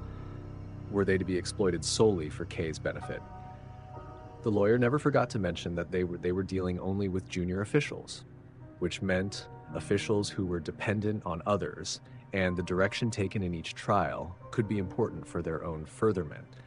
Could it be that they were making use of the lawyer to turn trials in a certain direction, which would of course always be at the cost of the defendant? It certainly did not mean that they would do that in every trial, that was likely at all. And there were probably also trials where they gave the lawyer advantages and all the room he needed to turn it in the direction he wanted, as it would also be to their advantage to keep his reputation intact. If that really was their relationship, how would they direct K's trial, which, as the lawyer had explained, was especially difficult and therefore important enough to attract great attention from the very first time it came to court? There could not be much doubt about what they would do. The first signs of it could already be seen in the fact that the first documents still had not been submitted, even though the trial had already lasted several months, and that, according to the lawyer, everything was still in its initial stages, which was very effective, of course, in making the defendant passive and keeping him helpless. Then he could be suddenly surprised with the verdict, or at least with a notification that the hearing had not decided in his favor and the matter would be passed on to a higher office. It was essential that K take a hand in it himself. On winter's mornings such as this, when he was very tired and everything dragged itself lethargically through his head, this belief of his seemed irrefutable. He no longer felt the contempt for the trial that he had had earlier. If he had been alone in the world, it would have been easy for him to ignore it, although it was also certain that, in that case, the trial would never have arisen in the first place. But now, his uncle had already dragged him to see the lawyer. He had to take account of his family. His job was no longer totally separate from the progress of the trial. He himself had carelessly, with a certain inexplicable complacency, mentioned it to acquaintances, and others had learned about it in ways he did not know. His relationship with Miss Bürstner seemed to be in trouble because of it. In short, he no longer had any choice whether he would accept the trial or turn it down. He was in the middle of it and had to defend himself. If he was tired, then that was bad. But there was no reason to worry too much before he needed to. He had been capable of working himself up to his high position in the bank in a relatively short time and to retain it with respect from everyone. Now he simply had to apply some of the talents that had made that possible for him to the trial, and there was no doubt that it had to turn out well. The most important thing, if something was to be achieved, was to reject in advance any idea that he might be in any way guilty. There was no guilt. The trial was nothing but a big piece of business, just like he had already concluded to the benefit of the bank many times. A piece of business that concealed many lurking dangers waiting in ambush for him, as they usually did, and these dangers would need to be defended against. If that was to be achieved, then he must not entertain any idea of guilt. Whatever he did, he would need to look after his own interests as closely as he could. Seen in this way, there was no choice but to take his representation away from the lawyer very soon, at best that very evening. The lawyer had told him, as he talked to him, that that was something unheard of and would probably do him a great deal of harm, but K could not tolerate any impediment to his efforts where his trial was concerned, and these impediments were probably caused by the lawyer himself. But once he had shaken off the lawyer, the documents would need to be submitted straight away, and if possible, he would need to see to it that they were being dealt with every day. It would of course not be enough, if that was to be done, for K to sit in the corridor with his hat under the bench like the others. Day after day, he himself, or one of the women or somebody else on his behalf, would have to run after the officials and force them to sit at their desks and study K's documents, instead of looking out on the corridor through the grating. There could be no let-up in these efforts. Everything would need to be organized and supervised. It was about time that the court came up against a defendant who knew how to defend and make use of his rights. But when K had the confidence to try and do all this, the difficulty of composing the documents was too much for him. Earlier, just a week or so before, he could only have felt shame at the thought of being made to write out such documents himself. It had never entered his head that the task could also be difficult. He remembered one morning when, already piled up with work, he suddenly shoved everything to one side and took a pad of paper on which he sketched out some of his thoughts on how documents of this sort should proceed. Perhaps he would offer them to that slow-witted lawyer, but just then the door of the manager's office opened, and the deputy director entered the room with a loud laugh. K was very embarrassed, although the deputy director, of course, was not laughing at K's documents, which he knew nothing about, but at a joke he had just heard about the stock exchange, a joke which needed an illustration if it was to be understood. And now the deputy director leant over K's desk, took his pencil from his hand, and drew the illustration on the writing pad that K had intended for his ideas about his case. Kay now had no more thoughts of shame. The documents had to be prepared and submitted. If, as was very likely, he could find no time to do it in the office, he would have to do it at home at night. If the nights weren't enough, he would have to take a holiday. Above all, he could not stop halfway. That was nonsense, not only in business, but always and everywhere. Needless to say, the documents would mean an almost endless amount of work. It was easy to come to the belief, not only for those of an anxious disposition, that it was impossible ever to finish it. This was not because of laziness or deceit, which were the only things that might have hindered the lawyer in preparing it, but because he did not know what the charge was or even what consequences it might bring, so that he had to remember every tiny action and event from the whole of his life, looking at them from all sides and checking and reconsidering them. It was also a very disheartening job. It would have been more suitable as a way of passing the long days after he had retired and become senile. But now, just when Kay needed to apply all his thoughts to his work, when he was still rising and already posed a threat to the deputy director, when every hour passed so quickly and he wanted to enjoy the brief evenings and nights as a young man, this was the time he had to start working out these documents. Once more, he began to feel resentment. Almost involuntarily, only to put an end to it, his finger felt for the button of the electric bell in the anteroom. As he pressed it, he glanced up to the clock. It was 11 o'clock, 2 hours. He had spent a great deal of his costly time just dreaming, and his wits were, of course, even more dulled than they had been before. But the time had, nonetheless, not been wasted. He had come to some decisions that could be of value. As well as various pieces of mail, the servitors brought 2 visiting cards from gentlemen who had already been waiting for Kay for some time. They were actually very important clients of the bank who should not really have been kept waiting under any circumstances. Why had they come at such an awkward time? And why, the gentleman on the other side of the closed door seemed to be asking, was the industrious Kay using up the best business time for his private affairs? Tired from what had gone before, and tired in anticipation of what was to follow, Kay stood up to receive the first of them.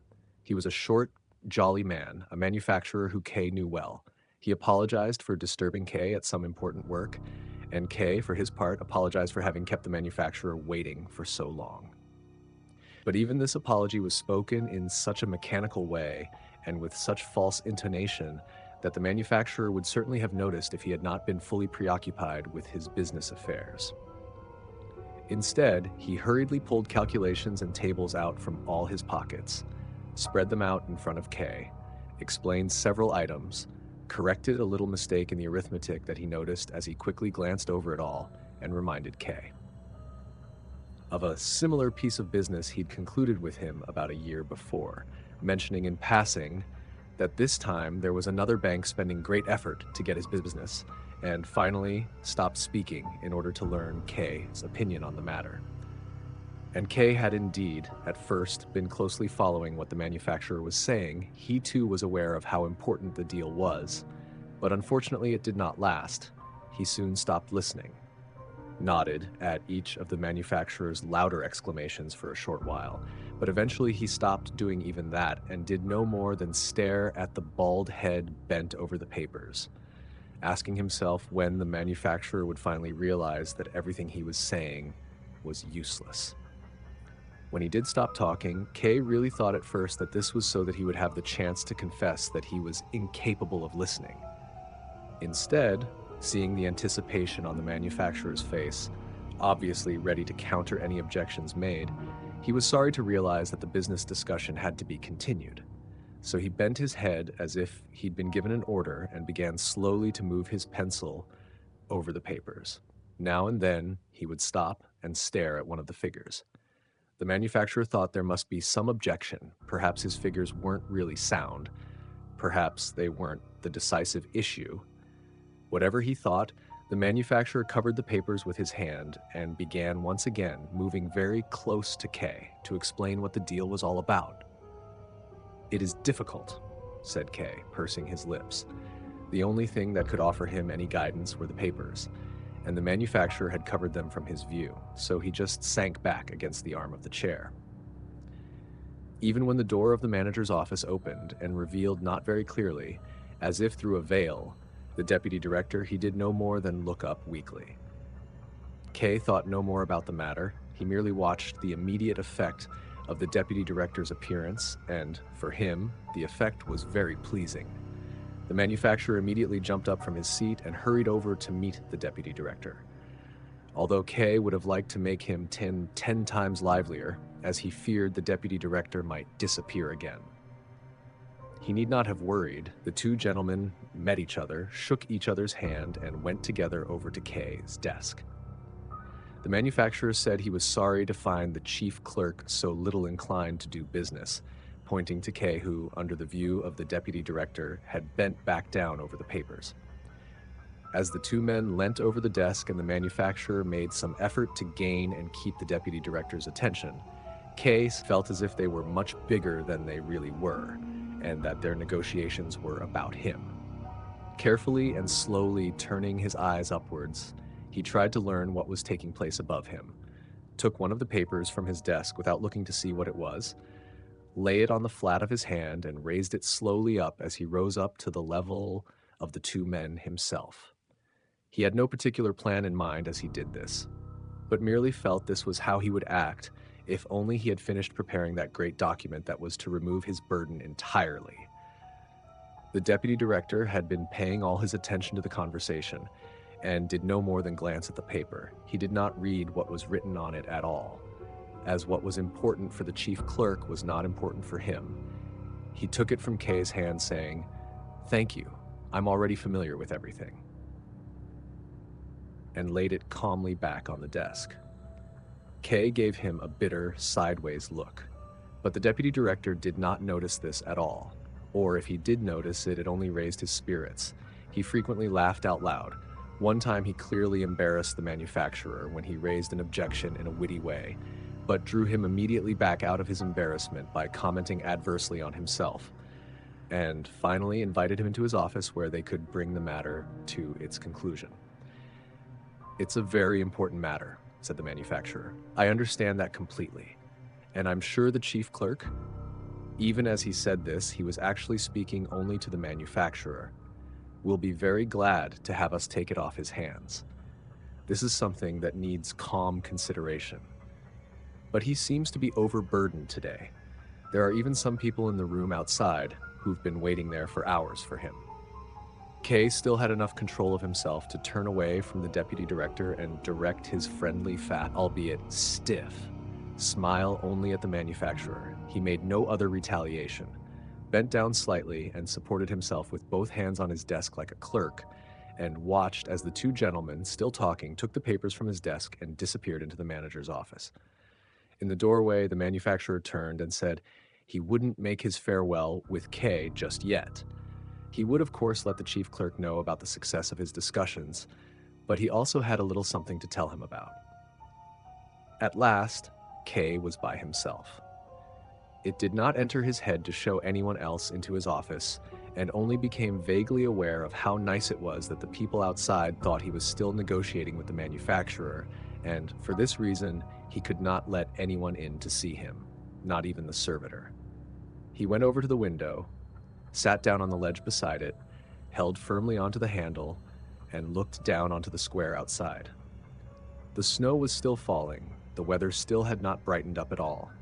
He remained a long time sitting in this way, not knowing what it actually was that made him so anxious. Only occasionally did he glance, slightly startled, over his shoulder at the door to the outer room where, mistakenly, he thought he'd heard some noise.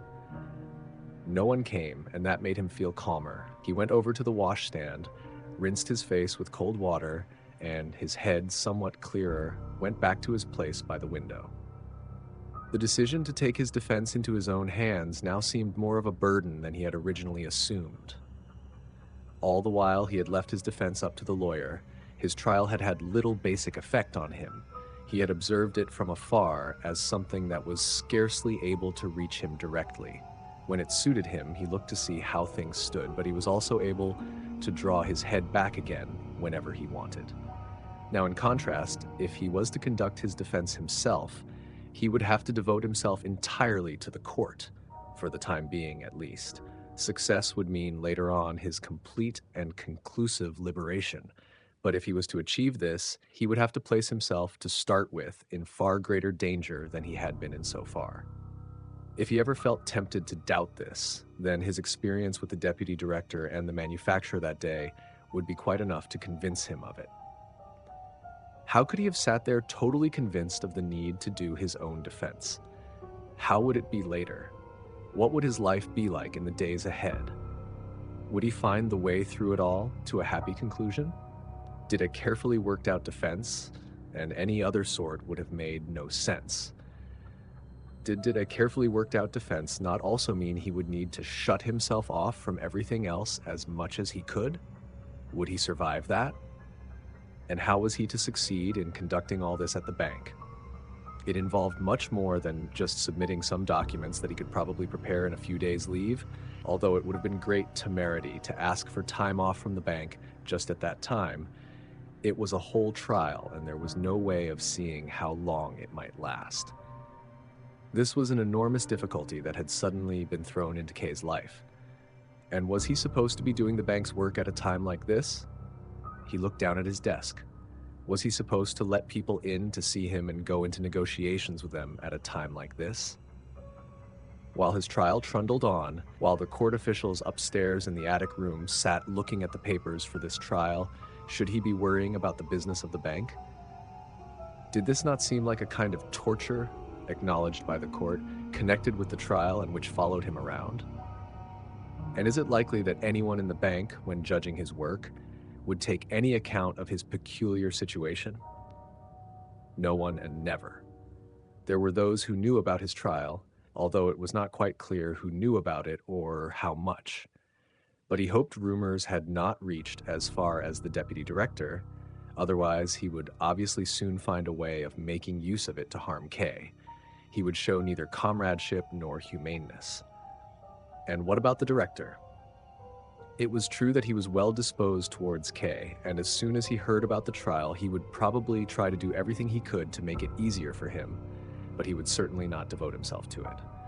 K, at one time, had provided the counterbalance to what the deputy director said, but the director was now coming more and more under his influence, and the deputy director would also exploit the weakened condition of the director to strengthen his own power. So what could K hope for? Maybe considerations of this sort weakened his power of resistance, but it was still necessary not to deceive oneself and to see everything as clearly as it could be seen at that moment. For no particular reason, just to avoiding returning to his desk for a while, he opened the window. It was difficult to open, and he had to turn the handle with both his hands. Then, through the whole height and breadth of the window, the mixture of fog and smoke was drawn into the room, filling it with a slight smell of burning. A few flakes of snow were blown in with it. "It's a horrible autumn," said the manufacturer, who had come into the room unnoticed after seeing the deputy director and now stood behind K. K nodded and looked uneasily at the manufacturer's briefcase, from which he would now probably take the papers and inform K of the result of his negotiations with the deputy director. However, the manufacturer saw where K was looking, knocked on his briefcase, and without opening it said, "You'll be wanting to hear how things turned out. I've already got the contract in my pocket, almost. He's a charming man, your deputy director. He's got his dangers, though." He laughed as he shook K's hand and wanted to make him laugh with him. But to K, it once more seemed suspicious that the manufacturer did not want to show him the papers and saw nothing about his comments to laugh at. "Chief clerk," said the manufacturer, "I expect the weather's been affecting your mood." "Has it? You're looking so worried today." "Yes," said K, raising his hand and holding the temple of his head. "Headaches, worries in the family." "Quite right," said the manufacturer, who was always in a hurry and could never listen to anyone for very long. "Everyone has his cross to bear." K had unconsciously made a step towards the door as if wanting to show the manufacturer out, but the manufacturer said, "Chief clerk, there's something else I'd like to mention to you. I'm very sorry if it's something that'll be a burden to you today of all days, but I've been to see you twice already lately, and each time I forgot all about it. If I delay it any longer, it might well lose its point altogether. That would be a pity, as I think what I've got to say does have some value." Before Kay had had the time to answer, the manufacturer came up close to him, tapped his knuckle lightly on his chest, and said quietly, "You've got a trial going on, haven't you?" Kay stepped back and immediately exclaimed, "That's what the deputy director's been telling you." "No, no," said the manufacturer. "How would the deputy director know about it?" "And what about you?" asked Kay, already more in control of himself. "I hear things about the court here and there," said the manufacturer, "and that even applies to what it is that I wanted to tell you about." "There are so many people who have connections with the court," said Kay, with lowered head, and he led the manufacturer over to his desk. They sat down where they had been before, and the manufacturer said, "I'm afraid it's not very much that I've got to tell you about. Only, in matters like this, it's best not to overlook the tiniest details. Besides, I really want to help you in some way, however modest my help might be. We've been good business partners up till now, haven't we? Well then." Kay wanted to apologize for his behavior in the conversation earlier that day, but the manufacturer would tolerate no interruption, shoved his briefcase up high in his armpit to show that he was in a hurry, and carried on. "I know about your case through a certain Tittarelli. He's a painter. Tittarelli's just his artistic name. I don't even know what his real name is. He's been coming to me in my office for years from time to time and brings little pictures with him, which I buy more or less just for the sake of charity, as he's hardly more than a beggar. And they're nice pictures, too. Moorland landscapes and that sort of thing. We'd both got used to doing business in this way, and it always went smoothly. Only one time, these visits became a bit too frequent. I began to tell him off for it. We started talking, and I became interested how it was that he could earn a living just by painting. And then I learned to my amazement that his main source of income was painting portraits. "I work for the court," he said. "What court?" said I. And that's when he told me about the court. I'm sure you can imagine how amazed I was at being told all this. Ever since then, I learned something new about the court every time he comes to visit. And so little by little, I get to understand something of how it works. Anyway, Tittarelli talks a lot, and I often have to push him away, not only because he's bound to be lying, but also, most of all, because a businessman like me, who's already close to breaking point under the weight of his own business, worries can't pay too much attention to other people's. But all that's just by the by. Perhaps this is what I've been thinking. Perhaps Tittarelli might be able to help you in some small way. He knows lots of judges, and even if he can't have much influence himself, he can give you some advice about how to get some influential people on your side. And even if this advice doesn't turn out to make all the difference, I still think it'll be very important once you've got it. You're nearly a lawyer yourself. That's what I always say, Mr. K. The chief clerk is nearly a lawyer. Oh, I'm sure this trial of yours will turn out all right. So do you want to go and see Tittarelli then? If I ask him to, he'll certainly do everything he possibly can. I really do think you ought to go. It needn't be today, of course, just sometime when you get the chance. Anyway, I want to tell you this too.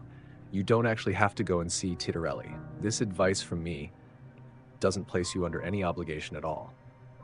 No, if you think you can get by without Tittarelli, it'll certainly be better to leave him completely out of it. Maybe you've already got a clear idea of what you're doing, and Tittarelli could upset your plans. No, if that's the case, then of course you shouldn't go there under any circumstances, and it certainly won't be easy to take advice from a lad like that.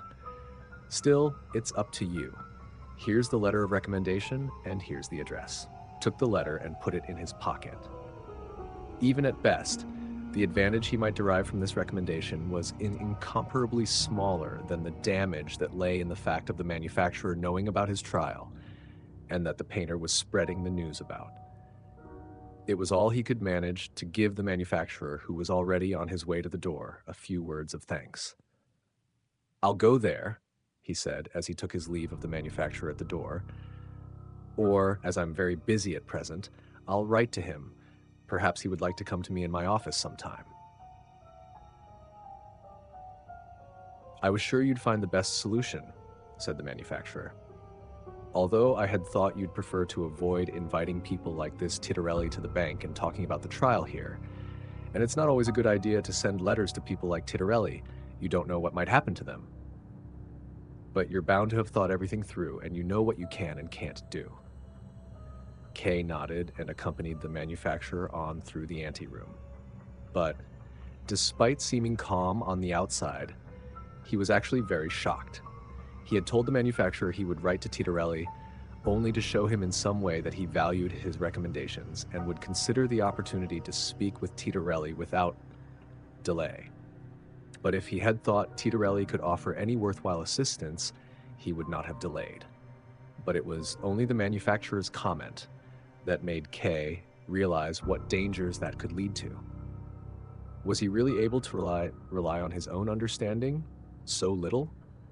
If it was possible that he might invite a questionable character into the bank with a clear letter and ask advice from him about his trial, separated from the deputy director by no more than a door, was it not possible, or even very likely, that there were also other dangers he had failed to see, or that he was even running towards?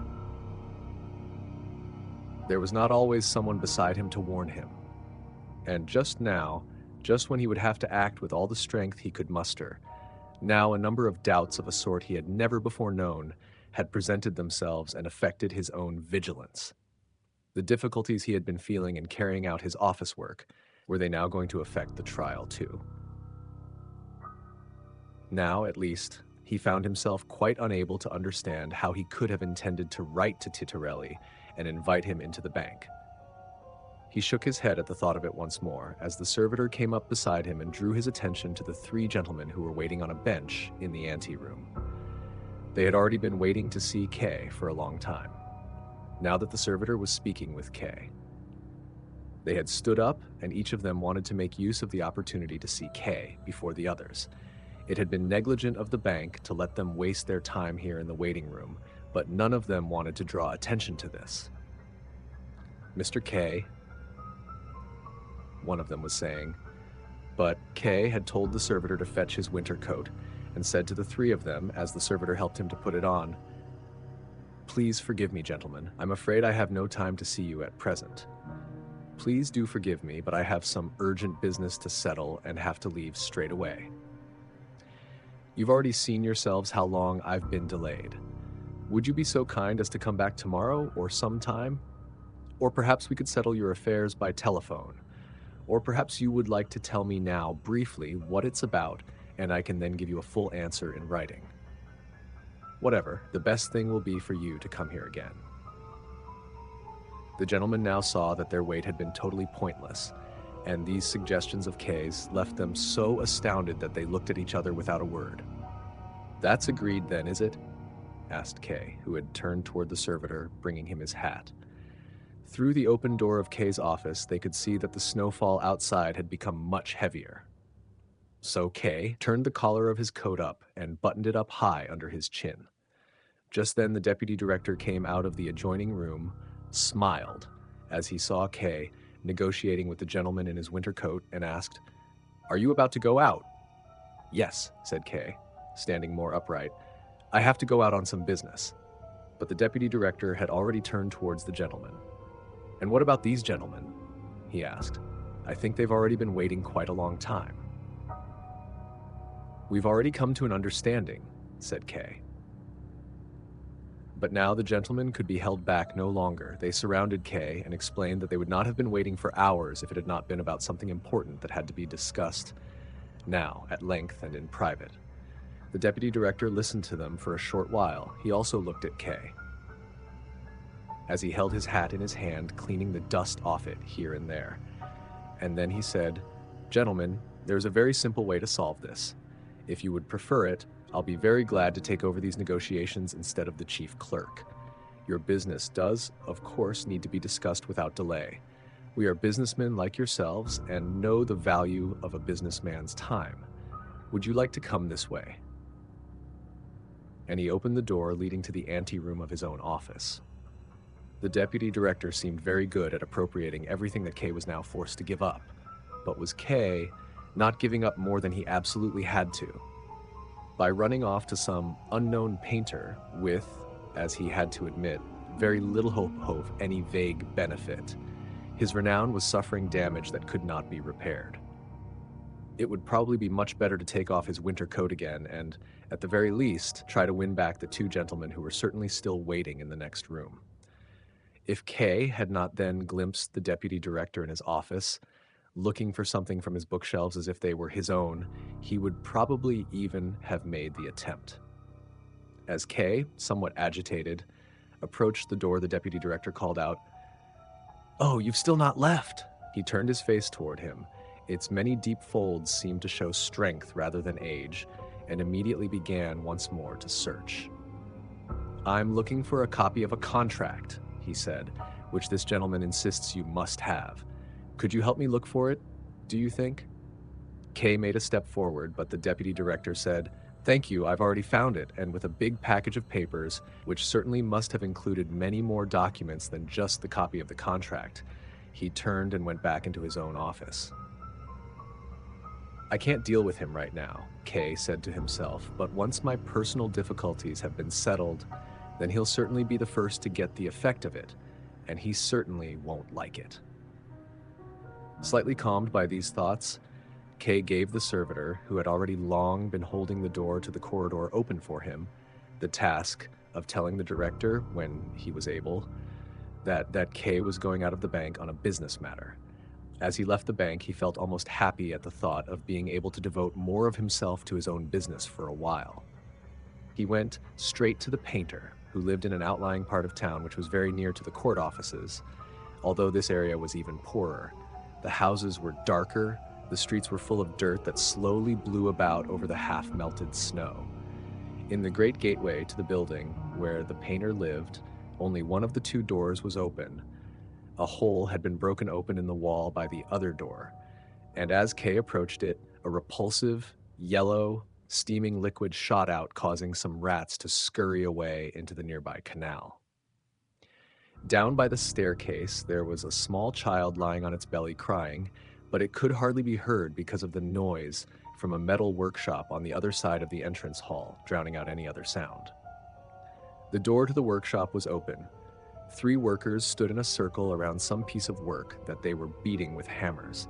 A large tin plate hung on the wall, casting a pale light that pushed its way in between 2 of the workers, lighting up their faces and their work aprons.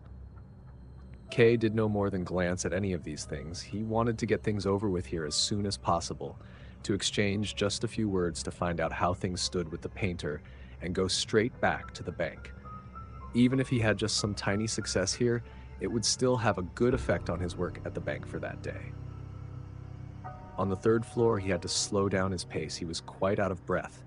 The steps, just like the height of each floor, were much higher than they needed to be, and he'd been told that the painter led up in the attic. The air was also quite oppressive. There was no proper stairwell, and the narrow steps were closed in by walls on both sides with no more than a small high window here and there. Just as Kay paused for a while, some young girls ran out of one of the flats and rushed higher up the stairs, laughing. Kay followed them slowly, caught up with one of the girls who had stumbled and been left behind by the others, and asked her as they went up side by side, "Is there a painter, Titorelli, who lives here?" The girl, hardly 13 years old and somewhat hunchbacked, jabbed him with her elbow and looked at him sideways. Her youth and her bodily defects had done nothing to stop her being already quite depraved. She did not smile once, but looked at Kay earnestly with sharp, acquisitive eyes. Kay pretended not to notice her behavior and asked, "Do you know Titorelli, the painter?" She nodded and asked in reply, "What do you want to see him for?" Kay thought it would be to his advantage quickly to find out something more about Titorelli. "I want to have him paint my portrait," he said. "Paint your portrait?" she asked, opening her mouth too wide and lightly hitting Kay with her hand, as if he had said something extraordinarily surprising or clumsy. With both hands she lifted her skirt, which was already very short, and, as fast as she could, she ran off after the other girls, whose indistinct shouts lost themselves in the heights. At the next turn of the stairs, however, Kay encountered all the girls once more. The hunchbacked girl had clearly told them about Kay's intentions, and they were waiting for him. They stood on both sides of the stairs, pressing themselves against the wall so that Kay could get through between them, and smoothed their aprons down with their hands. All their faces, even in this guard of honor, showed a mixture of childishness and depravity. Up at the head of the line of girls who now, laughing, began to close in around Kay, was the hunchback who had taken on the role of leader. It was thanks to her that Kay found the right direction without delay. He would have continued up the stairs straight in front of him, but she showed him that to reach Titorelli, he would need to turn off to one side. The steps that led up to the painter were especially narrow, very long without any turning. The whole length could be seen in one glance, and at the top, at Titorelli's closed door, it came to its end. This door was much better illuminated than the rest of the stairway by the light from a small skylight set obliquely above it. It had been put together from unpainted planks of wood, and the name Titorelli was painted on it in broad red brushstrokes. Kay was no more than halfway up the steps, accompanied by his retinue of girls, when, clearly the result of the noise of all those footsteps, the door opened slightly, and in the crack a man who seemed to be dressed in just his nightshirt appeared. "Oh!" he cried when he saw the approaching crowd, and vanished. The hunchbacked girl clapped her hands in glee, and the other girls crowded in behind Kay to push him faster forward. They still had not arrived at the top, however, when the painter up above them suddenly pulled the door wide open and, with a deep bow, invited Kay to enter. The girls, on the other hand, he tried to keep away. He did not want to let any of them in, however much they begged him and however much they tried to get in. If they could not get in with his permission, they would try to force their way in against his will. The only one to succeed was the hunchback when she slipped through under his outstretched arm. But the painter chased after her, grabbed her by the skirt, span her once round, and set her down again by the door with the other girls who, unlike the first, had not dared to cross the doorstep while the painter had left his post. Kay did not know what he was to make of all this, as they all seemed to be having fun. One behind the other, the girls by the door stretched their necks up high and called out various words to the painter, which were meant in jest, but which Kay did not understand, and even the painter laughed as the hunchback whirled round in his hand. Then he shut the door, bowed once more to Kay, offered him his hand, and introduced himself, saying, "Titorelli, painter." Kay pointed to the door behind which the girls were whispering and said, "You seem to be very popular in this building." "Ach, those brats," said the painter, trying in vain to fasten his nightshirt at the neck. He was also barefooted and, apart from that, was wearing nothing more than a loose pair of yellowish linen trousers, held up with a belt whose free end whipped to and fro.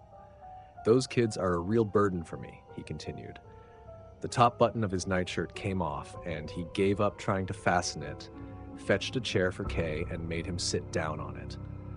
"I painted one of them once. She's not here today, and ever since then they've been following me about. If I'm here, they only come in when I allow it, but as soon as I've gone out, there's always at least one of them in here. They had a key made to my door and lend it round to each other. It's hard to imagine what a pain that is. Suppose I come back home with a lady I'm going to paint. I open the door with my own key and find the hunchback there or something, by the table, painting her lips with my paintbrush, and meanwhile her little sisters will be keeping guard for her, moving about and causing chaos in every corner of the room. Or else, like happened yesterday, I might come back home late in the evening. Please forgive my appearance and the room being in a mess. It is to do with them. So I might come home late in the evening and want to go to bed.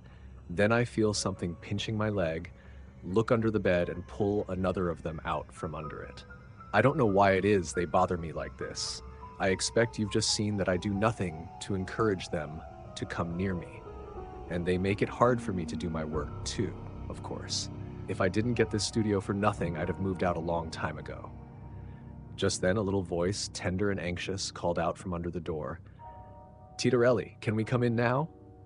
"No," answered the painter. "Not even just me, by myself?" the voice asked again. "Not even just you," said the painter as he went to the door and locked it. Meanwhile, Kay had been looking round the room. If it had not been pointed out, it would never have occurred to him that this wretched little room could be called a studio. It was hardly long enough or broad enough to make 2 steps. Everything, floor, walls, and ceiling, was made of wood.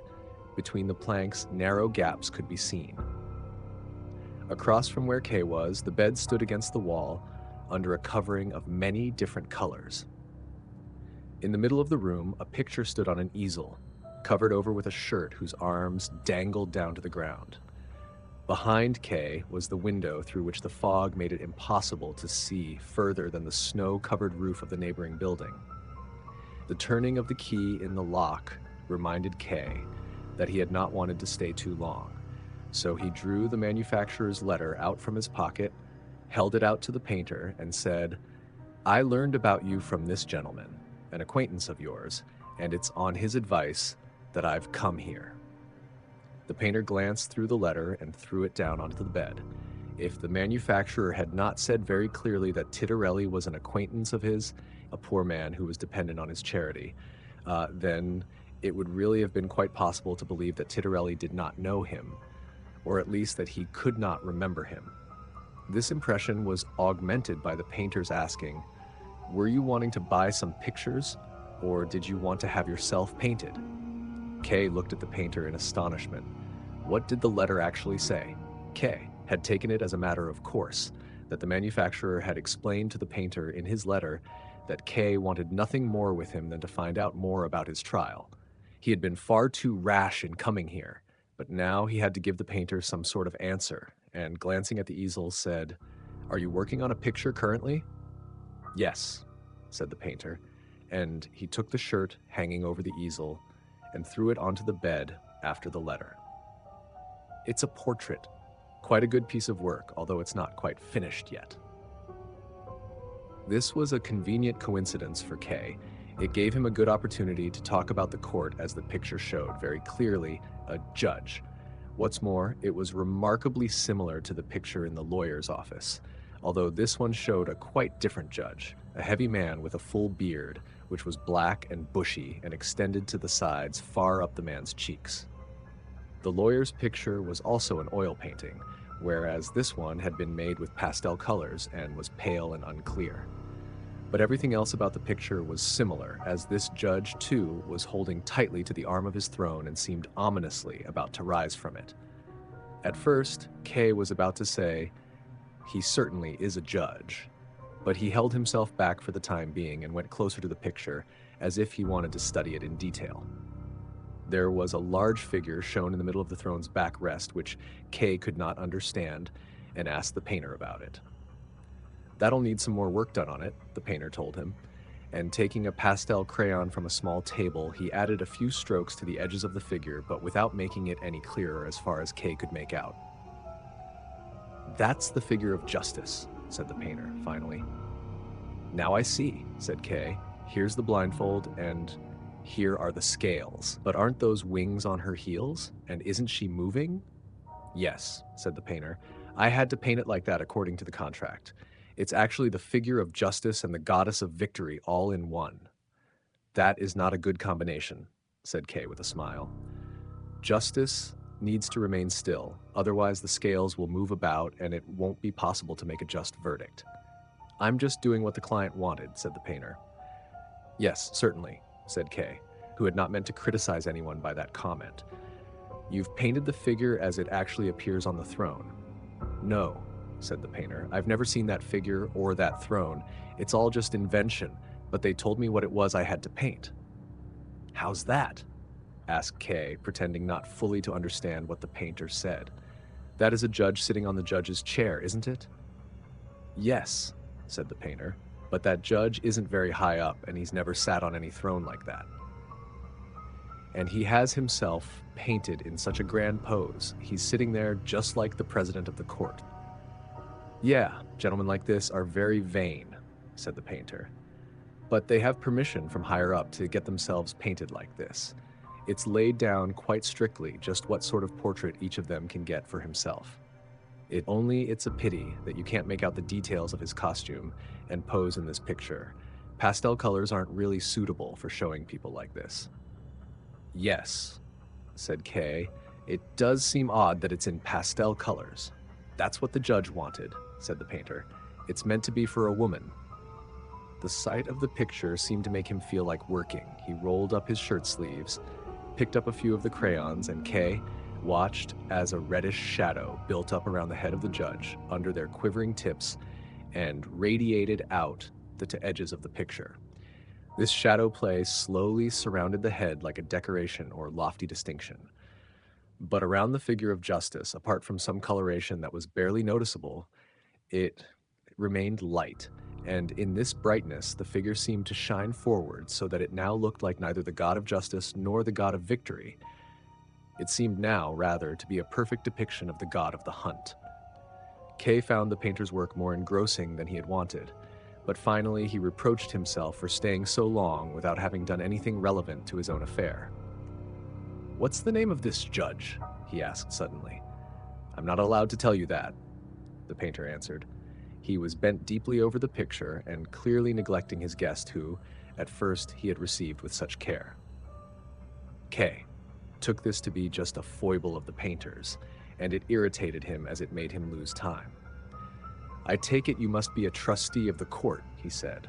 The painter immediately put his crayons down, stood upright, rubbed his hands together, and looked at Kay with a smile. "Always straight out with the truth," he said. "You want to learn something about the court, like it says in your letter of recommendation, but then you start talking about my pictures to get me on your side. Still, I won't hold it against you. You weren't to know that that was entirely the wrong thing to try with me." "Oh, please," he said sharply, repelling Kay's attempt to make some objection. He then continued, "And besides, you're quite right in your comment that I'm a trustee of the court." He made a pause as if wanting to give Kay the time to come to terms with this fact. The girls could once more be heard from behind the door. They were probably pressed around the keyhole. Perhaps they could even see into the room through the gaps in the planks. Kay forewent the opportunity to excuse himself in some way, as he did not wish to distract the painter from what he was saying, or else, perhaps, he didn't want him to get too far above himself and in this way make himself to some extent unattainable. So he asked, "Is that a publicly acknowledged position?" "No," was the painter's curt reply, as if the question prevented him saying any more. But Kay wanted him to continue speaking and said, "Well, positions like that aren't officially acknowledged can often have more influence than those that are. And that's how it is with me," said the painter, and nodded with a frown. "I was talking about your case with the manufacturer yesterday, and he asked me if I wouldn't like to help you, and I answered, he can come and see me if he likes, and now I'm pleased to see you here so soon. This business seems to be quite important to you, and of course, I'm not surprised at that. Would you not like to take your coat off now?" Kay had intended to stay for only a very short time, but the painter's invitation was nonetheless very welcome. The air in the room had slowly become quite oppressive for him. He had several times looked in amazement at a small iron stove in the corner that certainly could not have been lit. The heat of the room was inexplicable. As he took off his winter overcoat and also unbuttoned his frock coat, the painter said to him in apology, "I must have warmth, and it is very cozy here, isn't it? This room's very good in that respect." Kay made no reply, but it was actually not the heat that made him uncomfortable, but much more the stuffiness, the air that almost made it more difficult to breathe. The room had probably not been ventilated for a long time. The unpleasantness of this was made all the stronger for Kay when the painter invited him to sit on the bed while he himself sat down on the only chair in the room in front of the easel. The painter even seemed to misunderstand why Kay remained at the edge of the bed and urged Kay to make himself comfortable, and as he hesitated, he went over to the bed himself and pressed Kay deep down into the bedclothes and pillows. Then he went back to his seat, and at last he asked his first objective question, which made Kay forget everything else. "You're innocent, are you?" he asked. "Yes," said Kay. He felt a simple joy at answering this question, especially as the answer was given to a private individual and therefore would have no consequences. Up till then, no one had asked him this question so openly. To make the most of his pleasure, he added, "I am totally innocent."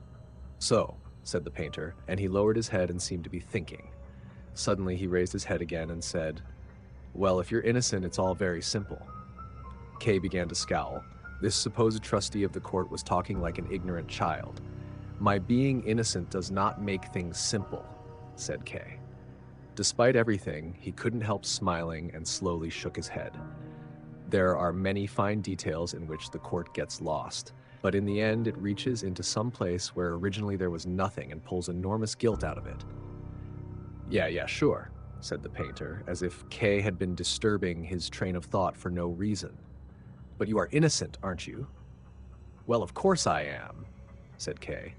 "That's the main thing," said the painter. There was no counter-argument that could influence him, but although he had made up his mind, it was not clear whether he was talking this way because of conviction or indifference.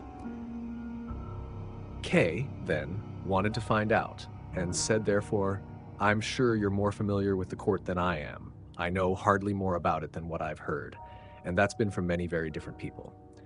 But they were all agreed on one thing, and that was that when ill-thought-out accusations are made, they are not ignored, and that once the court has made an accusation, it is convinced of the guilt of the defendant, and it's very hard to make it think otherwise. "Very hard?" the painter asked, throwing one hand up in the air. "It's impossible to make it think otherwise.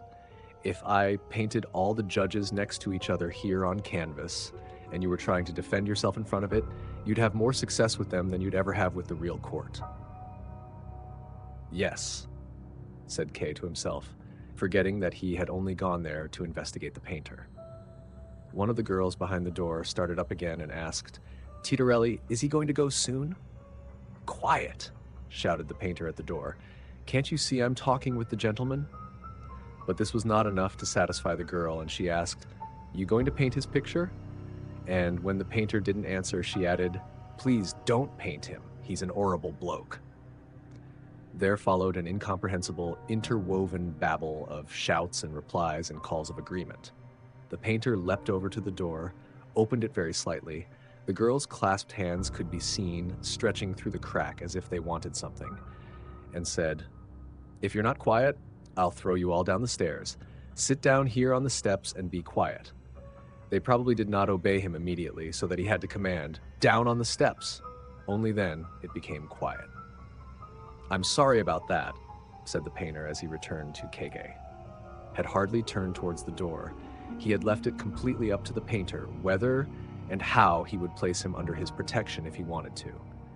Even now, he made hardly any movement as the painter bent over him and, whispering into his ear in order not to be heard outside, said, "These girls belong to the court as well."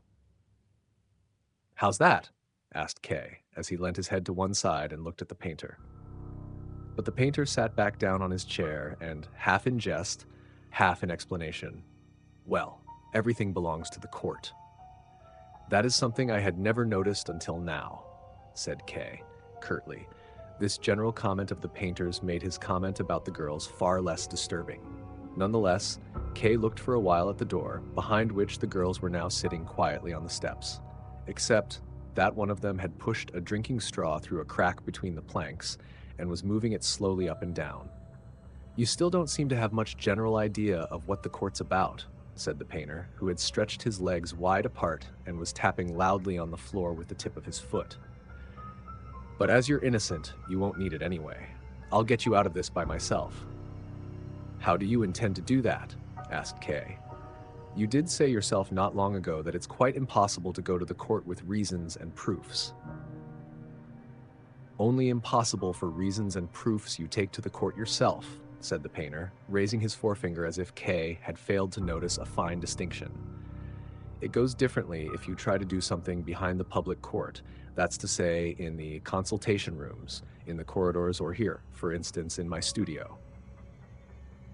Kay now began to find it far easier to believe what the painter was saying, or rather it was largely in agreement with what he had also been told by others. In fact, it was even quite promising. If it really was so easy to influence the judges through personal contacts, as the lawyer had said, then the painter's contacts with these vain judges was especially important and, at the very least, should not be undervalued. And the painter would fit in very well in the circle of assistants that Kay was slowly gathering around himself. He had been noted at the bank for his talent in organizing. Here, where he was placed entirely on his own resources, would be a good opportunity to test that talent to its limits.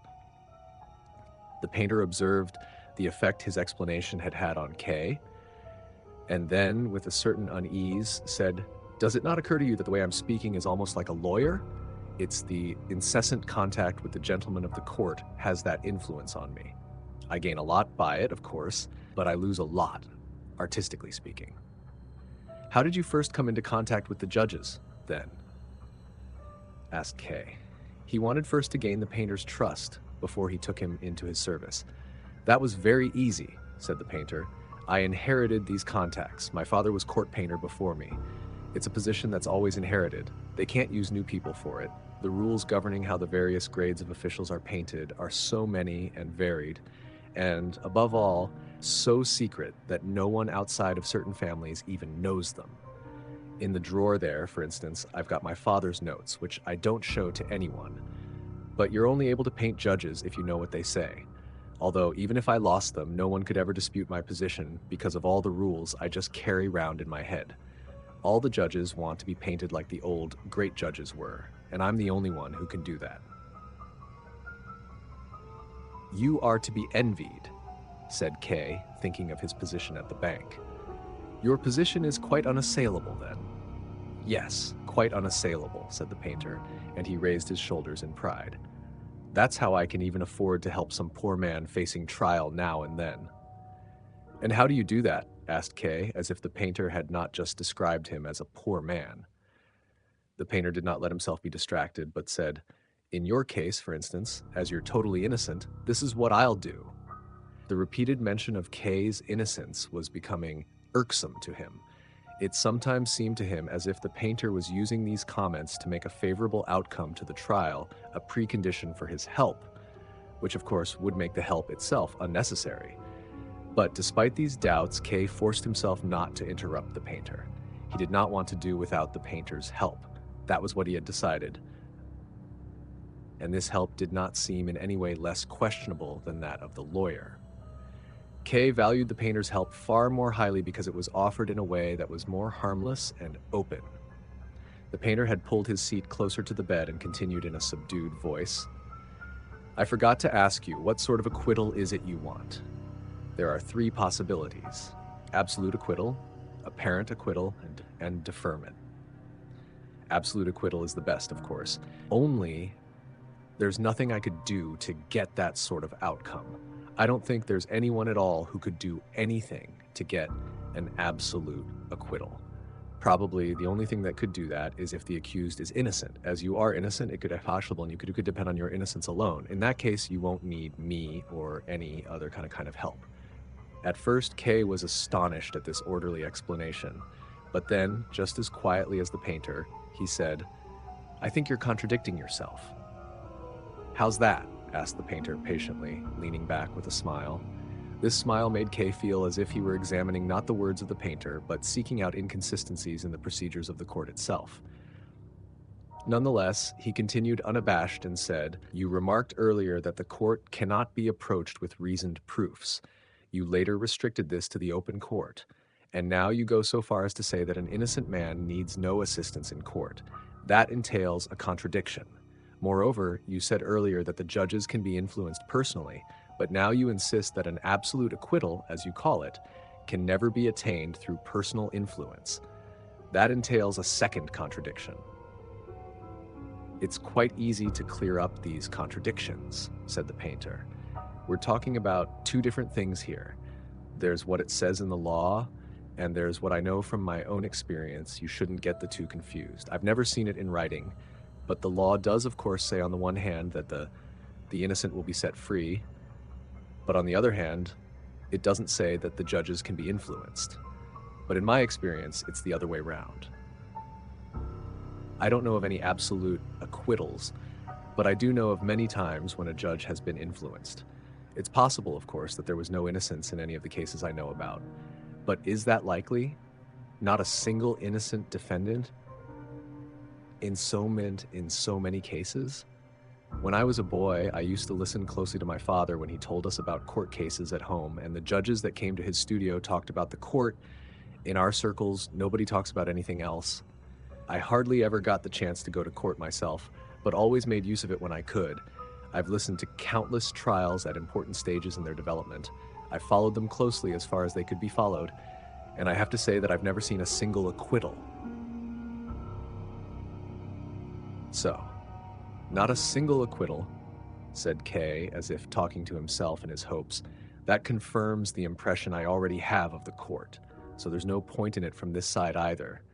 They could replace the whole court with a single hangman. You shouldn't generalize, said the painter, dissatisfied. I've only been talking about my own experience. Well, that's enough, said Kay. Or have you heard of any acquittals that happened earlier? They say there have been some acquittals earlier, the painter answered, but it's very hard to be sure about it. The courts don't make their final conclusions public. Not even the judges are allowed to know about them, so that all we know about these earlier cases are just legends. But most of them did involve absolute acquittals, you can believe that, but they can't be proved.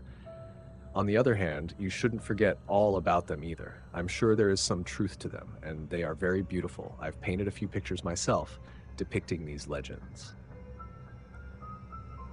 My assessment will not be altered by mere legends, said Kay. I don't suppose it's possible to cite these legends in court, is it?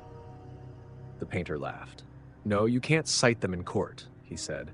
Then there's no point in talking about them, said Kay. He wanted, for the time being, to accept anything the painter told him, even if he thought it unlikely or contradicted what he had been told by others.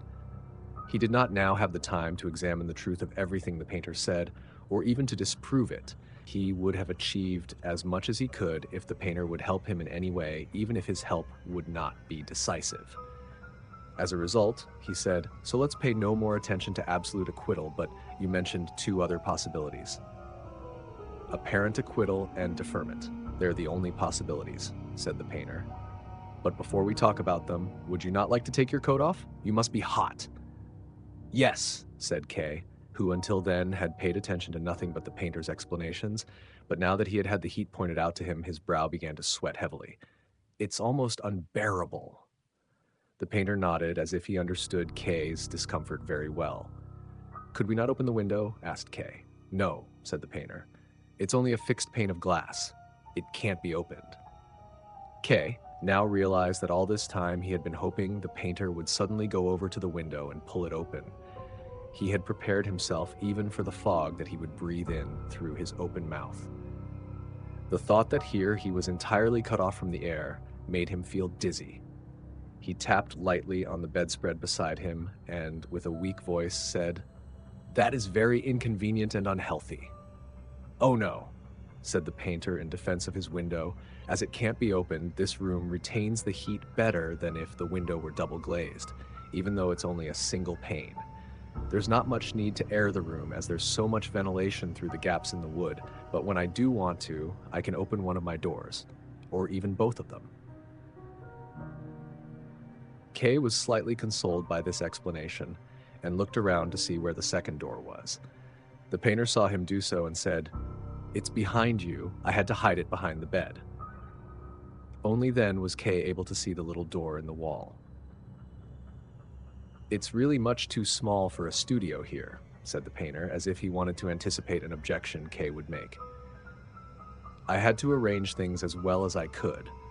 That's obviously a very bad place for the bed, in front of the door.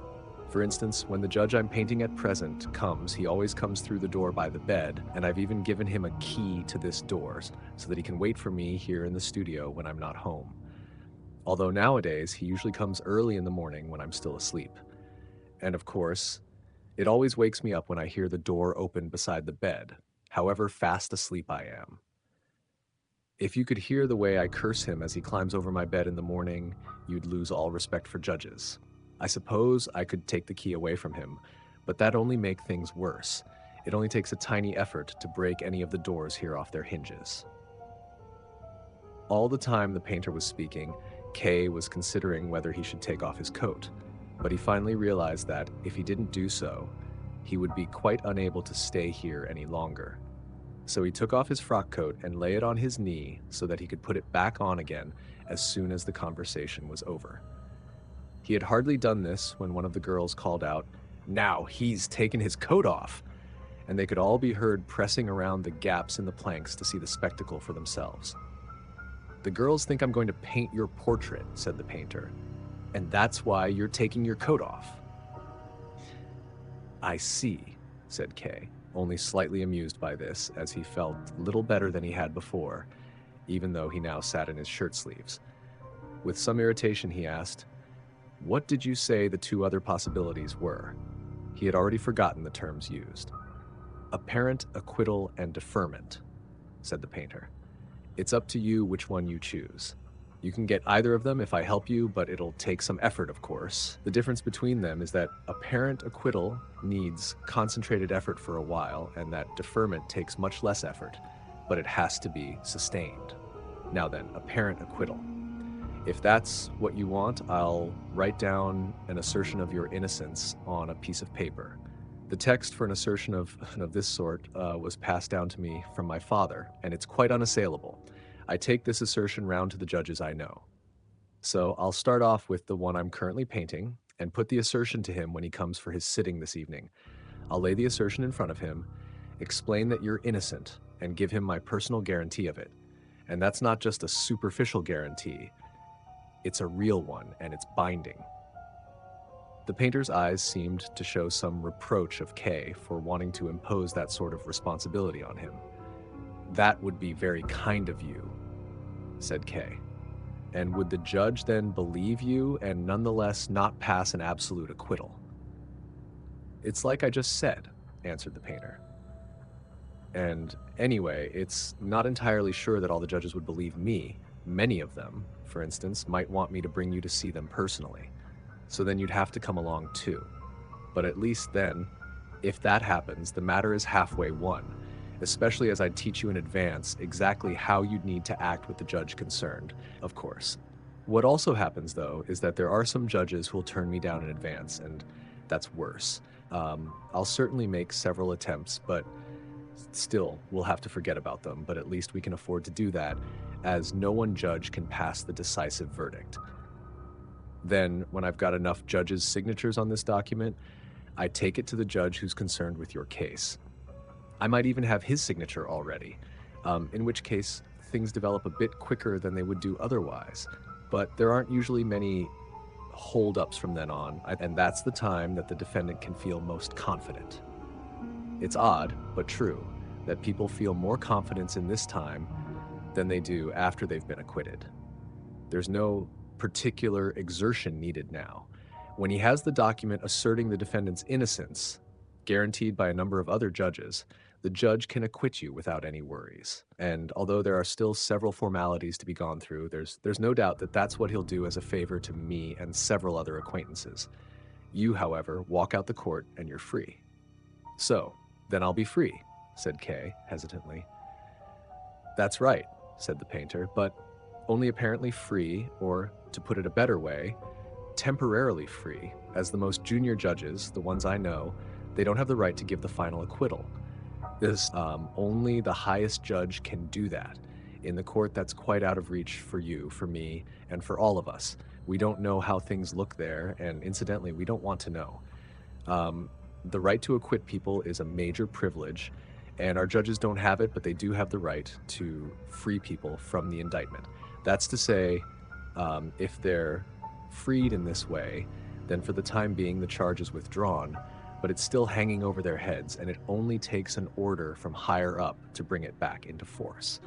And as I'm in such good contact with the court, I can also tell you how the difference between absolute and apparent acquittal is described, just in a superficial way, in the directives to the court offices. If there's an absolute acquittal, all proceedings should stop. Everything disappears from the process, not just the indictment, but the trial, and even the acquittal disappears. Everything just disappears. With an apparent acquittal, it's different. When that happens, nothing has changed except that the case for your innocence, for your acquittal, and the grounds for the acquittal have been made stronger. Apart from that, proceedings go on as before, The court offices continue their business, and the case gets passed to higher courts, gets passed back down to the lower courts, and so on, backwards and forwards, sometimes faster, sometimes slower, to and fro. It's impossible to know exactly what's happening while this is going on. Seen from outside, it can sometimes seem that everything has been long since forgotten. The documents have been lost, and the acquittal is complete. No one familiar with the court would believe it. No documents ever get lost. The court forgets nothing. One day, no one expects it, some judge or other picks up the documents and looks more closely at them. He notices that this particular case is still active and orders the defendant's immediate arrest. I've been talking here as if there's a long delay between apparent acquittal and rearrest. That is quite possible, and I do know of cases like that. But it's just as likely that the defendant goes home after he's been acquitted and finds somebody there waiting to rearrest him. Then, of course, his life as a free man is at an end. "And does the trial start over again?" asked K, finding it hard to believe. "The trial will always start over again," said the painter. "But there is, once again as before, the possibility of getting an apparent acquittal. Once again, the accused has to muster all his strength and mustn't give up." The painter said that last phrase possibly as a result of the impression that K, whose shoulders had dropped somewhat, gave on him. "But to get a second acquittal," asked K, as if in anticipation of further revelations by the painter, "is that not harder to get than the first time?" "As far as that's concerned," answered the painter, "there's nothing you can say for certain." "You mean, do you, that the second arrest would have an adverse influence on the judge and the verdict he passes on the defendant?" "That's not how it happens. When the acquittal is passed, the judges are already aware that rearrest is likely. So when it happens, it has hardly any effect. But there are countless other reasons why the judge's mood and their legal acumen in the case can be altered, and efforts to obtain the second acquittal must therefore be suited to the new conditions, and generally just as vigorous as the first." "But this second acquittal will once again not be final," said Kay, shaking his head. "Of course not," said the painter. "The second acquittal is followed by the third arrest, the third acquittal by the fourth arrest, and so on. That's what is meant by the term apparent acquittal." Kay was silent. "You clearly don't think an apparent acquittal offers much advantage," said the painter. "Perhaps deferment would suit you better. Would you like me to explain what deferment is about?" Kay nodded.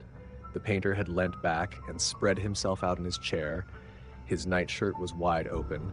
He had pushed his hand inside and was stroking his breast and his sides. "Deferment," said the painter, looking vaguely in front of himself for a while as if trying to find a perfectly appropriate explanation. "Deferment consists of keeping proceedings permanently in their earliest stages.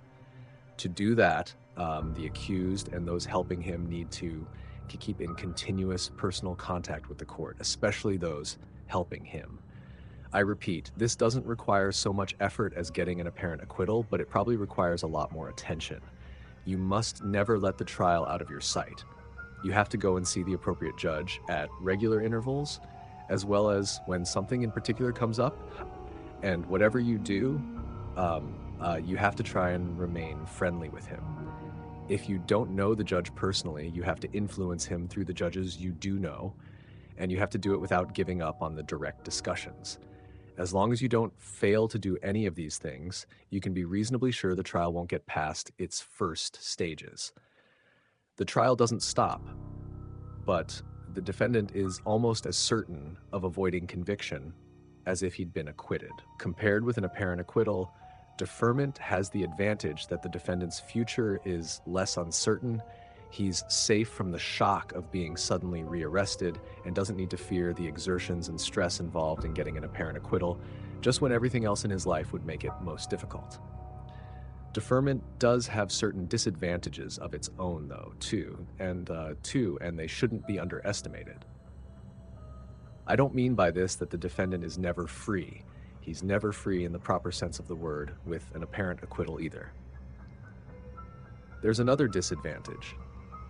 Proceedings can't be prevented from moving forward unless there are some, at least ostensible reasons given.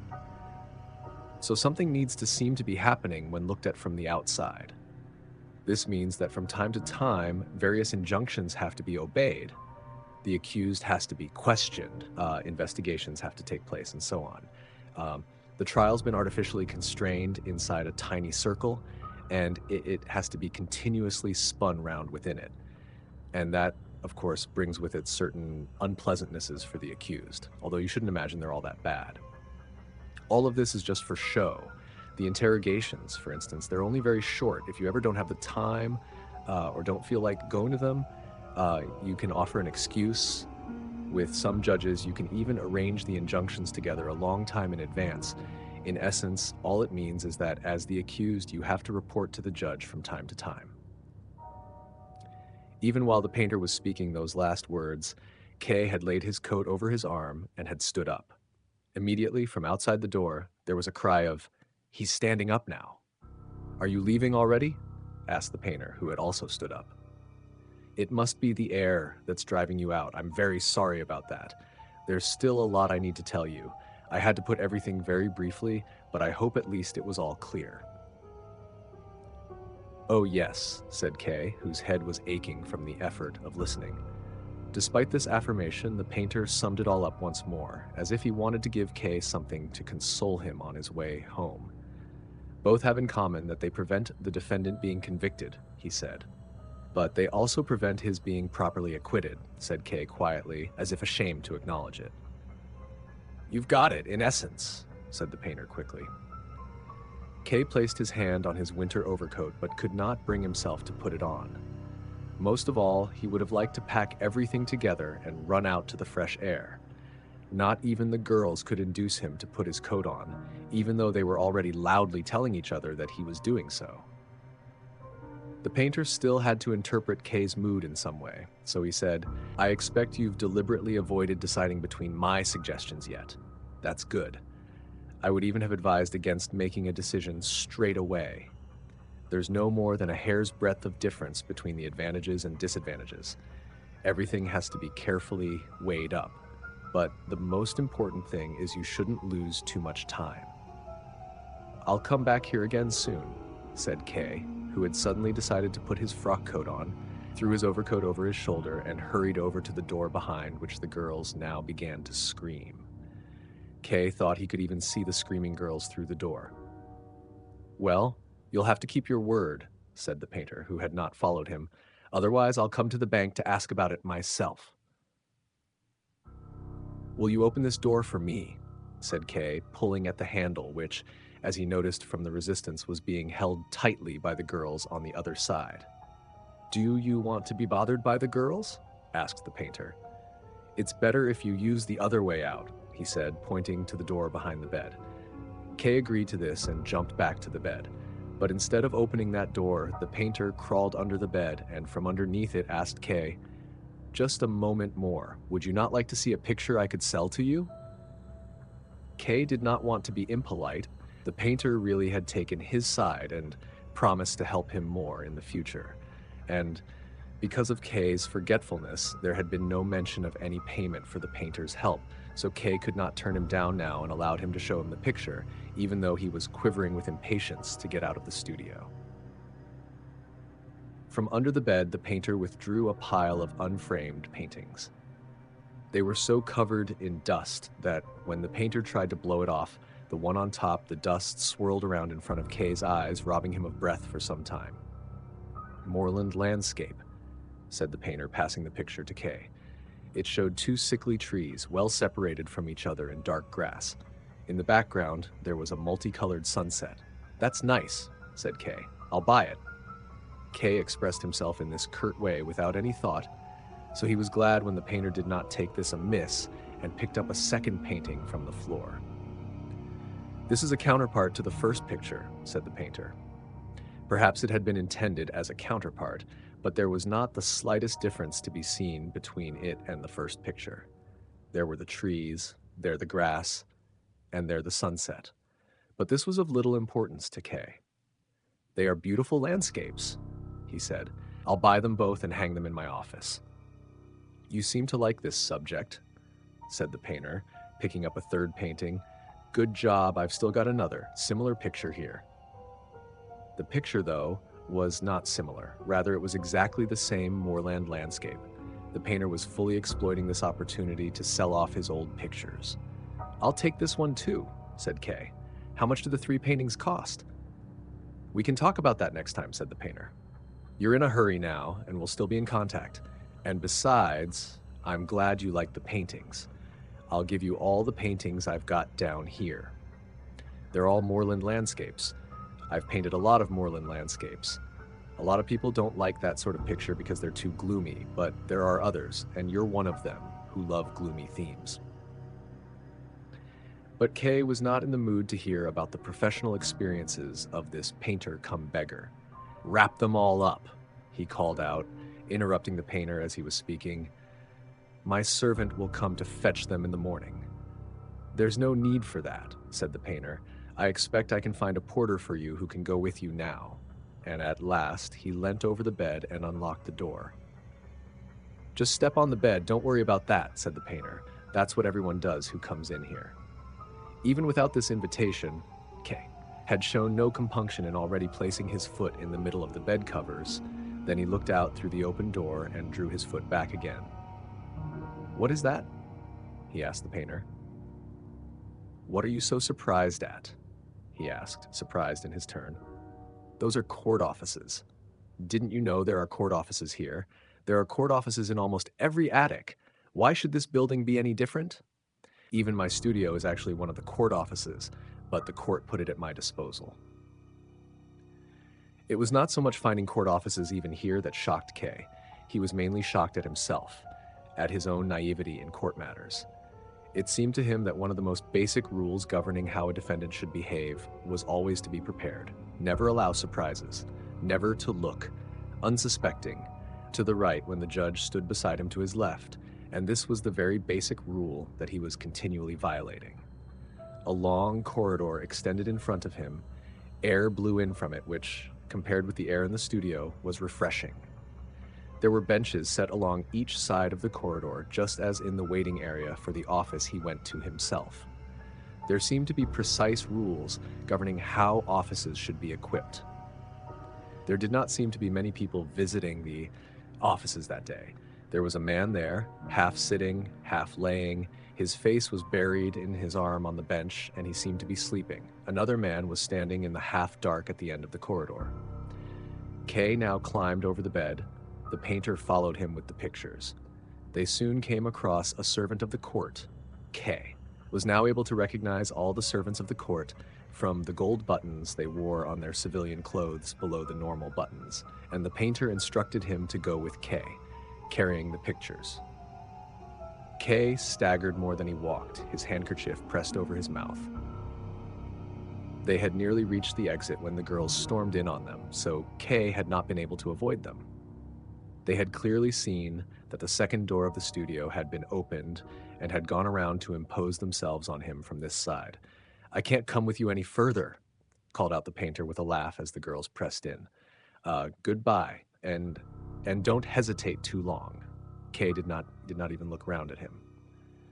Once on the street, he took the first cab he came across. He now had to get rid of the servant, whose gold button continually caught his eye, even if it caught no one else's. As a servant, the servant of the court was going to sit on the coach box, but Kay chased him down from there. It was already well into the afternoon when Kay arrived in front of the bank. He would have liked to leave the pictures in the cab, but feared there might be some occasion when he would have to let the painter see he still had them. So he had the pictures taken to his office and locked them in the lowest drawer of his desk so that he could at least keep them safe from the deputy director's view for the next few days. Chapter 8 block, The Businessman, Dismissing the Lawyer. Kay had at last made the decision to withdraw his defense from the lawyer. It was impossible to remove his doubts as to whether this was the right decision, but this was outweighed by his belief in its necessity. This decision, on the day he intended to go to see the lawyer, took a lot of the strength he needed for his work. He worked exceptionally slowly. He had to remain in his office a long time, and it was already past 10 o'clock when he finally stood in front of the lawyer's front door. Even before he rang, he considered whether it might not be better to give the lawyer notice by letter or telephone, A personal conversation would certainly be very difficult. Nonetheless, K did not actually want to do without it. If he gave notice by any other means, it would be received in silence or with a few formulated words. And unless Leni could discover anything, K would never learn how the lawyer had taken his dismissal and what its consequences might be, in the lawyer's not unimportant opinion. But sitting in front of him and taken by surprise by his dismissal, K would be able easily to infer everything he wanted from the lawyer's face and behavior, even if he could not be induced to say very much. It was not even out of the question that K might, after all, be persuaded that it would be best to leave his defense to the lawyer and withdraw his dismissal. As usual, there was at first no response to K's ring at the door. Leni could be a bit quicker, thought K, but he could at least be glad there was nobody else interfering as usually happened, be it the man in his nightshirt or anyone else who might bother him. As K pressed on the button for the second time, he looked back at the other door, but this time it too remained closed. At last, two eyes appeared at the spy hatch in the lawyer's door, although they weren't Leni's eyes. Someone unlocked the door, but kept himself pressed against it as he called back inside. "It's him!" And only then did he open the door properly. K pushed against the door as behind him he could already hear the key being hurriedly turned in the lock of the door to the other flat. When the door in front of him finally opened, he stormed straight into the hallway. Through the corridor which led between the rooms, he saw Leni, to whom the warning cry of the door opener had been directed, still running away in her nightshirt. He looked at her for a moment and then looked round at the person who had opened the door. It was a small, wizened man with a full beard. He held a candle in his hand. "Do you work here?" asked K. "No," answered the man. "I don't belong here at all. The lawyer is only representing me. I'm here on legal business." "Without your coat?" asked K, indicating the man's deficiency of dress with a gesture of his hand. "Oh, do forgive me," said the man, and he looked at himself in the light of the candle he was holding as if he had not known about his appearance until then. "Is Leni your lover?" asked K curtly. He had set his legs slightly apart. His hands in which he held his hat were behind his back. Merely by being in possession of a thick overcoat, he felt his advantage over this thin little man. "Oh, God," he said, and shocked, raised one hand in front of his face as if in defense. No, what can you be thinking?" "You look honest enough," said K with a smile, "but come along anyway." K indicated with his hat which way the man was to go and let him go ahead of him. "What is your name, then?" asked K on the way. "Block, I'm a businessman," said the small man, twisting himself round as he thus introduced himself, although K did not allow him to stop moving. "Is that your real name?" asked K. "Of course it is," was the man's reply. "Why do you doubt it?" "I thought you might have some reason to keep your name secret," said K. He felt himself as much at liberty as is normally only felt in foreign parts when speaking with people of lower standing, keeping everything about himself to himself, speaking only casually about the interests of the other, able to raise him to a level above one's own, but also able at will to let him drop again. K stopped at the door of the lawyer's office, opened it, and, to the businessman who had obediently gone ahead, called, "Not so fast! Bring some light here!" K thought Leni might have hidden in here. He let the businessman search in every corner, but the room was empty. In front of the picture of the judge, K took hold of the businessman's braces to stop him moving on. "Do you know him?" he asked, pointing upwards with his finger. The businessman lifted the candle, blinked as he looked up, and said, "It's a judge." "An important judge?" asked K, and stood to the side and in front of the businessman so that he could observe what impression the picture had on him. The businessman was looking up in admiration. "He's an important judge." "You don't have much insight," said K. He is the lowest of the lowest examining judges." "I remember now," said the businessman as he lowered the candle. "That's what I've already been told." "Well, of course you have," called out K. "I'd forgotten about it. Of course you would already have been told." "But why? Why?" asked the businessman as he moved forwards towards the door, propelled by the hands of K. Outside in the corridor, K said, "You know where Leni's hidden, do you?" "Hidden?" said the businessman. "No, but she might be in the kitchen cooking soup for the lawyer." "Why didn't you say that immediately?" asked Kay. I was going to take you there, but you called me back again, answered the businessman, as if confused by the contradictory commands. You think you're very clever, don't you? Said Kay. Now take me there. Kay had never been in the kitchen. It was surprisingly big and very well equipped. The stove alone was 3 times bigger than normal stoves, but it was not possible to see any detail beyond this, as the kitchen was at the time illuminated by no more than a small lamp hanging by the entrance. At the stove stood Leni, in a white apron as always, breaking eggs into a pot standing on a spirit lamp. Good evening, Josef, she said with a glance sideways. Good evening, said Kay, pointing with one hand to a chair in a corner which the businessman was to sit on, and he did indeed sit down on it. Kay, however, went very close behind Leni's back, leant over her shoulder and asked, Who is this man? Leni put one hand around Kay as she stirred the soup with the other. She drew him forward toward herself and said, He's a pitiful character, a poor businessman by the name of Block. Just look at him.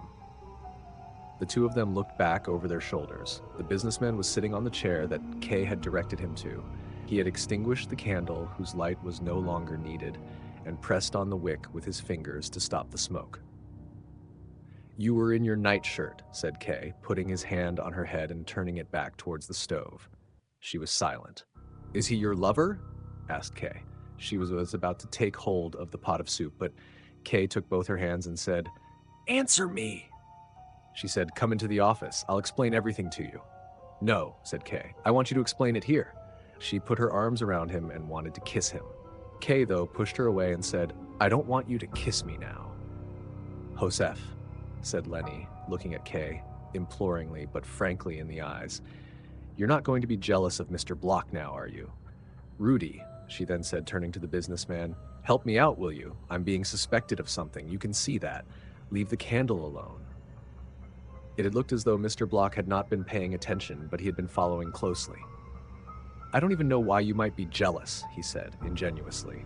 Nor do I, actually, said Kay, looking at the businessman with a smile. Leni laughed out loud, and while Kay was not paying attention, took the opportunity of embracing him and whispering, Leave him alone now. You can see what sort of person he is. I've been helping him a little bit because he's an important client of the lawyer's, and no other reason. And what about you? Do you want to speak to the lawyer at this time of day? He's very unwell today, but if you want, I'll tell him you're here. But you can certainly spend the night with me. It's so long since you were last here. Even the lawyer has been asking about you. Don't neglect your case, and I've got some things to tell you that I've learned about. But now, before anything else, take your coat off. She helped him off with his coat, took the hat off his head, ran with the things into the hallway to hang them up.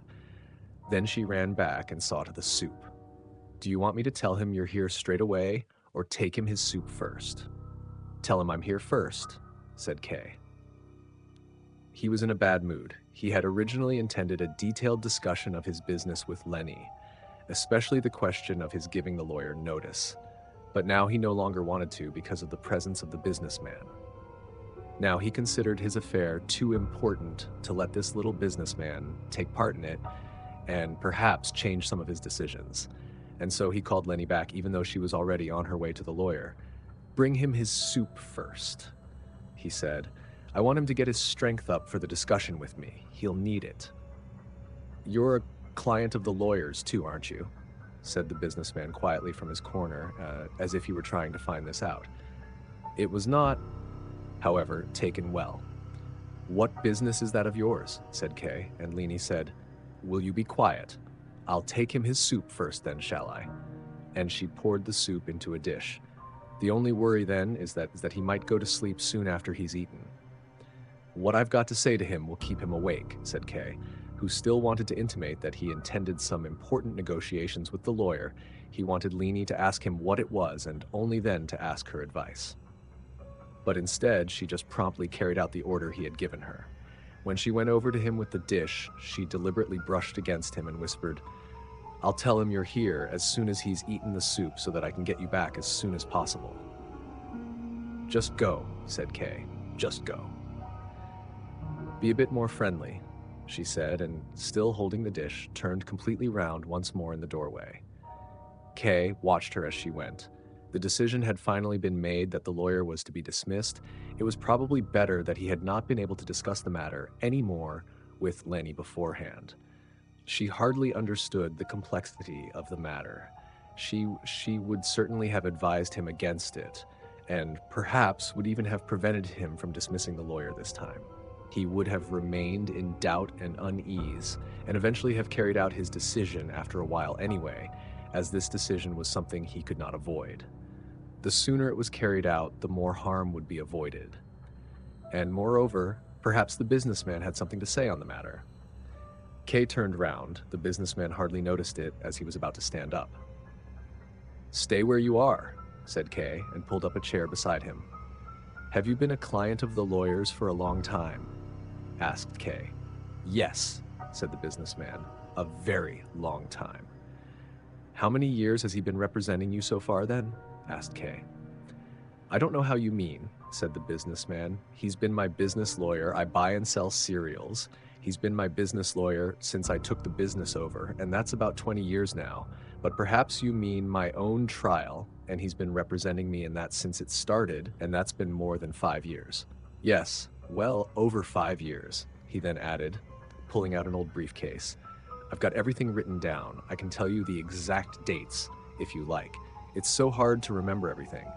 Probably my trial's been going on much longer than that. It started soon after the death of my wife, and that's been more than 5.5 years now." Kay moved in closer to him. "So the lawyer takes on ordinary legal business, does he?" he asked. This combination of criminal and commercial business seemed surprisingly reassuring for Kay. "Oh yes," said the businessman, and then he whispered, "They even say he's more efficient in jurisprudence than he is in other matters." But then he seemed to regret saying this, and he laid a hand on Kay's shoulder and said, "Please don't betray me to him, will you?" Kay patted his thigh to reassure him and said, "No, I don't betray people." "He can be so vindictive, you see," said the businessman. "I'm sure he won't do anything against such a faithful client as you," said Kay. "Oh, he might do," said the businessman. "When he gets cross, it doesn't matter who it is, and anyway, I'm not really faithful to him." "How's that then?" asked Kay. "I'm not sure I should tell you about it," said the businessman hesitantly. "I think it'll be all right," said Kay. "Well then," said the businessman, "I'll tell you about some of it, but you'll have to tell me a secret too, then we can support each other with the lawyer." "You are very careful," said Kay, "but I'll tell you a secret that will set your mind completely at ease. Now tell me, in what way have you been unfaithful to the lawyer?" "I've," said the businessman hesitantly, and in a tone as if he were confessing something dishonorable, "I've taken on other lawyers besides him." "That's not so serious," said Kay, a little disappointed. "It is, here," said the businessman, who had had some difficulty breathing since making his confession, but who now, after hearing Kay's comment, began to feel more trust for him. "That's not allowed. And it's allowed least of all to take on petty lawyers when you've already got a proper one. And that's just what I have done. Besides him, I've got 5 petty lawyers." "5," exclaimed Kay, astonished at this number. "5 lawyers besides this one?" The businessman nodded. "I'm even negotiating with a 6th one." "But why do you need so many lawyers?" asked Kay. "I need all of them," said the businessman. "Would you mind explaining that to me?" asked Kay. "I'd be glad to," said the businessman. "Most of all, I don't want to lose my case. Well, that's obvious. So that means I mustn't neglect anything that might be of use to me. Even if there's very little hope of a particular thing being of any use, I can't just throw it away. So everything I have I've put to use in my case. I've taken all the money out of my business, for example. The offices for my business used to occupy nearly a whole floor, but now all I need is a little room at the back, where I work with one apprentice. It wasn't just using up the money that caused the difficulty, of course. It was much more to do with me not working at the business as much as I used to. If you want to do something about your trial, you don't have much time for anything else." "So you're also working at the court yourself?" asked Kay. "That's just what I want to learn more about."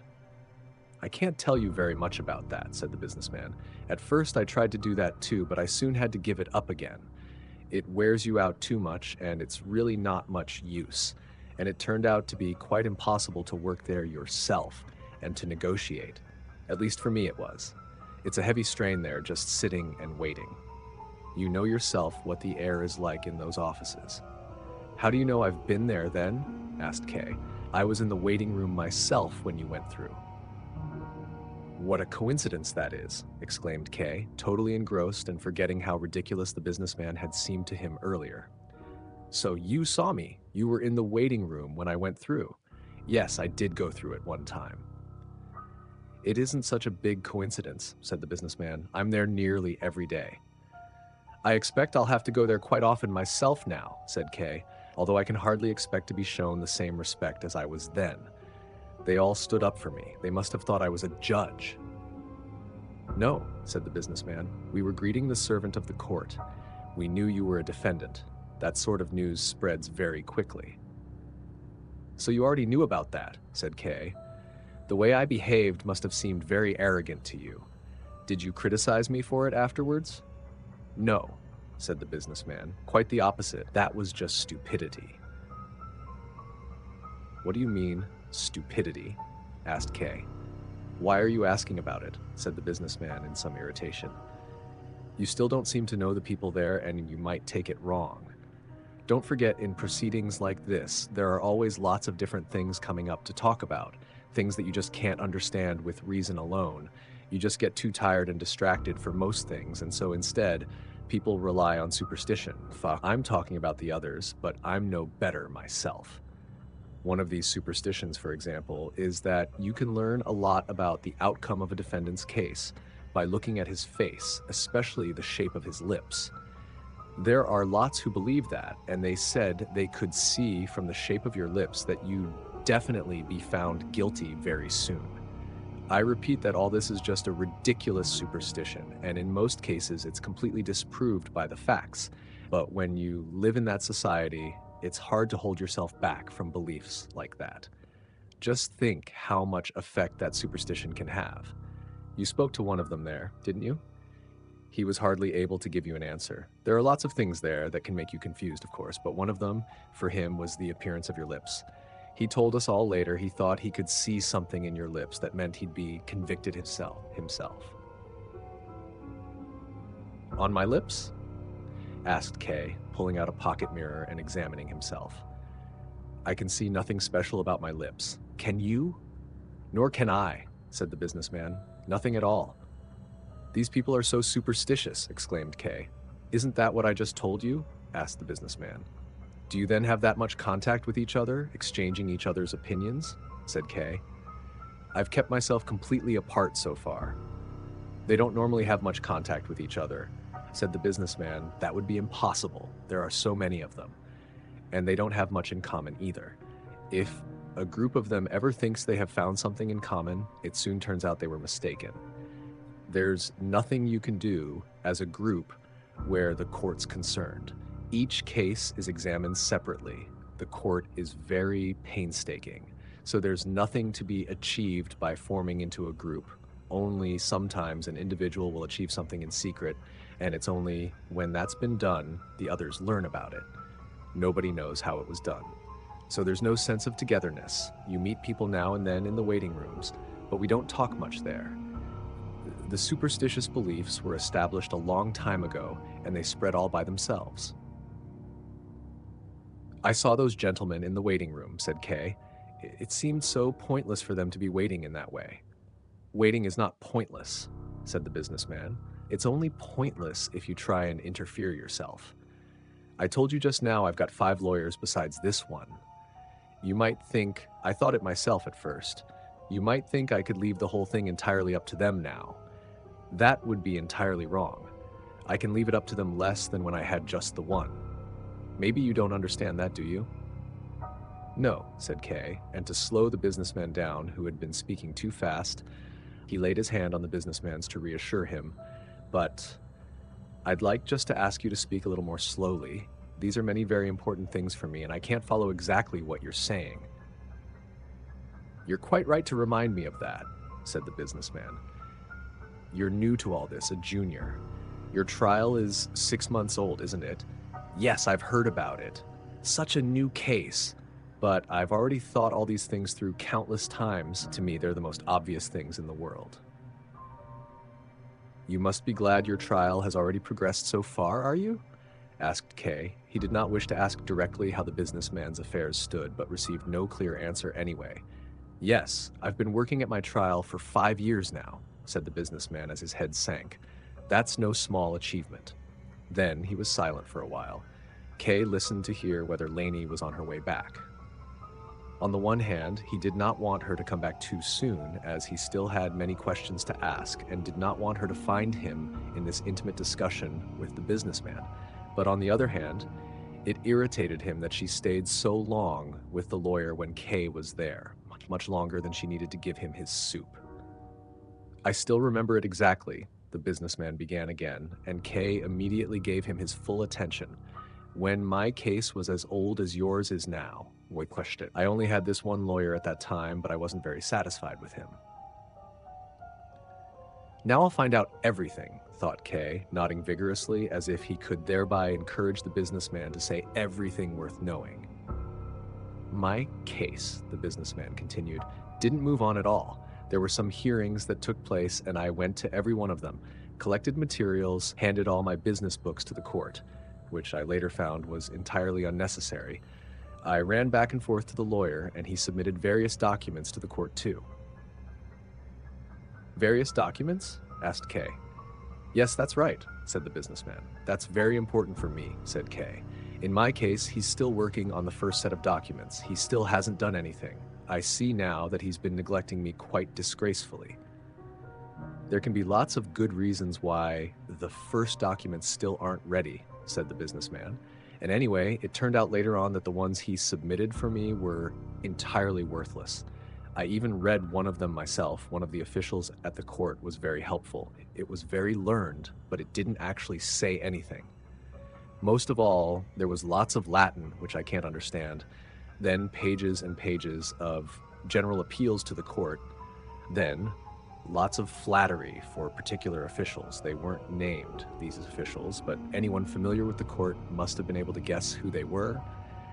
Then there was self-praise by the lawyer where he humiliated himself to the court in a way that was downright dog-like.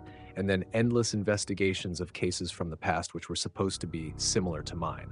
Although as far as I was able to follow them, these investigations had been carried out very carefully.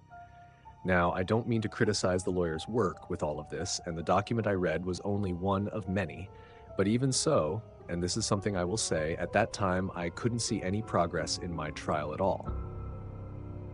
And what sort of progress had you been hoping for? Asked Kay.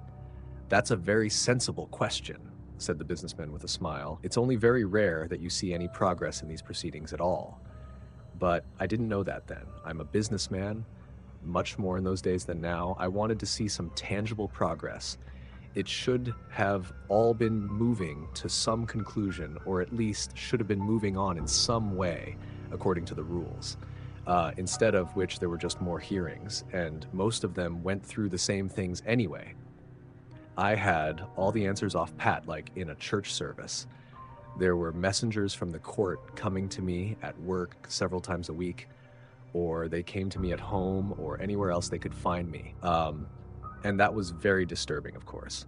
But at least now things are better in that respect. It's much less disturbing when they contact you by telephone. And rumors about my trial even started to spread among some of the people I do business with, and especially my relations. So I was being made to suffer in many different ways, but there was still not the slightest sign that even the first hearing would take place soon. So I went to the lawyer and complained about it.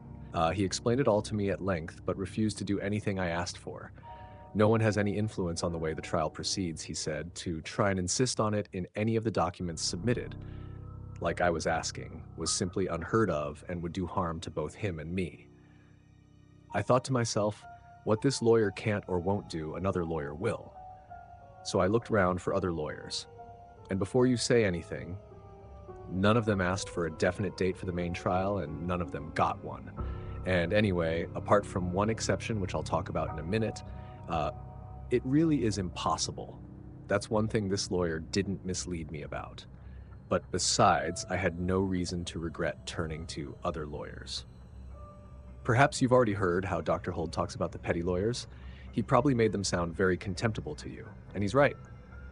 They are contemptible. But when he talks about them and compares them with himself and his colleagues, there's a small error running through what he says, and just for your interest, I'll tell you about it. When he talks about the lawyers he mixes with, he sets them apart by calling them the great lawyers. That's wrong. Anyone can call himself great, if he wants to, of course, but in this case, only the usage of the court can make that distinction. You see, the court says that besides the petty lawyers, there are also minor lawyers and great lawyers. This one and his colleagues are only minor lawyers, and the difference in rank between them and the great lawyers who I've only ever heard about and never seen is incomparably greater than between the minor lawyers and the despised petty lawyers. The great lawyers, asked Kay. Who are they then? How do you contact them? You've never heard about them then, said the businessman. There's hardly anyone who's been accused who doesn't spend a lot of time dreaming about the great lawyers once he's heard about them. It's best if you don't let yourself beam in that way. I don't know who the great lawyers are, and there's probably no way of contacting them. I don't know of any case I can talk about with certainty where they've taken any part. They do defend a lot of people, but you can't get hold of them by your own efforts. They only defend those who they want to defend. And I don't suppose they ever take on cases that haven't already got past the lower courts. Anyway, it's best not to think about them, as if you do, it makes the discussions with the other lawyers, all their advice and all they do manage to achieve, seem so unpleasant and useless. I had that experience myself, just wanted to throw everything away and lay at home in bed and hear nothing more about it. But that, of course, would be the stupidest thing you could do, and you wouldn't be left in peace in bed for very long either. So you weren't thinking about the great lawyers at that time? Asked Kay. Not for very long, said the businessman and smiled again. You can't forget about them entirely, I'm afraid, especially in the night when these thoughts come so easily. But I wanted immediate results in those days, so I went to the petty lawyers. Well, look at you two, sat huddled together, called Leni as she came back with the dish and stood in the doorway. They were indeed sat close together. If either of them turned his head even slightly, it would have knocked against the others. The businessman was not only very small, but also sat hunched down, so that Kay was also forced to bend down low if he wanted to hear everything. Not quite yet, called out Kay, to turn Leni away, his hand, still resting on the businessman's hand, twitching with impatience. He wanted me to tell him about my trial, said the businessman to Leni. Carry on then, carry on, she said. She spoke to the businessman with affection, but at the same time with condescension. Kay did not like that. He had begun to learn that the man was of some value after all. He had experience at least, and he was willing to share it. Leni was probably wrong about him. He watched her in irritation as Leni now took the candle from the businessman's hand, which he had been holding on to all this time, wiped his hand with her apron, and then knelt beside him to scratch off some wax that had dripped from the candle onto his trousers. You were about to tell me about the petty lawyers, said Kay, shoving Leni's hand away with no further comment. What's wrong with you today? Asked Leni, tapped him gently, and carried on with what she had been doing. Yes, the petty lawyers, said the businessman, putting his hand to his brow as if thinking hard. Kay wanted to help him and said, You wanted immediate results and so went to the petty lawyers. Yes, that's right, said the businessman, but did not continue with what he'd been saying.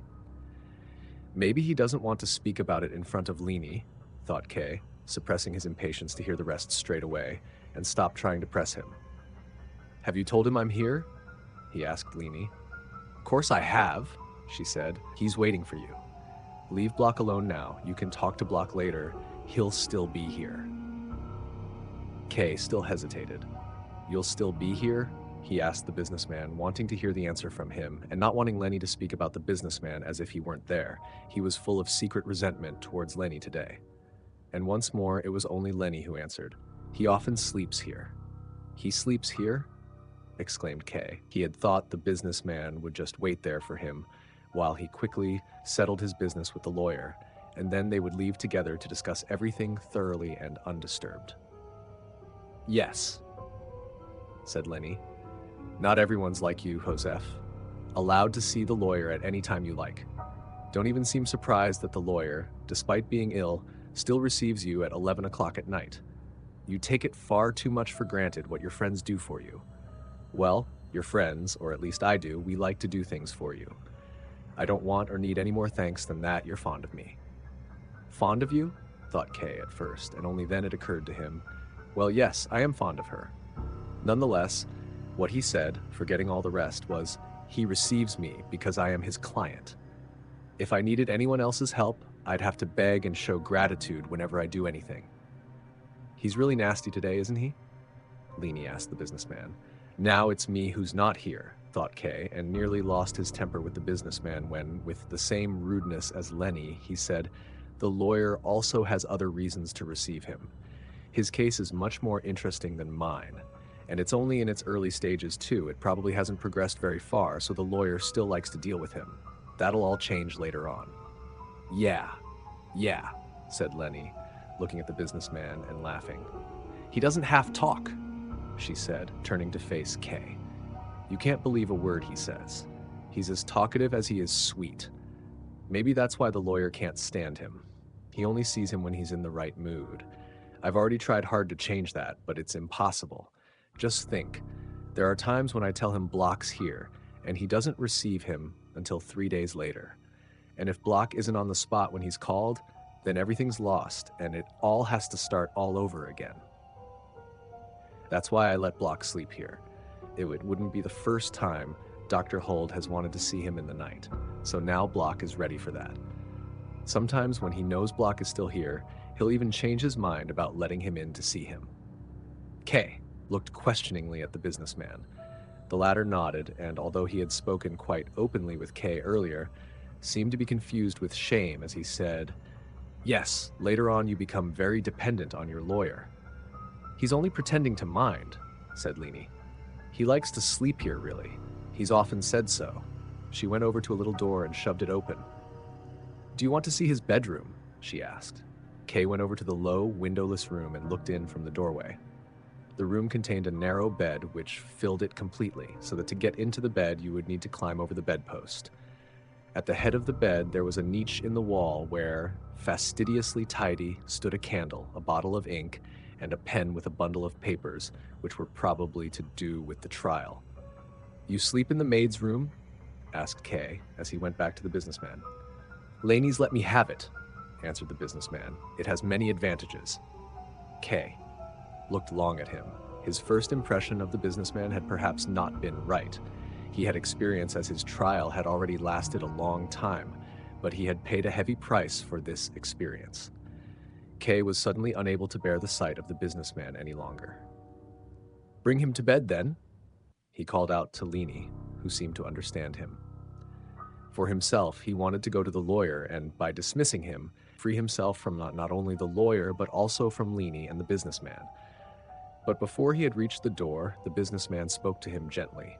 "Excuse me, sir," he said, and Kay looked round crossly. "You've forgotten your promise," said the businessman, stretching his hand out to Kay, imploringly from where he sat. "You were going to tell me a secret." "That is true," said Kay as he glanced at Leni, who was watching him carefully, to check on her. "So listen, it's hardly a secret now anyway. I'm going to see the lawyer now to sack him." "He's sacking him!" yelled the businessman, and he jumped up from his chair and ran around the kitchen with his arms in the air. He kept on shouting, "He's sacking his lawyer!" Leni tried to rush at Kay, but the businessman got in her way so that she shoved him away with her fists.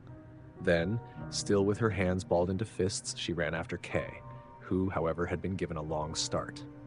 He was already inside the lawyer's room by the time Leni caught up with him. He had almost closed the door behind himself, but Leni held the door open with her foot, grabbed his arm, and tried to pull him back. But he put such pressure on her wrist that with a sigh, she was forced to release him.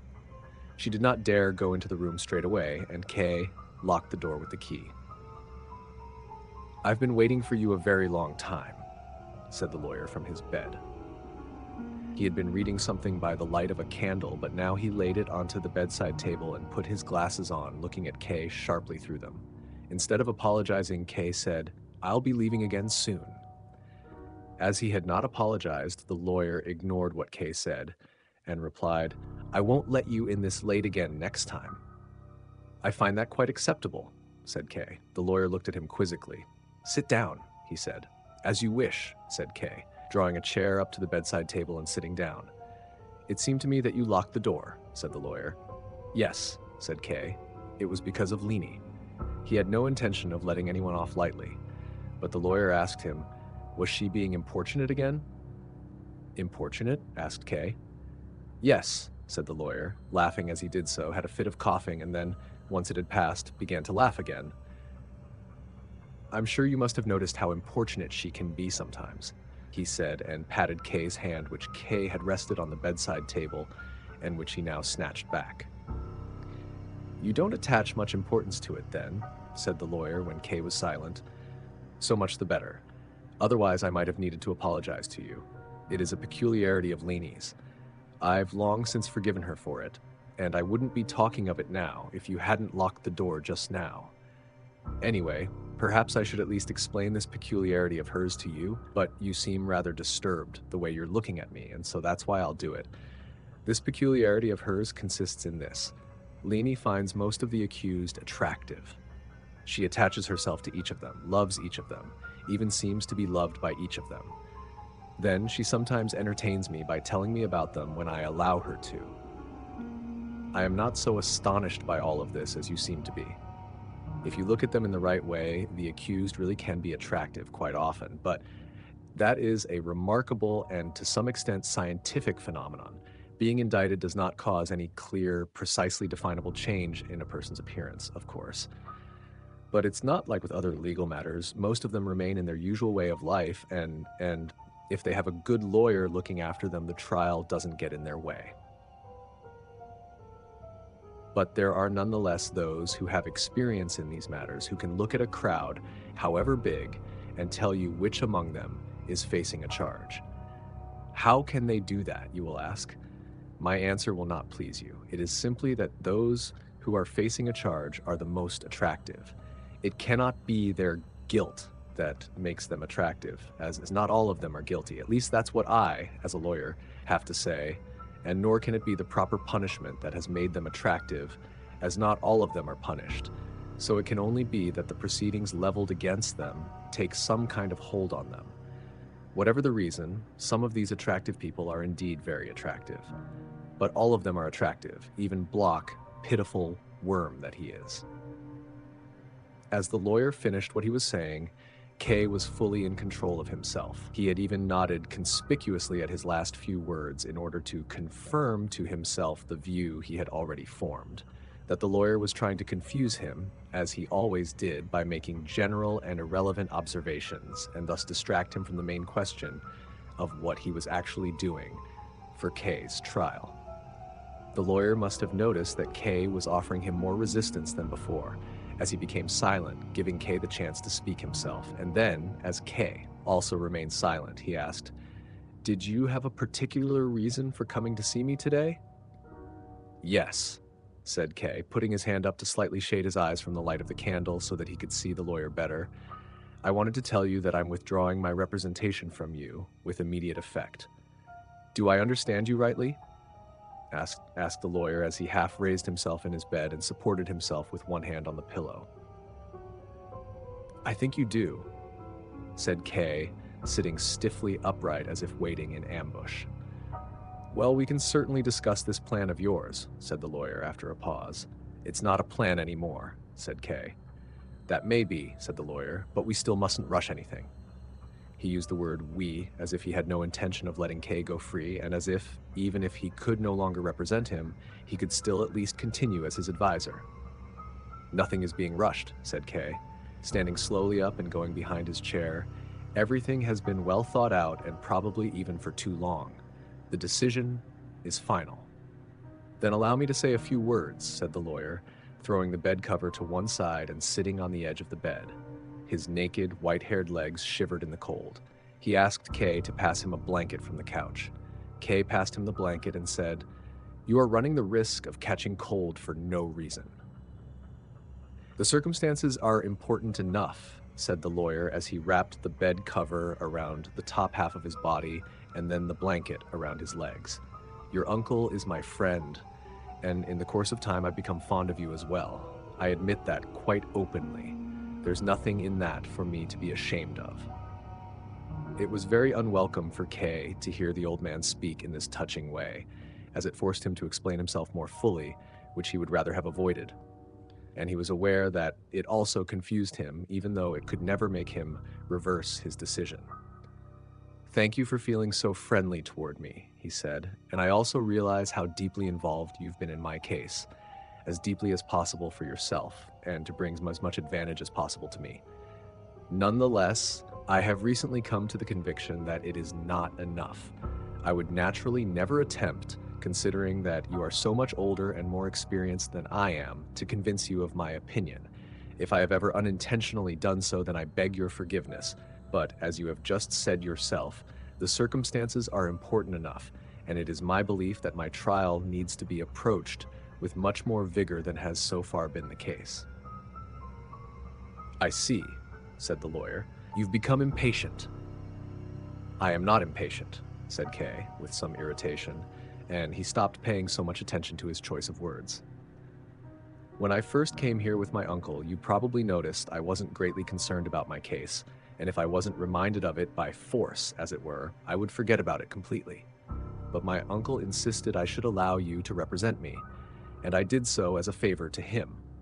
I could have expected the case to be less of a burden than it had been, as the point of taking on a lawyer is that he should take on some of its weight.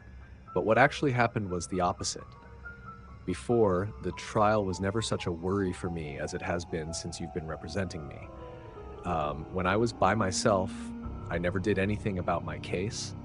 I was hardly aware of it. But then once there was someone representing me, everything was set for something to happen. I was always, without cease, waiting for you to do something, getting more and more tense, but you did nothing. I did get some information about the court from you that I probably could not have got anywhere else, but that can't be enough when the trial, supposedly in secret, is getting closer and closer to me." Kay had pushed the chair away and stood erect, his hands in the pockets of his frock coat. "After a certain point in the proceedings," said the lawyer quietly and calmly, "nothing new of any importance ever happens. So many litigants at the same stage in their trials have stood before me just like you are now and spoken in the same way." "Then these other litigants," said Kay, "have all been right, just as I am. That does not show that I'm not." "I wasn't trying to show that you were mistaken," said the lawyer, "but I wanted to add that I expected better judgment from you than from the others, especially as I've given you more insight into the workings of the court and my own activities than I normally do. And now I'm forced to accept that, despite everything, you have too little trust in me. You don't make it easy for me." How the lawyer was humiliating himself to Kay. He was showing no regard for the dignity of his position, which on this point must have been at its most sensitive. And why did he do that? He did seem to be very busy as a lawyer as well, a rich man. Neither the loss of income nor the loss of a client could have been of much importance to him in themselves. He was moreover unwell and should have been thinking of passing work on to others. And despite all that, he held on tightly to Kay. Why? Was it something personal for his uncle's sake? Or did he really see Kay's case as one that was exceptional and hoped to be able to distinguish himself with it, either for Kay's sake or, and this possibility could never be excluded, for his friends at the court? It was not possible to learn anything by looking at him, even though Kay was scrutinizing him quite brazenly.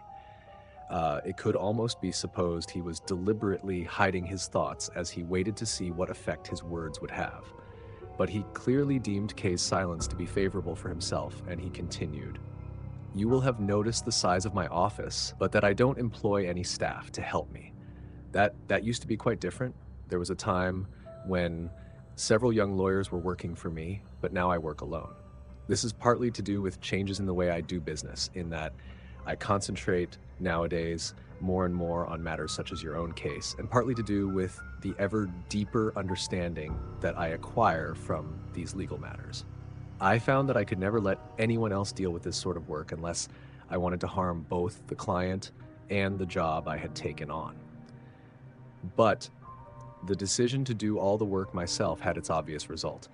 I was forced to turn almost everyone away who asked me to represent them, and could only accept those I was especially interested in. Well, there are enough creatures who leap at every crumb I throw down, and they're not so very far away. Most importantly, I became ill from overwork. But despite that, I don't regret my decision. Quite possibly, I should have turned more cases away than I did, but it did turn out to be entirely necessary for me to devote myself fully to the cases I did take on, and the successful results showed that it was worth it. I once read a description of the difference between representing someone in ordinary legal matters and in legal matters of this sort, and the writer expressed it very well.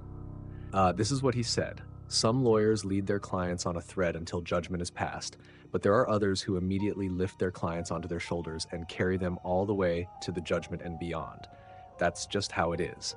But it was quite true when I said I never regret all this work. But if, as in your case, they are so fully misunderstood, well, then I come very close to regretting it.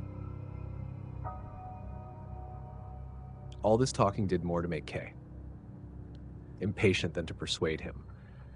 From the way the lawyer was speaking, Kay thought he could hear what he could expect if he gave in.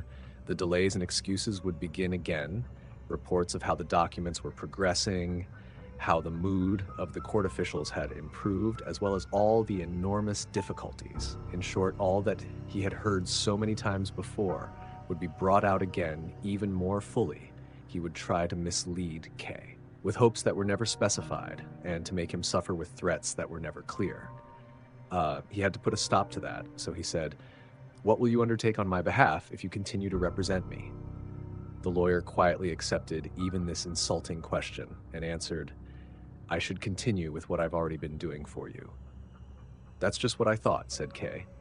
"And now you don't need to say another word. I will make one more attempt." "One," said the lawyer, as if whatever had been making Kay so annoyed was affecting him too. "You see, I have the impression that you have not only misjudged the legal assistance I have given you, but also that that misjudgment has led you to behave in this way. You seem, although you are the accused, to have been treated too well, or, to put it a better way, handled with neglect, with apparent neglect. Even that has its reason. It is often better to be in chains than to be free. But I would like to show you how other defendants are treated. Perhaps you will succeed in learning something from it. What I will do is I will call Block in, unlock the door, and sit down here beside the bedside table." "Be glad to," said Kay, and did as the lawyer suggested. He was always ready to learn something new. But to make sure of himself for any event, he added, "But you do realize that you are no longer to be my lawyer, don't you?" "Yes," said the lawyer, "but you can still change your mind today if you want to." He lay back down in the bed, pulled the quilt up to his chin, and turned to face the wall. Then he rang. Leni appeared almost the moment he had done so. She looked hurriedly at Kay and the lawyer to try and find out what had happened. She seemed to be reassured by the sight of Kay sitting calmly at the lawyer's bed. She smiled and nodded to Kay. Kay looked blankly back at her. "Fetch Block," said the lawyer. But instead of going to fetch him, Leni just went to the door and called out, "Block, to the lawyer." Then, probably because the lawyer had turned his face to the wall and was paying no attention, she slipped in behind Kay's chair. From then on, she bothered him by leaning forward over the back of the chair, or, albeit very tenderly and carefully, she would run her hands through his hair and over his cheeks. Kay eventually tried to stop her by taking hold of one hand, and after some resistance, Leni let him keep hold of it. Block came as soon as he was called, but he remained standing in the doorway and seemed to be wondering whether he should enter or not. He raised his eyebrows and lowered his head as if listening to find out whether the order to attend the lawyer would be repeated. Kay could have encouraged him to enter, but he had decided to make a final break, not only with the lawyer, but with everything in his home, so he kept himself motionless. Leni was also silent. Block noticed that at least no one was chasing him away, and on tiptoe he entered the room. His face was tense, his hands were clenched behind his back. He left the door open in case he needed to go back again. Kay did not even glance at him. He looked instead only at the thick quilt under which the lawyer could not be seen, as he had squeezed up very close to the wall. Then his voice was heard. "Block here?" he asked. Block had already crept some way into the room, but this question seemed to give him first a shove in the breast, and then another in the back. He seemed about to fall, but remained standing, deeply bowed, and said, "At your service, sir." "What do you want?" asked the lawyer. "You've come at a bad time." "Wasn't I summoned?" asked Block, more to himself than the lawyer. He held his hands in front of himself as protection and would have been ready to run away any moment. "You were summoned," said the lawyer, "but you have still come at a bad time." Then, after a pause, he added, "You always come at a bad time." When the lawyer started speaking, Block had stopped looking at the bed, but stared rather into one of the corners, just listening, as if the light from the speaker were brighter than Block could bear to look at. But it was also difficult for him to listen, as the lawyer was speaking into the wall and speaking quickly and quietly. "Would you like me to go away again, sir?" asked Block. "Well, you're here now," said the lawyer. "Stay." It was as if the lawyer had not done as Block had wanted, but instead threatened him with a stick, as now Block really began to shake. "I went to see," said the lawyer, "the third judge yesterday, a friend of mine, and slowly brought the conversation round to the subject of you. Do you want to know what he said?" "Oh, yes, please," said Block. The lawyer did not answer immediately, so Block repeated his request and lowered his head as if about to kneel down. But then Kay spoke to him. "What do you think you're doing?" he shouted. Leni had wanted to stop him from calling out, and so he took hold of her other hand. It was not love that made him squeeze it and hold on to it so tightly. She sighed frequently and tried to disengage her hands from him. But Block was punished for Kay's outburst as the lawyer asked him, "Who is your lawyer?" "You are, sir," said Block. "And who besides me?" the lawyer asked. "No one besides you, sir," said Block. "And let there be no one besides me," said the lawyer.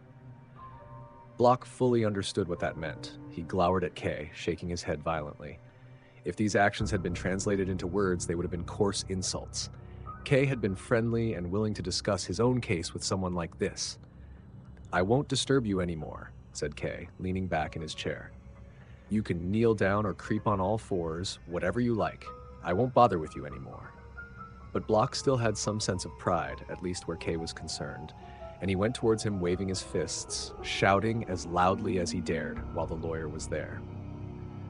"You shouldn't speak to me like that. That's not allowed. Why are you insulting me? Especially here in front of the lawyer, where both of us, you and me, were only tolerated because of his charity. You're not a better person than me. You've been accused of something too. You're facing a charge too.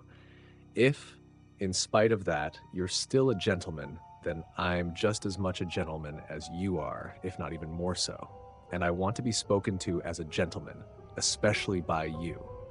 If you think being allowed to sit there and quietly listen while I creep on all fours, as you put it, makes you something better than me, then there's an old legal saying you ought to bear in mind. If you're under suspicion, it's better to be moving than still, as if you're still, you can be in the pan of the scales without knowing it and be weighed along with your sins." Kay said nothing.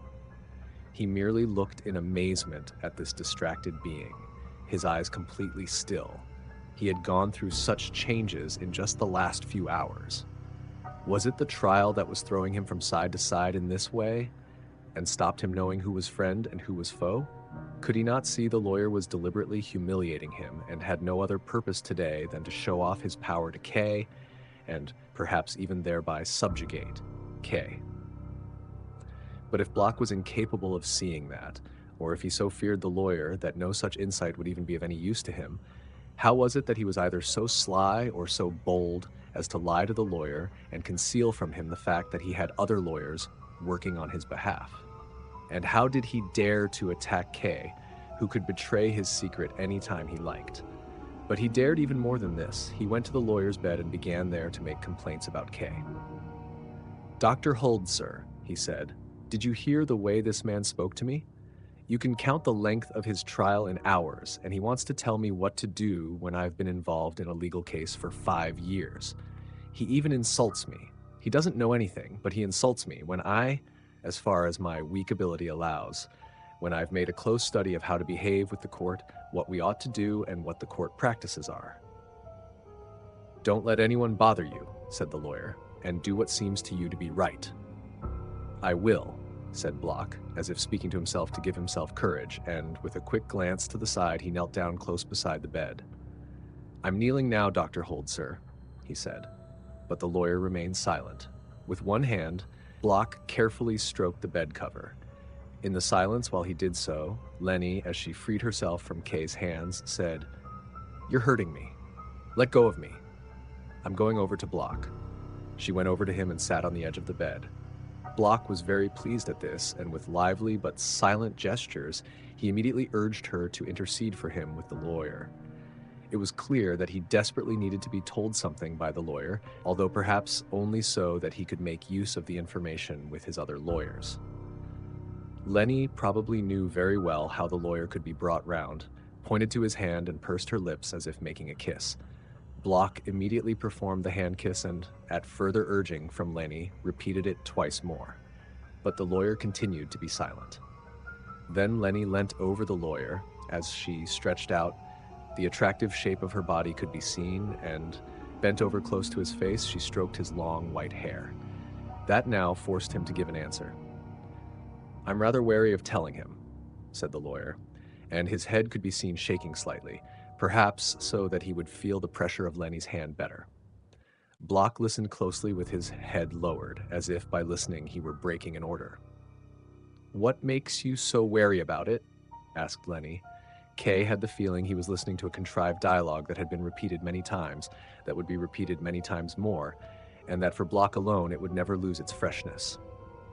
What has his behavior been like today? Asked the lawyer instead of an answer. Before Leni said anything, she looked down at Block and watched him a short while as he raised his hands towards her and rubbed them together imploringly.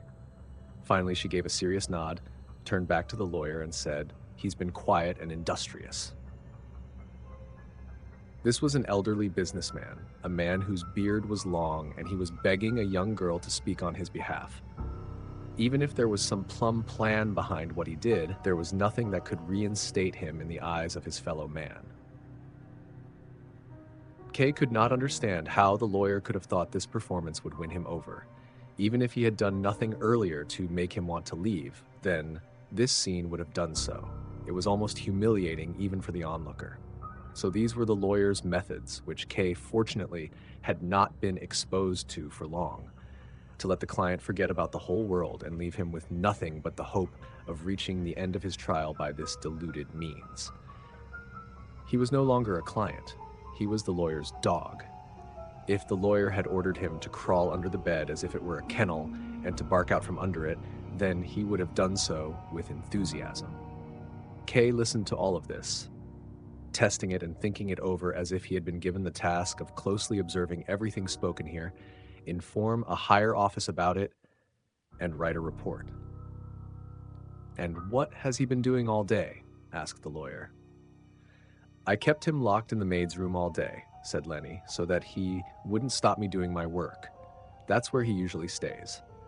From time to time, I looked in through the spy hole to see what he was doing, and each time he was kneeling on the bed and reading the papers you gave him, propped up on the windowsill.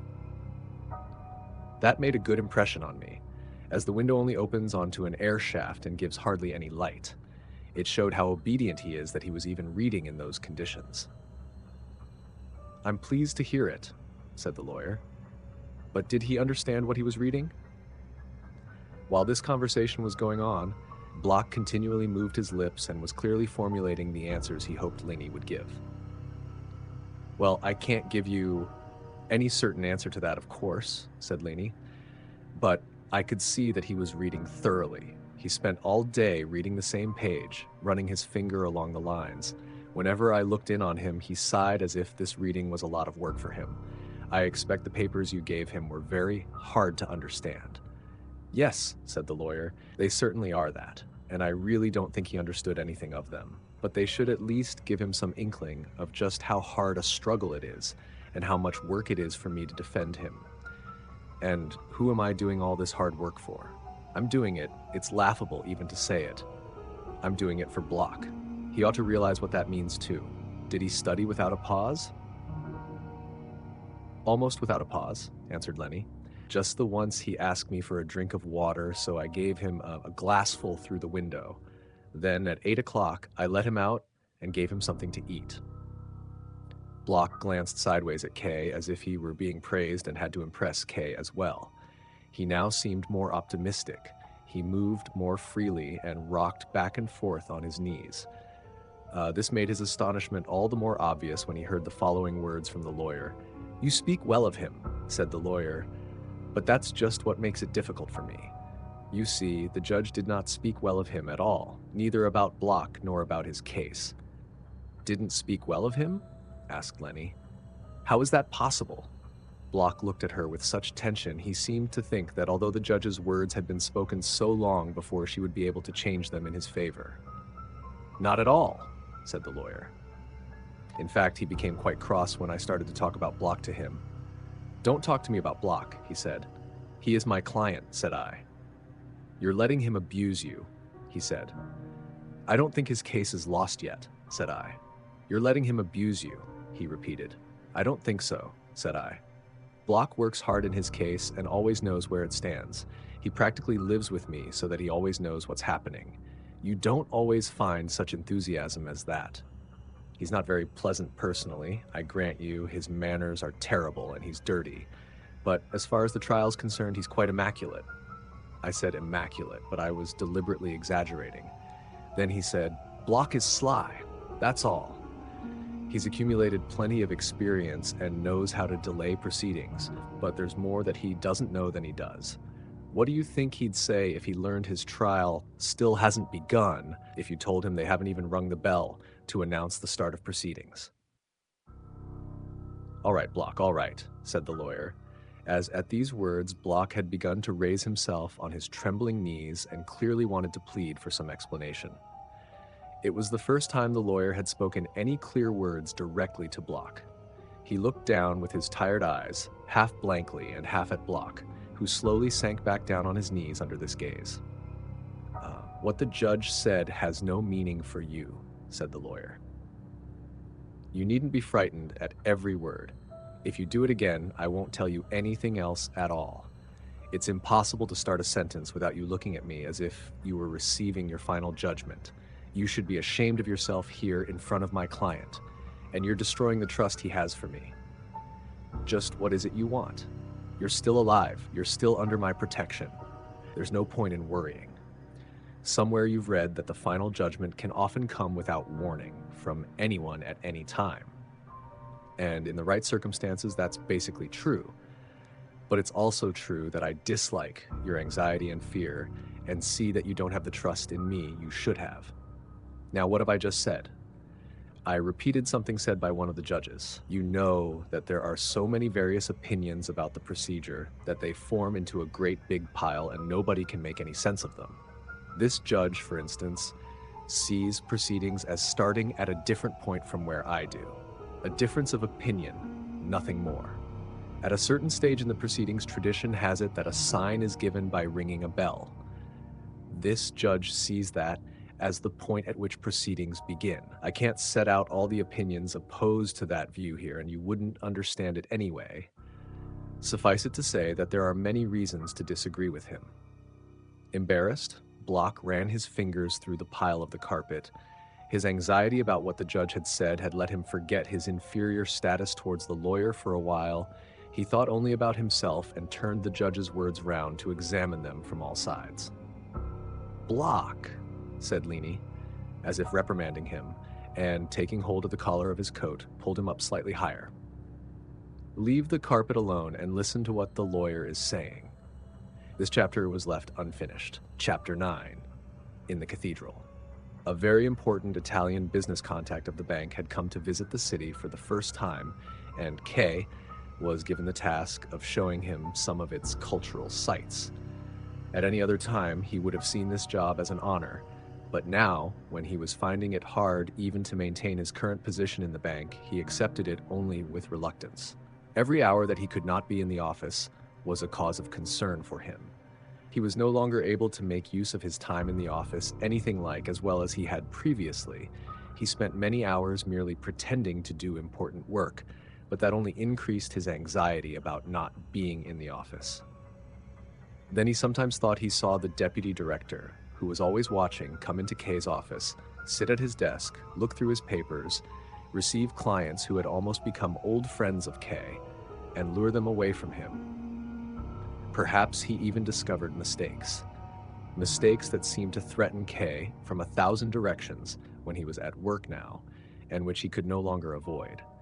So now, if he was ever asked to leave the office on business, or even needed to make a short business trip, however much an honor it seemed, and tasks of this sort happened to have increased substantially recently, there was always the suspicion that they wanted to get him out of his office for a while and check his work, or at least the idea that they thought he was dispensable.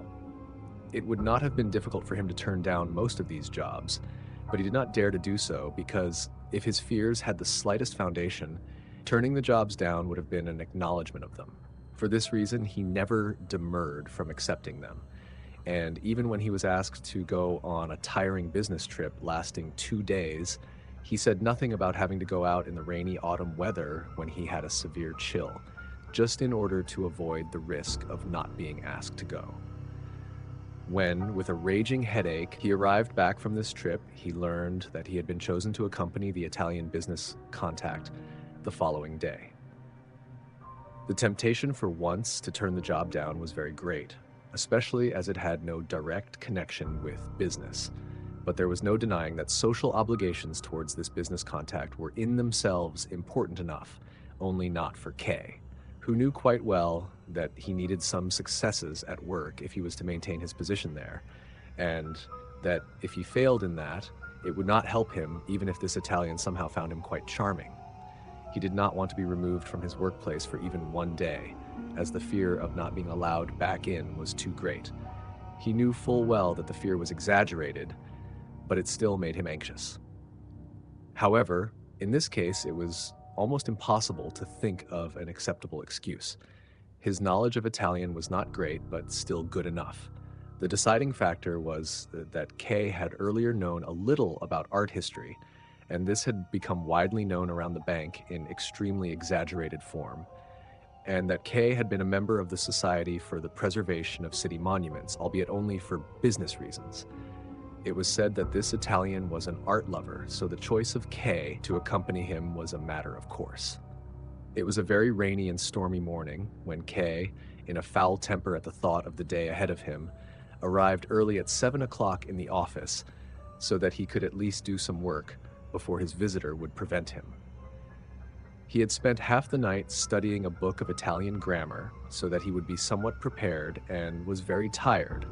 His desk was less attractive to him than the window where he had spent far too much time sitting of late, but he resisted the temptation and sat down to his work. Unfortunately, just then, the servitor came in and reported that the director had sent him to see whether the chief clerk was already in his office. If he was, then would he please be so kind as to come to his reception room, as the gentleman from Italy was already there. "I'll come straight away," said K. He put a small dictionary in his pocket, took a guide to the city's tourist sites under his arm that he had compiled for strangers, and went through the deputy director's office into that of the director. He was glad he had come into the office so early and was able to be of service immediately. Nobody could seriously have expected that of him. The deputy director's office was, of course, still as empty as the middle of the night. The servitor had probably been asked to summon him too, but without success. As Kay entered the reception room, 2 men stood up from the deep armchairs where they had been sitting. The director gave him a friendly smile. He was clearly very glad that Kay was there. He immediately introduced him to the Italian, who shook Kay's hand vigorously and joked that somebody was an early riser. Kay did not quite understand whom he had in mind. It was moreover an odd expression to use, and it took Kay a little while to guess its meaning. He replied with a few bland phrases, which the Italian received once more with a laugh, passing his hand nervously and repeatedly over his blue-gray, bushy mustache. This mustache was obviously perfumed. It was almost tempting to come close to it and sniff. When they had all sat down and begun a light preliminary conversation, Kay was disconcerted to notice that he understood no more than fragments of what the Italian said. When he spoke very calmly, he understood almost everything, but that was very infrequent. Mostly the words gushed from his mouth, and he seemed to be enjoying himself so much his head shook. When he was talking in this way, his speech was usually wrapped up in some kind of dialect which seemed to Kay to have nothing to do with Italian, but which the director not only understood but also spoke, although Kay ought to have foreseen this, as the Italian came from the south of his country, where the director had also spent several years. Whatever the cause, Kay realized that the possibility of communicating with the Italian had been largely taken from him. Even his French was difficult to understand, and his mustache concealed the movements of his lips, which might have offered some help in understanding what he said. Kay began to anticipate many difficulties. He gave up trying to understand what the Italian said. With the director there, who could understand him so easily, it would have been pointless effort, and for the time being did no more than scowl at the Italian as he relaxed, sitting deep but comfortable in the armchair, as he frequently pulled at his short, sharply tailored jacket, and at one time lifted his arms in the air and moved his hands freely to try and depict something that Kay could not grasp, even though he was leaning forward and did not let the hands out of his sight. Kay had nothing to occupy himself but mechanically watch the exchange between the two men, and his tiredness finally made itself felt. To his alarm, although fortunately in good time, he once caught himself nearly getting up, turning round and leaving. Eventually, the Italian looked at the clock and jumped up.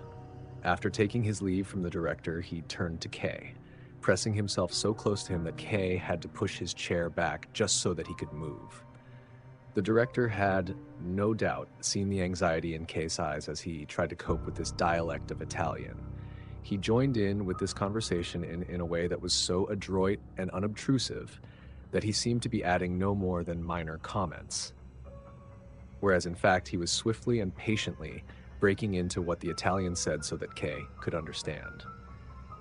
Kay learned in this way that the Italian first had a few business matters to settle, that he unfortunately had only a little time at his disposal, that he certainly did not intend to rush round to see every monument in the city, that he would much rather, at least as long as Kay would agree, it was entirely his decision, just see the cathedral and to do so thoroughly.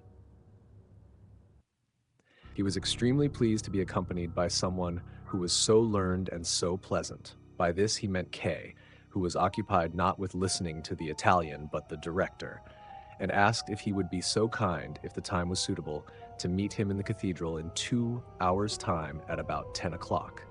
He hoped he would certainly be able to be there at that time. Kay made an appropriate reply. The Italian shook first the director's hand and then K.S., then the director's again, and went to the door, half turned to the two men who followed him, and continuing to talk without a break. Kay remained together with the director for a short while, although the director looked especially unhappy today. He thought he needed to apologize to Kay for something and told him they were standing intimately close together. He had thought at first he would accompany the Italian himself, but then he gave no more precise reason than this. Then he decided it would be better to send Kay with him. He should not be surprised if he could not understand the Italian at first. He would be able to very soon. And even if he really could not understand very much, he said it was not so bad, as really not so important for the Italian to be understood. And anyway, Kay's knowledge of Italian was surprisingly good. The director was sure he would get by very well.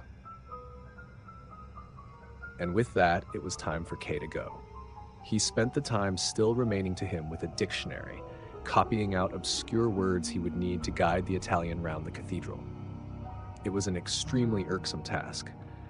Servitors brought him the mail, bank staff came with various queries, and when they saw that Kay was busy, stood by the door and did not go away until he had listened to them. The deputy director did not miss the opportunity to disturb Kay and came in frequently. took the dictionary from his hand and flicked through its pages, clearly for no purpose, when the door to the anteroom opened. Even clients would appear from the half-darkness and bow timidly to him. They wanted to attract his attention, but were not sure whether he had seen them. All this activity was circling around K with him at its center, while he compiled the list of words he would need, then looked them up in the dictionary, then wrote them out, then practiced their pronunciation and finally tried to learn them by heart. The good intentions he had had earlier, though, seemed to have left him completely. It was the Italian who had caused him all this effort, and sometimes he became so angry with him that he buried the dictionary under some papers, firmly intending to do no more preparation. But then he realized he could not walk up and down in the cathedral with the Italian without saying a word. So, in an even greater rage, he pulled the dictionary back out again. At exactly 9:30, just when he was about to leave, there was a telephone call for him. Leni wished him good morning and asked how he was. Kay thanked her hurriedly and told her it was impossible for him to talk now as he had to go to the cathedral. "To the cathedral?" asked Leni. "Yes, to the cathedral." "What do you have to go to the cathedral for?" said Leni. Kay tried to explain it to her briefly, but he had hardly begun when Leni suddenly said, "They're harassing you." One thing that Kay could not bear was pity that he had not wanted or expected. He took his leave of her with 2 words. But as he put the receiver back in its place, he said, half to himself and half to the girl on the other end of the line who could no longer hear him, "Yes, they're harassing me." By now the time was late, and there was almost a danger he would not be on time. He took a taxi to the cathedral. At the last moment he had remembered the album that he had had no opportunity to give to the Italian earlier, and so took it with him now. He held it on his knees and drummed impatiently on it during the whole journey. The rain had eased off slightly, but it was still damp, chilly, and dark. It would be difficult to see anything in the cathedral, but standing about on cold flagstones might well make Kay's chill much worse. The square in front of the cathedral was quite empty. Kay remembered how, even as a small child, he had noticed that nearly all the houses in this narrow square had the curtains at their windows closed most of the time. Although today, with the weather like this, it was more understandable. The cathedral also seemed quite empty. Of course, no one would think of going there on a day like this. Kay hurried along both the side naves, but saw no one but an old woman who, wrapped up in a warm shawl, was kneeling at a picture of the Virgin Mary and staring up at it. Then, in the distance, he saw a church official who limped away through a doorway in the wall. Kay had arrived on time. It had struck 10 just as he was entering the building, but the Italian still was not there. Kay went back to the main entrance, stood there indecisively for a while, and then walked round the cathedral in the rain, in case the Italian was waiting at another entrance. He was nowhere to be found. Could the director have misunderstood what time they had agreed on? How could anyone understand someone like that properly anyway? Whatever had happened, Kay would have to wait for him for at least half an hour. As he was tired, he wanted to sit down. He went back inside the cathedral. He found something like a small carpet on one of the steps. He moved it with his foot to a nearby pew, wrapped himself up tighter in his coat, put the collar up, and sat down. To pass the time, he opened the album and flicked through the pages a little, but soon had to give up as it became so dark that when he looked up, he could hardly make out anything in the side nave next to him. In the distance, there was a large triangle of candles flickering on the main altar. Kay was not certain whether he had seen them earlier. Perhaps they had only just been lit. Church staff creep silently as part of their job. Calm staff, you don't notice them. When Kay happened to turn round, he also saw a tall, stout candle attached to a column not far behind him. It was all very pretty, but totally inadequate to illuminate the pictures which were usually left in the darkness of the side altars, and seemed to make the darkness all the deeper. It was discourteous of the Italian not to come, but it was also sensible of him. There would have been nothing to see. They would have had to content themselves with seeking out a few pictures with Kay's electric pocket torch and looking at them one small part at a time. Kay went over to a nearby side chapel to see what they could have hoped for. He went up a few steps to a low marble railing and leant over it to look at the altar picture by the light of his torch. The eternal light hung disturbingly in front of it. The first thing that K partly saw and partly guessed at was a large knight in armor who was shown at the far edge of the painting. He was leaning on his sword that he had stuck into the naked ground in front of him, where only a few blades of grass grew here and there. He seemed to be paying close attention to something that was being played out in front of him. It was astonishing to see how he stood there without going any closer. Perhaps it was his job to stand guard. It was a long time since Kay had looked at any pictures, and he studied the night for a long time, even though he had continually to blink as he found it difficult to bear the green light of his torch. Then, when he moved the light to the other parts of the picture, he found an interment of Christ shown in the usual way. It was also a comparatively new painting. He put his torch away and went back to his place. There seemed to be no point in waiting for the Italian any longer, but outside it was certainly raining heavily, and as it was not so cold in the cathedral as Kay had expected, he decided to stay there for the time being. Close by him was the great pulpit. There were two plain golden crosses attached to its little round roof, which were lying almost flat and whose tips crossed over each other. The outside of the pulpit's balustrade was covered in green foliage, which continued down to the column supporting it. Little angels could be seen among the leaves, some of them lively and some of them still. Kay walked up to the pulpit and examined it from all sides. Its stonework had been sculpted with great care. It seemed as if the foliage had trapped a deep darkness between and behind its leaves and held it there prisoner. Kay lay his hand in one of these gaps and cautiously felt the stone. Until then, he had been totally unaware of this pulpit's existence. Then Kay happened to notice one of the church staff standing behind the next row of pews. He wore a loose, creased black cassock. He held a snuff box in his left hand, and he was watching Kay. Now, what does he want? Thought Kay. Do I seem suspicious to him? Does he want a tip? But when the man in the cassock saw that Kay had noticed him, he raised his right hand, a pinch of snuff still held between two fingers, and pointed in some vague direction. It was almost impossible to understand what this behavior meant.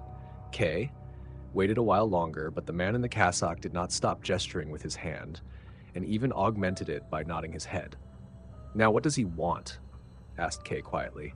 He did not dare call out loud here, but then he drew out his purse and pushed his way through the nearest pews to reach the man. He, however, immediately gestured to turn down this offer, shrugged his shoulders, and limped away. As a child, Kay had imitated riding on a horse with the same sort of movement as this limp. This old man is like a child, thought Kay. He doesn't have the sense for anything more than serving in a church. Look at the way he stops when I stop, and how he waits to see whether I'll continue. With a smile, Kay followed the old man all the way up the side nave and almost as far as the main altar. All this time, the old man continued to point at something, but Kay deliberately avoided looking round. He was only pointing in order to make it harder for Kay to follow him. Eventually, Kay did stop following. He did not want to worry the old man too much, and he also did not want to frighten him away completely, in case the Italian turned up after all. When he entered the central nave to go back to where he had left the album, he noticed a small secondary pulpit on a column almost next to the stalls by the altar where the choir sat. It was very simple, made of plain white stone, and so small that from a distance it looked like an empty niche where the statue of a saint ought to have been. It certainly would have been impossible for the priest to take a full step back from the balustrade, and although there was no decoration on it, the top of the pulpit curved in exceptionally low so that a man of average height would not be able to stand upright and would have to remain bent forward over the balustrade. In all, it looked as if it had been intended to make the priest suffer. It was impossible to understand why this pulpit would be needed, as there were also the other ones available which were large and so artistically decorated. And Kay would certainly not have noticed this little pulpit if there had not been a lamp fastened above it, which usually meant there was a sermon about to be given. So was a sermon to be given now? In this empty church? Kay looked down at the steps which, pressed close against the column, led up to the pulpit. They were so narrow they seemed to be there as decoration on the column, rather than for anyone to use. But under the pulpit, Kay grinned in astonishment. There really was a priest standing with his hand on the handrail, ready to climb the steps and looking at Kay. Then he nodded very slightly, so that Kay crossed himself and genuflected as he should have done earlier. With a little swing, the priest went up into the pulpit with short, fast steps. Was there really a sermon about to begin?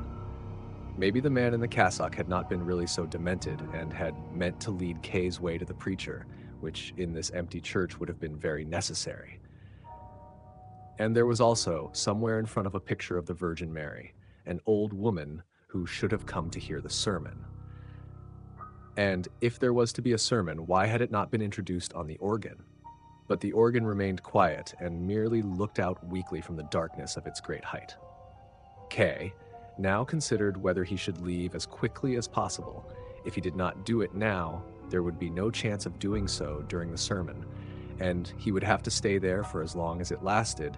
He had lost so much time when he should have been in his office. There had long been no need for him to wait for the Italian any longer. He looked at his watch. It was 11. But could there really be a sermon given? Could Kay constitute the entire congregation? How could he when he was just a stranger who wanted to look at the church? That, basically, was all he was. The idea of a sermon now, at 11 o'clock on a work day, in hideous weather, was nonsense. The priest, there was no doubt that he was a priest, a young man with a smooth, dark face, was clearly going up there just to put the lamp out after somebody had lit it by mistake. But there had been no mistake. The priest seemed rather to check that the lamp was lit and turned it a little higher. Then he slowly turned to face the front and leant down on the balustrade, gripping its angular rail with both hands. He stood there like that for a while and, without turning his head, looked around. Kay had moved back a long way and leant his elbows on the front pew. Somewhere in the church, he could not have said exactly where, he could make out the man in the cassock hunched under his bent back and at peace, as if his work were completed. In the cathedral, it was now very quiet, but Kay would have to disturb that silence. He had no intention of staying there. If it was the priest's duty to preach at a certain time, regardless of the circumstances, then he could. And he could do it without Kay's taking part, and Kay's presence would do nothing to augment the effect of it. So Kay began slowly to move, felt his way on tiptoe along the pew, arrived at the broad aisle, and went along it without being disturbed, except for the sound of his steps, however light, which rang out on the stone floor and resounded from the vaulting, quiet but continuous at a repeating, regular pace. Kay felt slightly abandoned as, probably observed by the priest, he walked by himself between the empty pews, and the size of the cathedral seemed to be just at the limit of what a man could bear. When he arrived back at where he had been sitting, he did not hesitate, but simply reached out for the album he had left there and took it with him. He had nearly left the area covered by pews and was close to the empty space between himself and the exit when, for the first time, he heard the voice of the priest. A powerful and experienced voice. It pierced through the reaches of the cathedral, ready, waiting for it. But the priest was not calling out to the congregation. His cry was quite unambiguous, and there was no escape from it. He called, "Josef K!" K stood still and looked down at the floor. In theory, he was still free. He could have carried on walking through one of 3 dark little wooden doors not far in front of him and away from there. It would simply mean he had not understood, or that he had understood but chose not to pay attention to it. But if he once turned round, he would be trapped. Then he would have acknowledged that he had understood perfectly well, that he really was the Josef K the priest had called to, and that he was willing to follow. If the priest had called out again, K would certainly have carried on out the door, but everything was silent as K also waited. He turned his head slightly as he wanted to see what the priest was doing now. He was merely standing in the pulpit as before, but it was obvious that he had seen K turn his head. If K did not now turn round completely, it would have been like a child playing hide and seek. He did so, and the priest beckoned him with his finger. As everything could now be done openly, he ran, because of curiosity and the wish to get it over with long flying leaps towards the pulpit. At the front pews he stopped, but to the priest he still seemed too far away. He reached out his hand and pointed sharply down with his finger to a place immediately in front of the pulpit. And K did as he was told. Standing in that place, he had to bend his head a long way back just to see the priest. "You are Josef K," said the priest, and raised his hand from the balustrade to make a gesture whose meaning was unclear. "Yes," said K. He considered how freely he had always given his name in the past. For some time now it had been a burden to him. Now there were people who knew his name whom he had never seen before. It had been so nice first to introduce yourself, and only then for people to know who you were.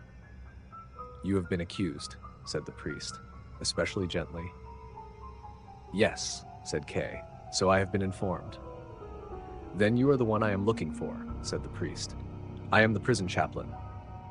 "I see," said K. "I had you summoned here," said the priest, "because I wanted to speak to you." "I knew nothing of that," said K. "I came here to show the cathedral to a gentleman from Italy." "That is beside the point," said the priest. "What are you holding in your hand? Is it a prayer book?" "No," answered K. "It's an album of the city's tourist sites." "Put it down," said the priest. K threw it away with such force that it flapped open and rolled across the floor, tearing its pages. "Do you know your case is going badly?" asked the priest. "That's how it seems to me too," said K. "I've expended a lot of effort on it, but so far with no result, although I do still have some documents to submit." "How do you imagine it will end?" asked the priest. "At first I thought it was bound to end well," said K, "but now I have my doubts about it. I don't know how it will end. Do you know?" "I don't," said the priest, "but I fear it will end badly. You are considered guilty. Your case will probably not even go beyond a minor court. Provisionally at least, your guilt is seen as proven." "But I'm not guilty," said K. "There's been a mistake. How is it even possible for someone to be guilty? We're all human beings here, one like the other." "That is true," said the priest, "but that is how the guilty speak." "Do you presume I'm guilty too?" asked K. "I make no presumptions about you," said the priest. "I thank you for that," said K. "But everyone else involved in these proceedings has something against me and presumes I'm guilty. They even influence those who aren't involved. My position gets harder all the time." "You don't understand the facts," said the priest. "The verdict does not come suddenly. Proceedings continue until a verdict is reached gradually." "I see," said K, lowering his head. "What do you intend to do about your case next?" asked the priest.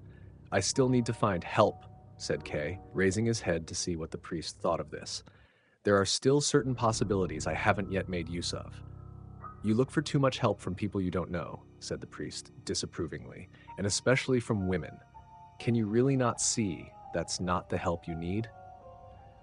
"Sometimes, in fact, quite often, I could believe you're right," said K, "but not always. Women have a lot of power. If I could persuade some of the women I know to work together with me, then I would be certain to succeed.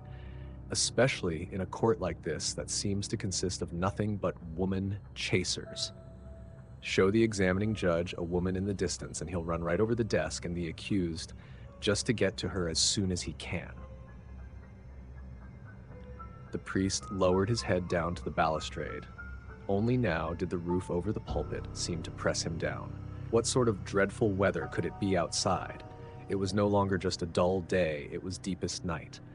None of the stained glass in the main window shed even a flicker of light on the darkness of the walls. And this was the moment when the man in the cassock chose to put out the candles on the main altar, one by one. "Are you cross with me?" asked K. "Maybe you don't know what sort of court it is you serve." He received no answer. "Well, it's just my own experience," said K. Above him, there was still silence.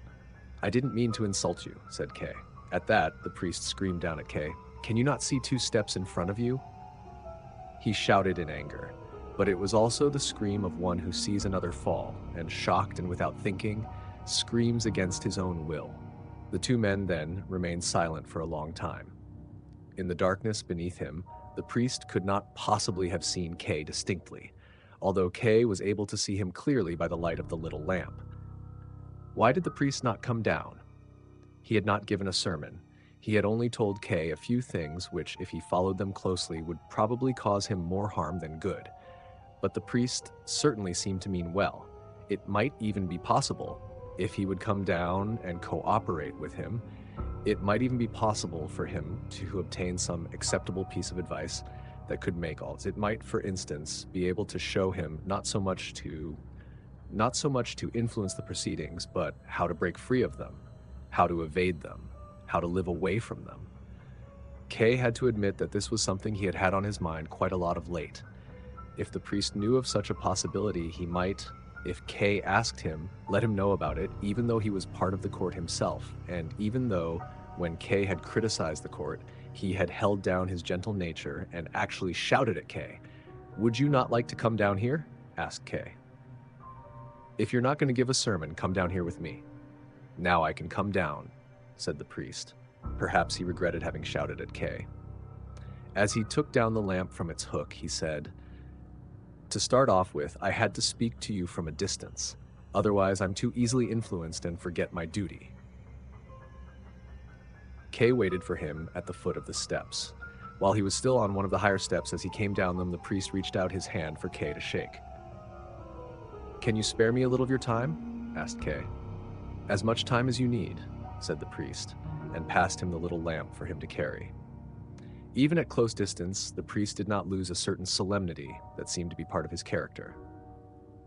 "You are very friendly towards me," said K, as they walked up and down beside each other in the darkness of one of the side naves. "That makes you an exception among all those who belong to the court. I can trust you more than any of the others I've seen. I can speak openly with you." "Don't fool yourself," said the priest. "How would I be fooling myself?" asked K.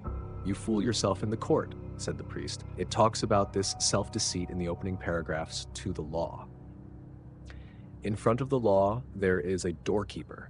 A man from the countryside comes up to the door and asks for entry, but the doorkeeper says he can't let him in to the law right now. The man thinks about this, and then he asks if he'll be able to go in later on. "That's possible," says the doorkeeper, "but not now."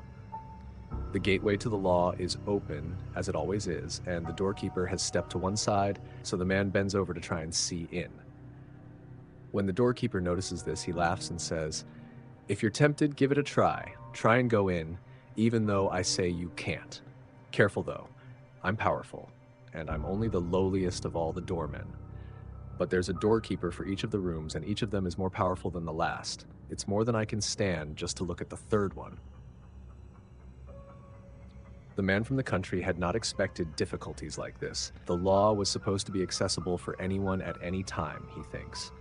But now he looks more closely at the doorkeeper in his fur coat, sees his big hooked nose, his long, thin tartar beard, and he decides it's better to wait until he has permission to enter. The doorkeeper gives him a stool and lets him sit down to one side of the gate. He sits there for days and years.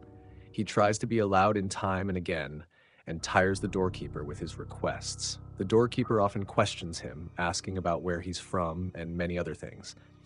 But these are disinterested questions such as great men ask, and he always ends up by telling him he still can't let him in. The man had come well equipped for his journey and uses everything, however valuable, to bribe the doorkeeper. He accepts everything, but as he does so, he says, "I'll only accept this so that you don't think there's anything you failed to do." Over many years, the man watches the doorkeeper almost without a break. He forgets about the other doormen and begins to think this one is the only thing stopping him from gaining access to the law. Over the first few years, he curses his unhappy condition out loud, but later, as he becomes old, he just grumbles to himself. He becomes senile, and as he has come to know even the fleas in the doorkeeper's fur collar over the years that he has been studying him, he even asks them to help him and change the doorkeeper's mind. Finally, his eyes grow dim, and he no longer knows whether it's really getting darker or just his eyes that are deceiving him. But he seems now to see an inextinguishable light begin to shine from the darkness behind the door. He doesn't have long to live now. Just before he dies, he brings together all his experience from all this time into one question which he has still never put to the doorkeeper. He beckons to him as he's no longer able to raise his stiff body. The doorkeeper has to bend over deeply as the difference in their sizes has has changed very much to the disadvantage of the man. "What is it you want to know now?" asks the doorkeeper. "You're insatiable." "Everyone wants access to the law," says the man. "How come? Over all these years, no one but me has asked to be let in?" The doorkeeper can see the man's come to his end. His hearing has faded, and so that he can be heard, he shouts to him, "Nobody else could have got in this way, as this entrance was meant only for you. Now I'll go and close it." "So the doorkeeper cheated the man," said Kay immediately, who had been captivated by the story. "Don't be too quick," said the priest. "Don't take somebody else's opinion without checking it. I told you the story exactly as it was written. There's nothing in there about cheating."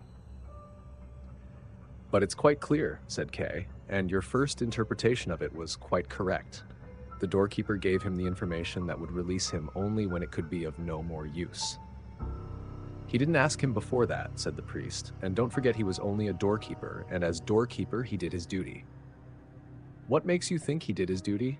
asked Kay. "He didn't. It might have been his duty to keep everyone else away. But this man is who the door was intended for, and he ought to have let him in." "You're not paying enough attention to what was written, and you're changing the story," said the priest. "According to the story, there are two important things that the doorkeeper explains about access to the law. One at the beginning, one at the end. At one place he says he can't allow him in now, and at the other he says this entrance was intended for him alone. If one of the statements contradicted the other, you would be right, and the doorkeeper would have cheated the man from the country. But there is no contradiction. On the contrary, the first statement even hints at the second. You could almost say the doorkeeper went beyond his duty in that he offered the man some prospect of being admitted in the future. Throughout the story, his duty seems to have been merely to turn the man away, and there are many commentators who are surprised that the doorkeeper offered this hint at all, as he seems to love exactitude and keep strict guard over his position. He stays at his post for many years and doesn't close the gate until the very end. He's very conscious of the importance of his service, as he says, "I'm powerful." He has respect for his superiors, as he says, "I'm only the lowliest of the doormen." He's not talkative, as through all these years, the only questions he asks are disinterested. He's not corruptible, as when he's offered a gift, he says, "I'll only accept this so that you don't think there's anything you failed to do." As far as fulfilling his duty goes, he can be neither ruffled nor begged, as it says about the man that he tires the doorkeeper with his requests.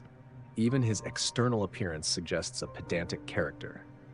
The big hooked nose and the long, thin, black tartar beard. How could any doorkeeper be more faithful to his duty?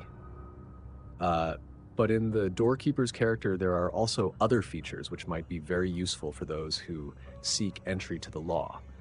And when he hinted at some possibility in the future, it always seemed to make it clear that he might even go beyond his duty. There's no denying he's a little simple-minded, and that makes him a little conceited. Even if all he said about his power and the power of the other doorkeepers and how not even he could bear the sight of them, I say even if all these assertions are right, the way he makes them shows that he's too simple and arrogant to understand properly. The commentators say about this that correct understanding of a matter and a misunderstanding of the same matter are not mutually exclusive. Whether they're right or not, you have to concede that his simplicity and arrogance, however little they show, do weaken his function of guarding the entrance. They are defects in the doorkeeper's character. You also have to consider that the doorkeeper seems to be friendly by nature. He isn't always just an official. He makes a joke right at the beginning in that he invites the man to enter at the same time as maintaining the ban on his entering, and then he doesn't send him away but gives him, as it says in the text, a stool to sit on and lets him stay by the side of the door. The patience with which he puts up with the man's requests through all these years, the little questioning sessions, accepting the gifts, his politeness when he puts up with the man cursing his fate even though it was the doorkeeper who caused that fate, all these things seem to want to arouse our sympathy. Not every doorkeeper would have behaved in the same way. And finally, he lets the man beckon him, and he bends deep down to him so that he can put his last question. There's no more than some slight impatience. The doorkeeper knows everything's come to its end, shown in the words, "You're insatiable." There are many commentators who go even further in explaining it in this way and think the words, "You're insatiable," are an expression of friendly admiration, albeit with some condescension. However, you look at it, the figure of the doorkeeper comes out differently from how you might think. "You know the story better than I do, and you've known it for longer," said Kay. They were silent for a while, and then Kay said, "So you think the man was not cheated, do you?" "Don't get me wrong," said the priest. "I'm just pointing out the different opinions about it. You shouldn't pay too much attention to people's opinions. The text cannot be altered, and the various opinions are often no more than an expression of despair over it. There's even one opinion which says it's the doorkeeper who's been cheated." "That does seem to take things too far," said Kay. "How can they argue the doorkeeper has been cheated?"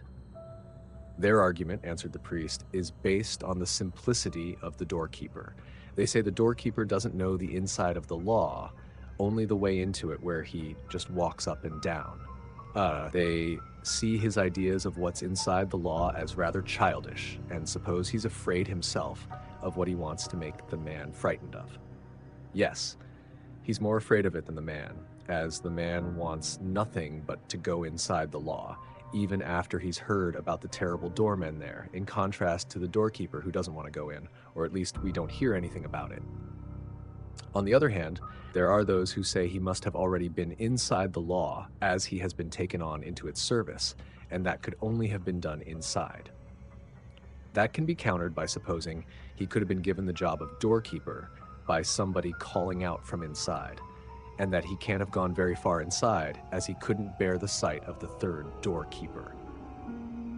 Nor, through all those years, does the story say the doorkeeper told the man anything about the inside other than his comment about the other doorkeepers. He could have been forbidden to do so, but he hasn't said anything about that either. All this seems to show he doesn't know anything about what the inside looks like or what it means, and that's why he's being deceived. But he's also being deceived by the man from the country, as he's this man's subordinate and doesn't know it. There's a lot to indicate that he treats the man as his subordinate, I expect you remember. But those who hold this view would say it's very clear that he really is his subordinate. Above all, the free man is superior to the man who has to serve another. Now, the man really is free. He can go wherever he wants. The only thing forbidden to him is entry into the law, and what's more, there's only one man forbidding him to do so, the doorkeeper. If he takes the stool and sits down beside the door and stays there all his life, he does this of his own free will. There's nothing in the story to say he was forced to do it. On the other hand, the doorkeeper is kept to his post by his employment. He's not allowed to go away from it, and it seems he's not allowed to go inside either, not even if he wanted to. Also, although he's in the service of the law, he's only there for this one entrance. Therefore, he's there only in the service of this one man who the door is intended for. This is another way in which he's his subordinate. We can take it that he's been performing this somewhat empty service for many years through the whole of a man's life. As it says that a man will come, that means someone old enough to be a man. That means the doorkeeper will have to wait a long time before his function is fulfilled. He will have to wait for as long as the man liked, who came to the door of his own free will. Even the end of the doorkeeper's service is determined by when the man's life ends. When the man's life ends. So the doorkeeper remains his subordinate right to the end. And it's pointed out repeatedly that the doorkeeper seems to know nothing of any of this, although this is not seen as anything remarkable, as those who hold this view see the doorkeeper as deluded in a way that's far worse, a way that's to do with his service. At the end, speaking about the entrance, he says, "Now I'll go and close it." Although at the beginning of the story it says, "The door to the law is open, as it always is." But if it's always open, always, that means it's open independently of the lifespan of the man it's intended for, and not even the doorkeeper will be able to close it. There are various opinions about this. Some say the doorkeeper was only answering a question or showing his devotion to duty, or just when the man was in his last moments, the doorkeeper wanted to cause him regret and sorrow. There are many who agree that he wouldn't be able to close the door. They even believe, at the end at least, the doorkeeper is aware deep down that he's the man's subordinate, as the man sees the light that shines out of the entry to the law, whereas the doorkeeper would probably have his back to it and says nothing at all to show there's been any change. "That is well substantiated," said Kay, who had been repeating some parts of the priest's explanation to himself in a whisper. "It is well substantiated, and now I too think the doorkeeper must have been deceived. Although that does not mean I've abandoned what I thought earlier, as the two versions are, to some extent, not incompatible. It's not clear whether the doorkeeper sees clearly or is deceived. I said the man had been cheated. If the doorkeeper understands clearly, then there could be some doubt about it, but if the doorkeeper has been deceived, then the man is bound to believe the same thing. That would mean the doorkeeper is not a cheat, but so simple-minded that he ought to be dismissed from his job immediately. If the doorkeeper is mistaken, it will do him no harm, but the man will be harmed immensely." "There you found another opinion," said the priest, "as there are many who say the story doesn't give anyone the right to judge the doorkeeper. However he might seem to us, he is still in the service of the law, so he belongs to the law, so he's beyond what man has a right to judge. In this case, we can't believe the doorkeeper is the man's subordinate. Even if he has to stay at the entrance into the law, his service makes him incomparably more than if he lived freely in the world. The man has come to the law for the first time, and the doorkeeper is already there. He's been given his position by the law. To doubt his worth would be to doubt the law." "I can't say I'm in complete agreement with this view," said Kay, shaking his head. "As if you accept it, you'll have to accept that everything said by the doorkeeper is true. But you've already explained very fully that that's not possible." "No," said the priest. "You don't need to accept everything as true, you only have to accept it as necessary." "Depressing view," said Kay, "the lie made into the rule of the world." Kay said that as if it were his final word, but it was not his conclusion.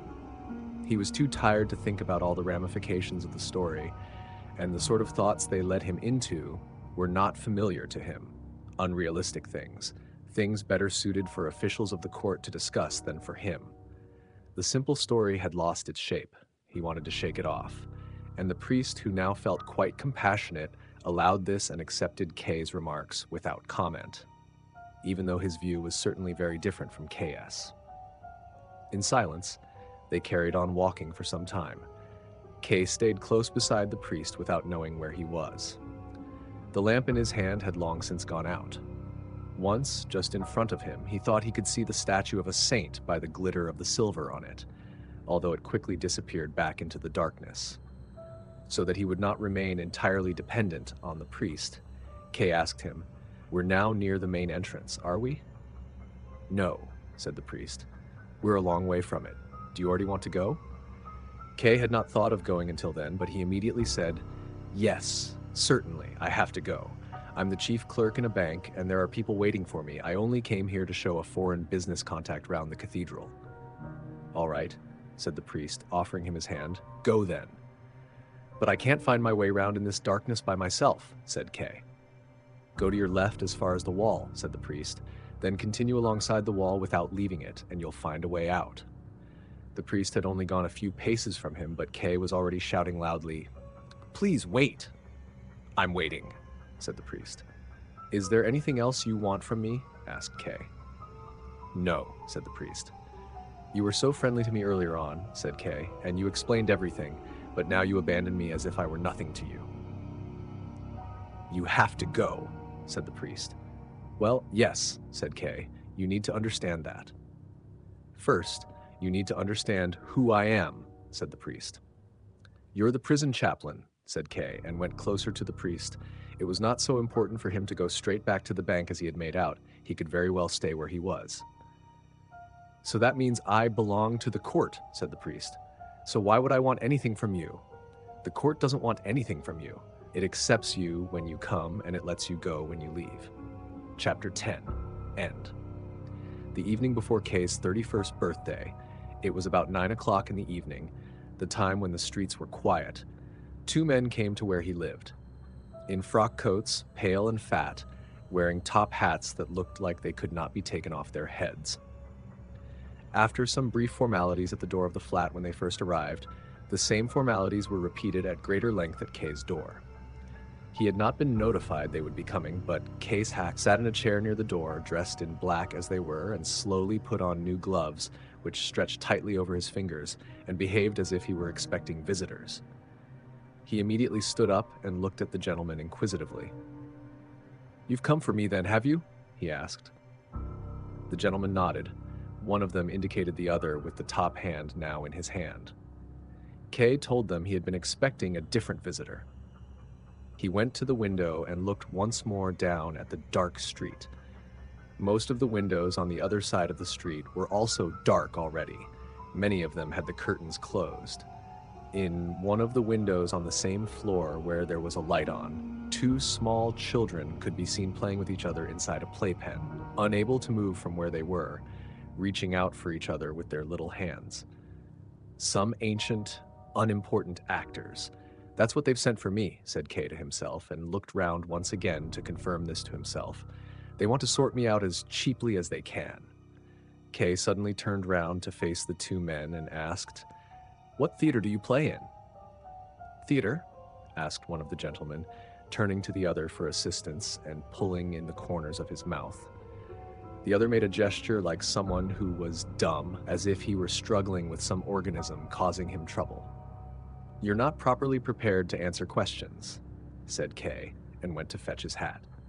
As soon as they were on the stairs, the gentleman wanted to take Kay's arms, but Kay said, "Wait till we're in the street. I'm not ill." But they waited only until the front door before they took his arms in a way that Kay had never experienced before.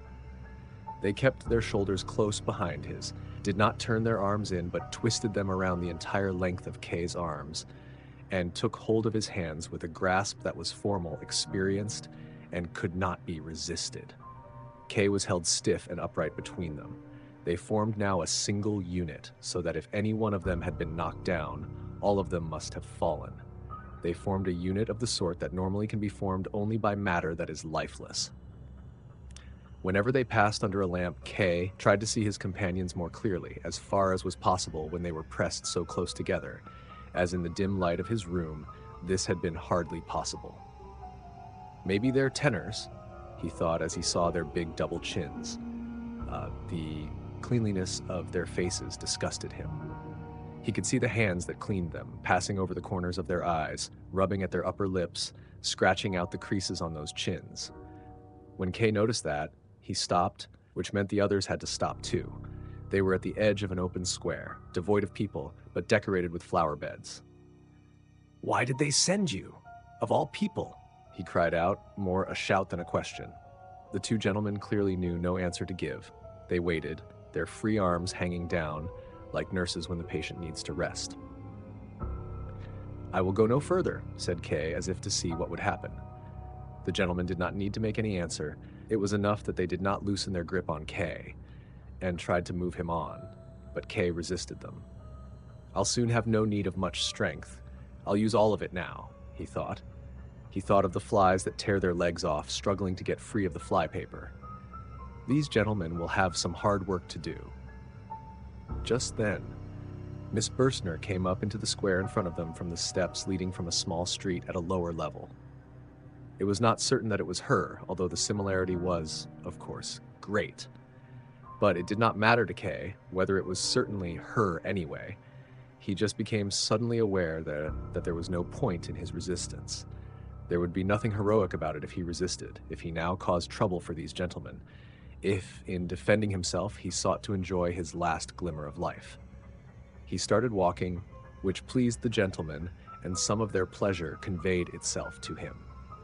Now they permitted him to decide which direction they took, and he decided to take the direction that followed the young woman in front of them, not so much because he wanted to catch up with her, nor even because he wanted to keep her in sight for as long as possible, but only so that he would not forget the reproach she represented for him.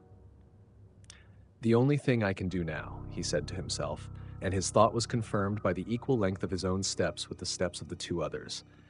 "The only thing I can do now is keep my common sense and do what's needed right till the end. I always wanted to go at the world and try and do too much, and even to do it for something that was not too cheap. That was wrong of me. Should I now show them I learned nothing from facing trial for a year? Should I go out like someone stupid? Should I let anyone say, after I'm gone, that at the start of the proceedings I wanted to end them, and that now that they've ended, I want to start them again? I don't want anyone to say that. I'm grateful they sent these unspeaking, uncomprehending men to go with me on this journey, and that it's been left up to me to say what's necessary." Meanwhile, the young woman had turned off into a side street, but Kay could do without her now and let his companions lead him. All three of them now, in complete agreement, went over a bridge in the light of the moon.